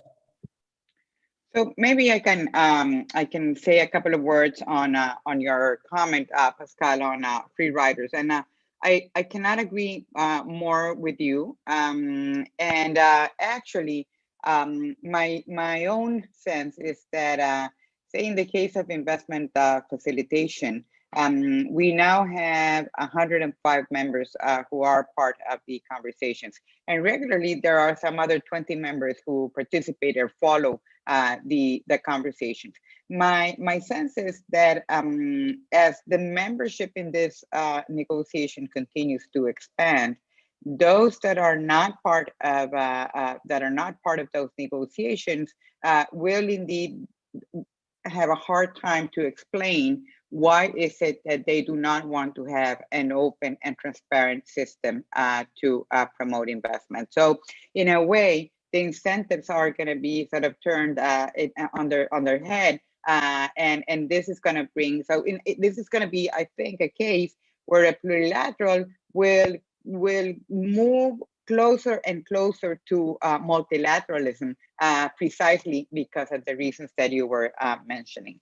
The other point that I would also like to mention is that the issue of free riders certainly can arise in some cases, but in other cases, if you are going to have, for instance, again, a transparent process for issuing licenses or permits, why are you going to have that transparent process only for service providers or investors coming from one place and not from another? From a practical standpoint, I think it also bears the question. So again, one has to recognize that different plurilateral agreements, are different, and the challenges may arise in some circumstances, but in some others, it's actually like a new way of thinking about this. And I just want to say a brief word to say that, when I came to this job about 4 months ago, and one of the first meetings that I joined was the meeting of the investment facilitation negotiating group, and I was so impressed by the energy, by the dynamism of the conversation. It was like, participants there were trying to reach an agreement, whereas in some of the other discussions, it seems sometimes that participants are trying not to reach an agreement. So it is, I think, in a way also like a mind shift, in the negotiating process, and certainly in the outcomes as well. Thank you. Thank you. Thank you very much. So your response to Charles' enthusiasm is good, actually. Maybe we can go to Alison. Would you have some reactions? Thank you. Yeah, sure. And your question on the DEPA is a very good one, and one that is quite close to me, because I was involved in drafting and designing the accession clause of the DEPA itself, but also in terms of the substance of what that agreement entails. So yes, likewise, we are seeing the range of different ideas and initiatives that are being taken forward by many different countries in the world of digital economy. I think that demonstrates the importance of the topic, the importance of the potential for rules, and the real gains that we stand to make for our exporters and for broader trade policy objectives, including in relation to inclusion of women, of SMEs, and a whole raft of groups in terms of what digital economy rules could deliver. At the outset, perhaps that signals that the WTO would be a good place to be talking about e-commerce rules. So yes, it does indicate that there would be merit and benefit in a collective set of rules, and that's in part what the joint statement initiative on e-commerce is trying to do. And we don't have a full complement of the WTO membership there, but we do have a reasonably big number. Perhaps Marcus or DDG Gonzalez will know the exact number. I think it's about 86, something like that, of WTO members. So it adds real impetus to that conversation. But in terms of the range of different conversations that are happening and what that means for the DEPA itself, I think it means two things. First, it could mean that the DEPA itself expands and becomes the place for integration and the club, essentially, that grows, the coalition that grows. That is part of how open plurilateralism could work, and it's one of the practical realizations, is that a word, of the concept in action. The second thing it could do is DEPA could become a demonstration of what is possible and could be copy-pasted or adapted out on a modular basis into other agreements. So those other economies who are working together may look at DEPA, may look at its modules, look at its potential rules, and say, that's a good idea. I'd like to take that one and bring it across into my cooperation space with a different economy. And that's open plurilateralism working as well, because it adds to the commonality of rules, it adds to the common base of work that we do together.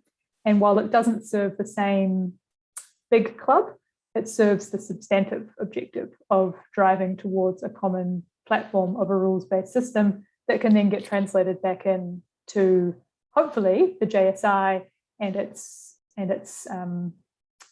results.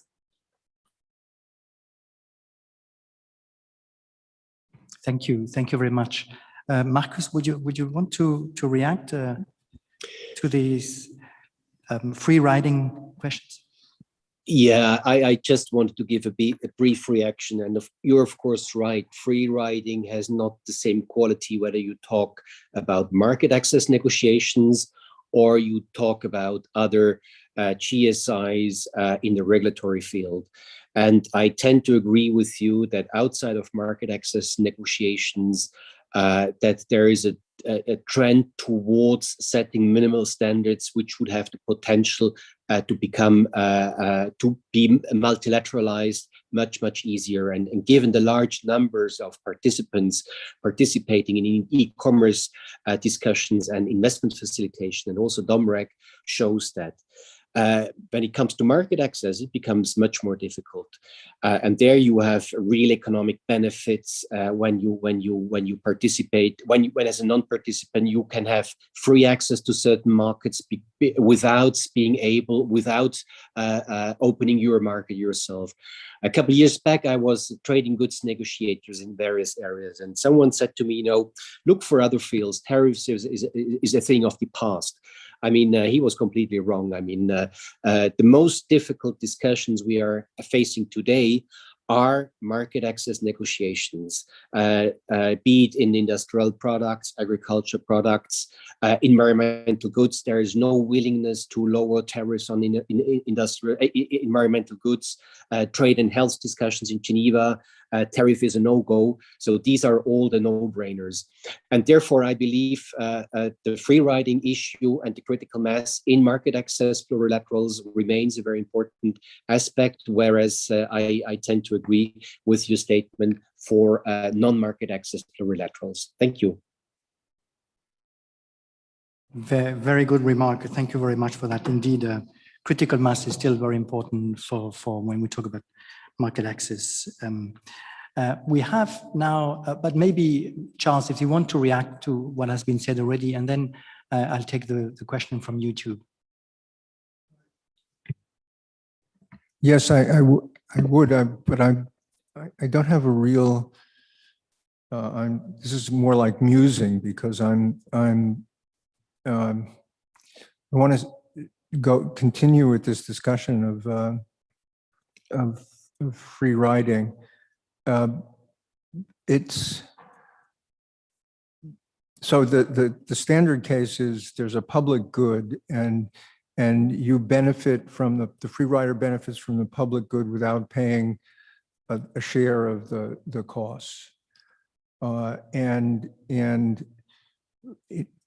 In trade, that could be you have access to somebody else's market and deny that person access to your own, and so.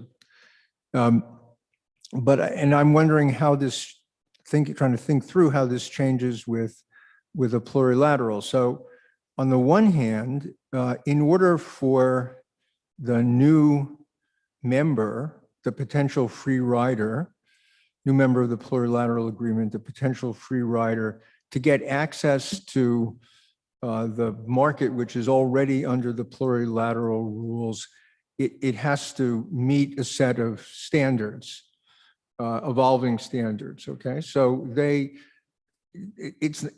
can't be costless for them to get access, even if they would simultaneously deny access in their own market to persons who could, to countries that could, or companies that could meet the standards of accession to the plurilateral group. So, right, they wouldn't be a classic free rider because they have to pay a price to get into the market which they're gonna asymmetrically occupy, right? Okay, now the question is, supposing they pay that price, so that meaning that there are a whole bunch of firms and institutions in their economy that can meet the standards.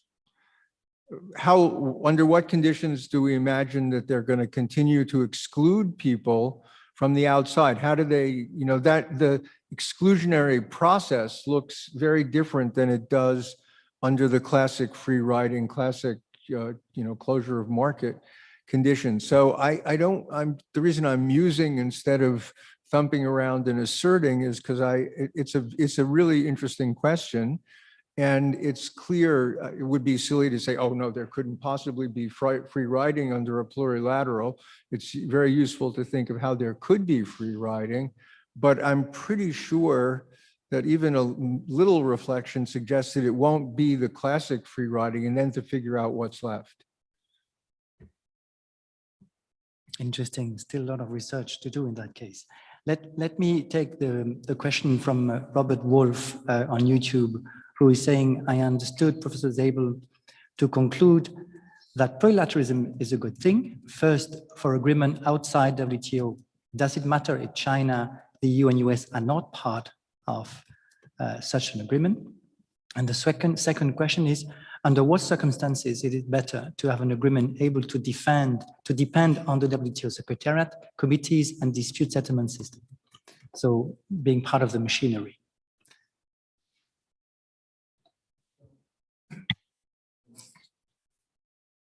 So good questions.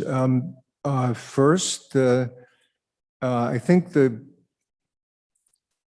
logic of the argument, as it's emerged again in this discussion, is that when there's successful innovation and the rules that emerge from it are workable and efficient to the trade partners, and just politically because they are more adjusted to experience and arrived at more openly than in traditional packaged trade agreements.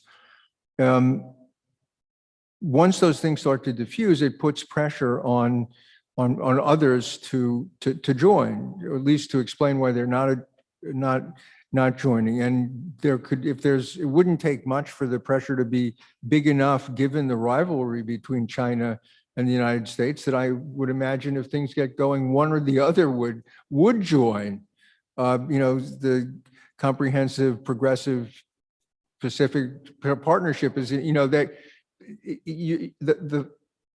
it's almost inconceivable that the two of them will agree on nothing else except to stay out of plurilateral agreements. It's more likely that if there's a move in that direction, they'll be fighting to be the one that gets in first and claims the credit and becomes the hegemon of the open plurilateral system, something like that. So that's that would be that's the hunch about the first thing.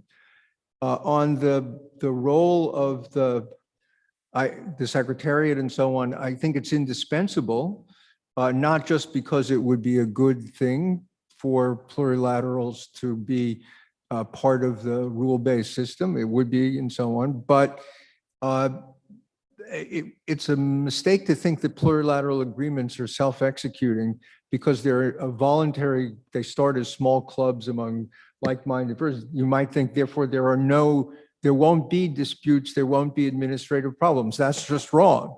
That's just wrong. These questions of accession will get very complicated. Yes, you said I could be different. I'm different, but I'm complying. Well, what do you mean? You know, you're not. And if you want a concrete example, wait until you get to cross-border, to border adjustments for carbon. We spent this, we're this clean, if we're this clean, we can be part of your plurilateral. Come look at my process. We don't have an apparatus for looking at your process, my project. Whose problem is that?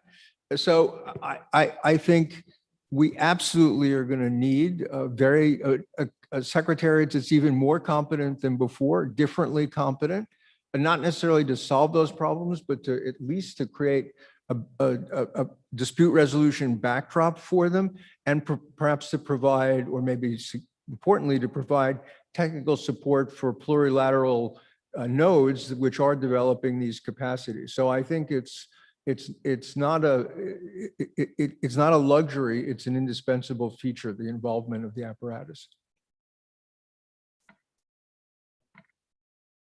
Thank you very much for these replies.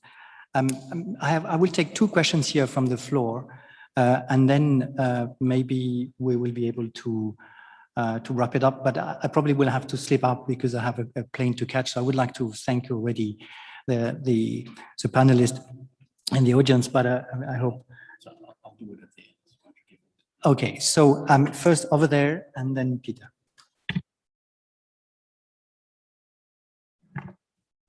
Thank you. I'm Maria Saluste, a PhD researcher here at the UI. Yeah, it has been great to listen to the reflections by the panelists and the chair about the latest developments in the future of plurilateral initiatives. It has also cheered me up. However, I would like to take the chance to ask a question about countries who decide not to be part of a plurilateral initiative, especially at the WTO. Is there some sort of tension between those countries who are part of a plurilateral initiative and those who are not? And this is kind of a hypothetical question let's base it on the domestic regulation agreement. Is it possible that it could happen that another group of countries could create a different set of rules for domestic regulations at the WTO, and we would have two sets of competing rules? Are there any risks or problems that could raise here? Thank you.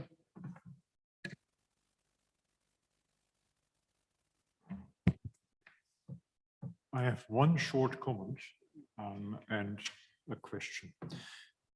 The short comment is a reflection on what you said, Pascal, on free riders being losers. And I would agree.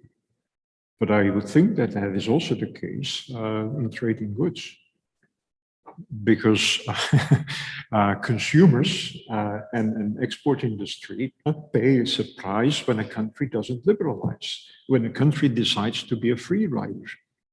So that was just a comment. I don't think services are that special in that regard. My question is about the results of the domestic service regulation negotiations. And all our speakers seem to think, well, that's not that difficult to integrate into the WTO framework, because what we will do is the reference paper will be incorporated by the WTO members that participate in these negotiations, will be incorporated in their GATS schedules. Now, let me, for a moment, be the devil's advocate. The devil, which is not represented here, the devil also being India and South Africa.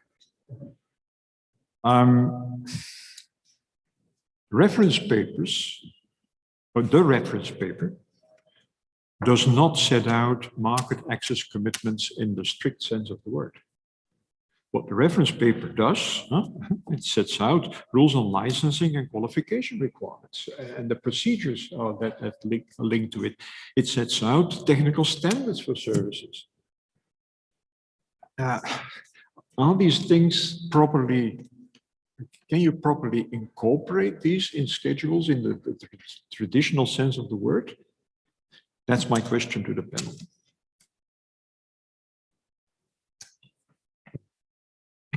really interesting questions. Maybe I can start to reply and then I will let the panel reply. But my reading of this, Peter, is so the reference paper will be added into the schedule of commitment as an additional commitment. And de facto, the GATS agreement says that those additional commitments apply only to the sectors which are committed into the GATS schedules. So that is a link. The reference paper is disciplines that countries commit to apply themselves, but unfortunately, it will apply only to the sectors committed in the individual schedules. And that is the reason why now we are giving more time to the 65 countries to table their official official schedules, but there is a high pressure under the background by pushing some countries who do not have a significant list of sectors into market access to agree at least that this reference paper on domestic regulation would apply to a large number of sectors without opening them up, but at least that the transparency at home will be implemented to a larger number of sectors. So this is where the link is, but I will let the panelists replying to this and to the first question also about what if there is another group of countries setting up a new GSI and double set of rules, if you wish. Who would like to start this question? I can make a start, but I'm sure others will have views as well. First, a reflection on the conversation of free riding, which I think is a fascinating one, and perhaps it's too optimistic, but one other perspective that you can bring is that the public good we're building on and working on in the context of plurilateralism is the multilateral rules-based system. So if you believe to be contributing to the rules-based system, then your concerns around free riding become non-traditional and they have a conceptual overlay. In terms of the questions around potential competing sets of rules or tension created around the joint statement initiative, I don't think it's any secret that different WTO members have got different views on the role of JSIs and the contribution that they can or cannot make back to the multilateral system. Some of the conversations that are taking place around what could be done, how a JSI could be incorporated back, have also led to suggestions that the certification of schedules could be challenged, or that the role of dispute settlement might come into play, or that the conversations within the JSIs themselves may become a place where the legal form or the architecture is discussed. My own personal preference is that conversation is down the track, and it would be better for members to confront and to talk to each other about how they're contributing to the multilateral system. And I think that is where most members are sitting, that they are wanting to have that conversation and to really understand how they are delivering and upholding the multilateral character. So it's certainly a topic of interest.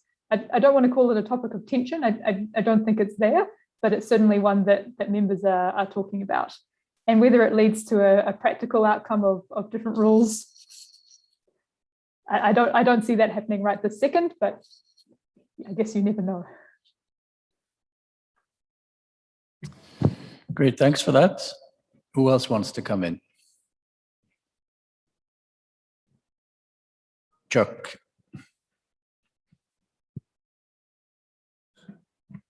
I would certainly defer to Alison on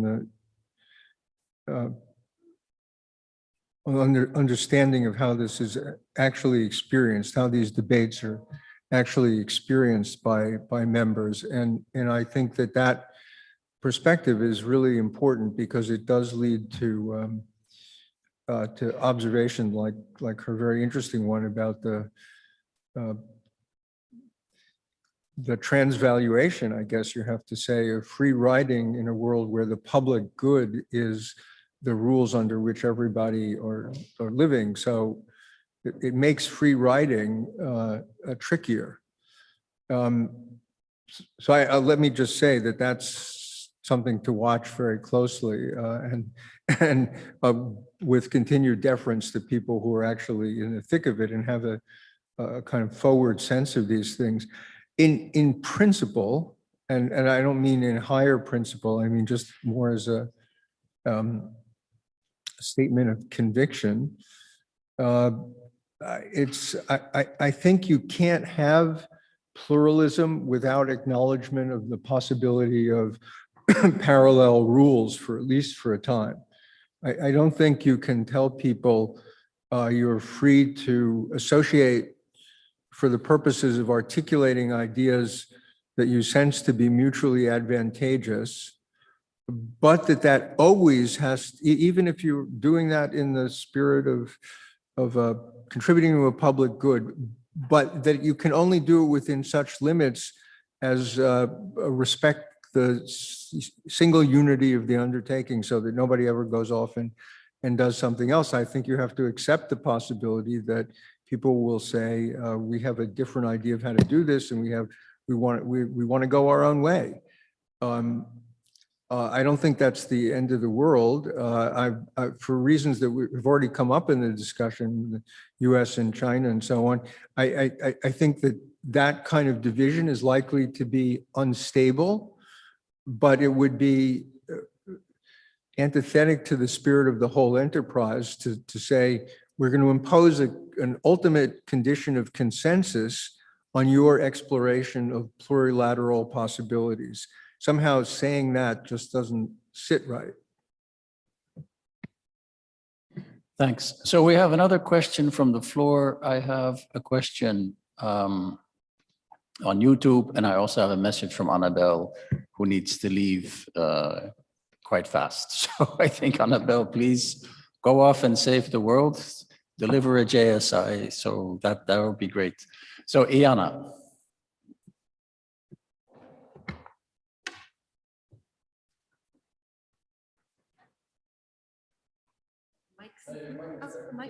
Okay. All right. Yes, I have a question. I'm wondering why the discussion on the GSIs is so sharp at the moment. I would like to have, from all people who have been observing the WTO for a long time, I still don't understand why it is suddenly becoming such a fighting ground for India and South Africa. I mean, what is different now compared to the time when we did ITA 2 or the 90s? What is it that is different? What is this assessment? And second follow-up question, I don't have an answer yet on the question that Peter van den Bosch asked, really, on is it, with the services domestic regulation, scheduling it, is it really that, legally waterproof? Thank you. Okay, before I go back to the panel, let me just quickly read to you the question that we got from YouTube. For having a credible, this is from Brad Gilmore, for having a credible threat for PTA discipline, does the PTA, I assume means plurilateral, does the entry of one large player require entry of another large player so that the pain from non-adherence is enough to encourage good behavior, in quotes? And I guess related to that, I also wanted to come back to something that I think Peter or somebody else kind of asked. And this relates, or something Pascal mentioned, so that the European Union has now indicated that it might go down the DIPA route. And I think this question of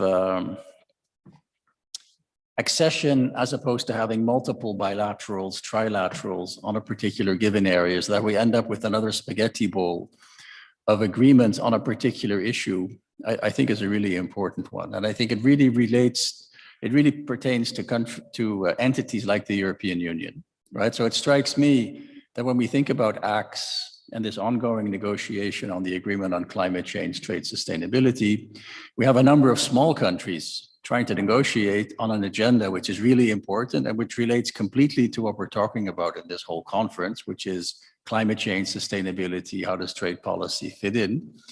We have at least three European countries involved in that discussion, including Switzerland. The EU, of course, is out, and the EU is doing its own thing. Now, the EU says, okay, we also want to do DEPA. Is it not likely that the EU is also going to say we want to do our own thing? So I think one of the challenges is how do you kind of accommodate these very large players who think, you know, it's their way or the highway?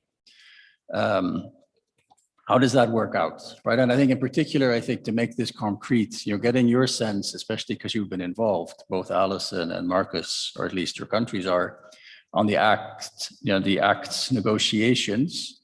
You know, what's the dynamics behind that? What's the strategy vis-a-vis these large players, in this case, the European Union?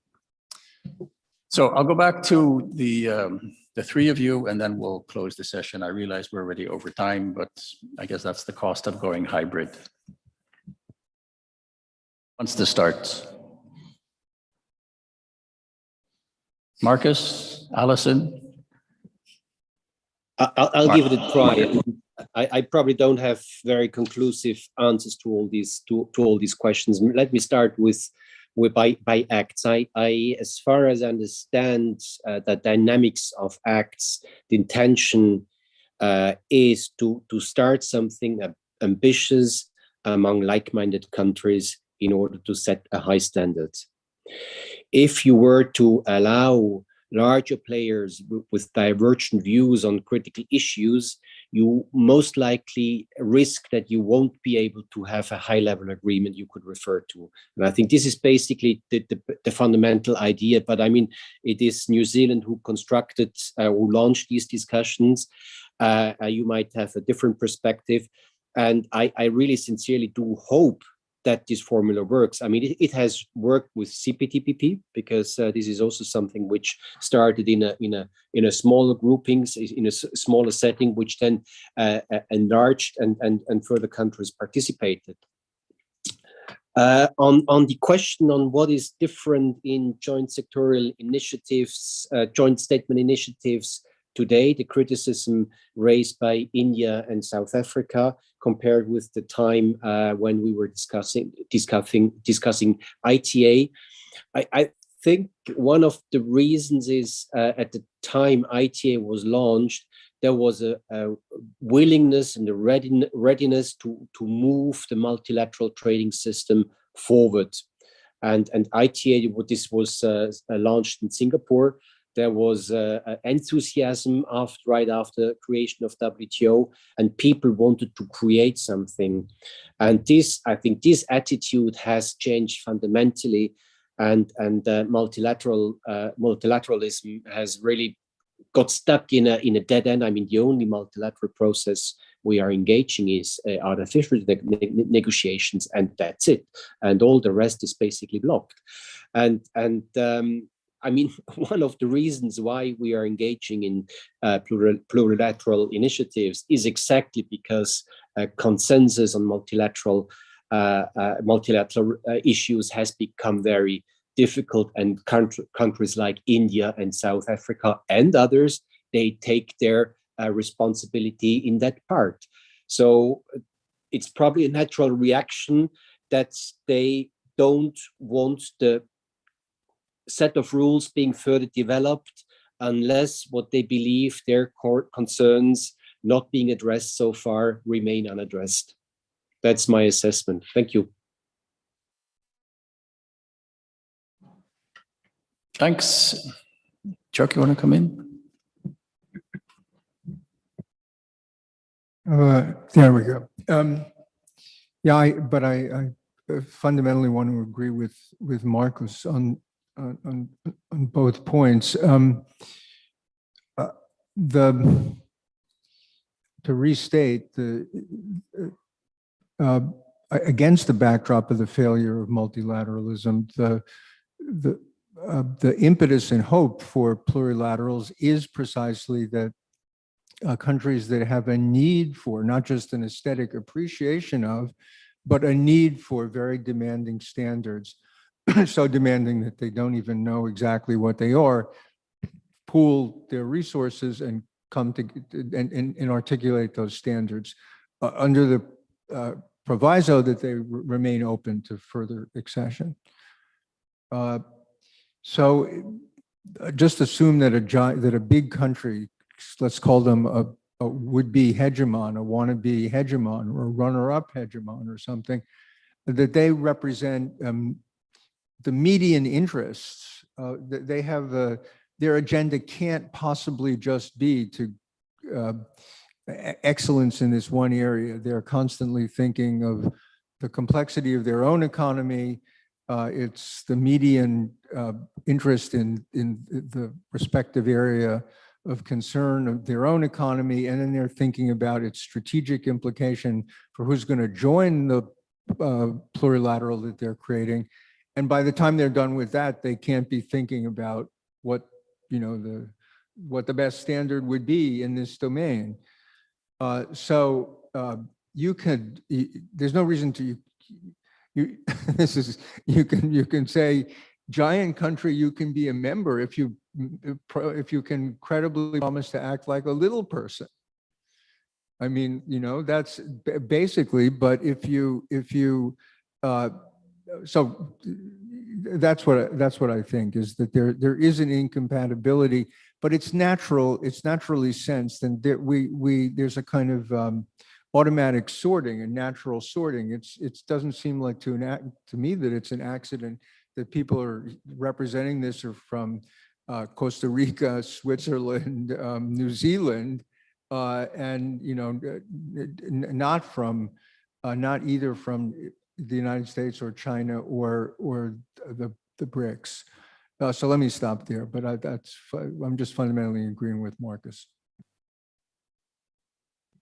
Okay, we've reached the end of the session. We've already lost 2 of our panelists, so I think it is time to close this particular session. Thanks again for everyone for participating, and I guess we end now with some final words, which will be extremely short. Do you want to start, Peter?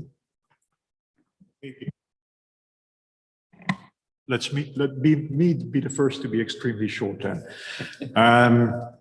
Well, all that is left for me is to thank, on behalf of the WTI, all the speakers for their presentations, and the audience for their often challenging questions and critical comments today and yesterday.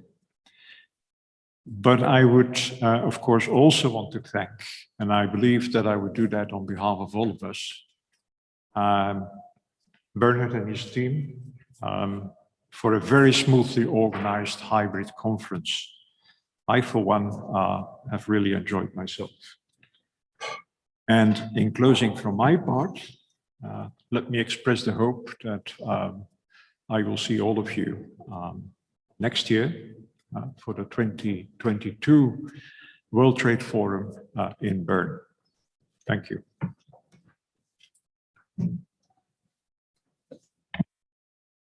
Thanks. Well, I'm going to be super short. I'm going to say thanks again. Have a good travel home. I think the hybrid approach has its real challenges, and I'm very appreciative of all the people who actually took the trouble to get into an airplane and come here. I know it's not easy, and I think it's particularly not easy given COVID, given the cancellation risk has gone up quite a bit. So again, thanks a lot for that. Next year, hopefully everything will be a lot easier travel-wise, so I hope I'm going to see a lot more of you in Bern and when we get together there. So thanks again. See you next year.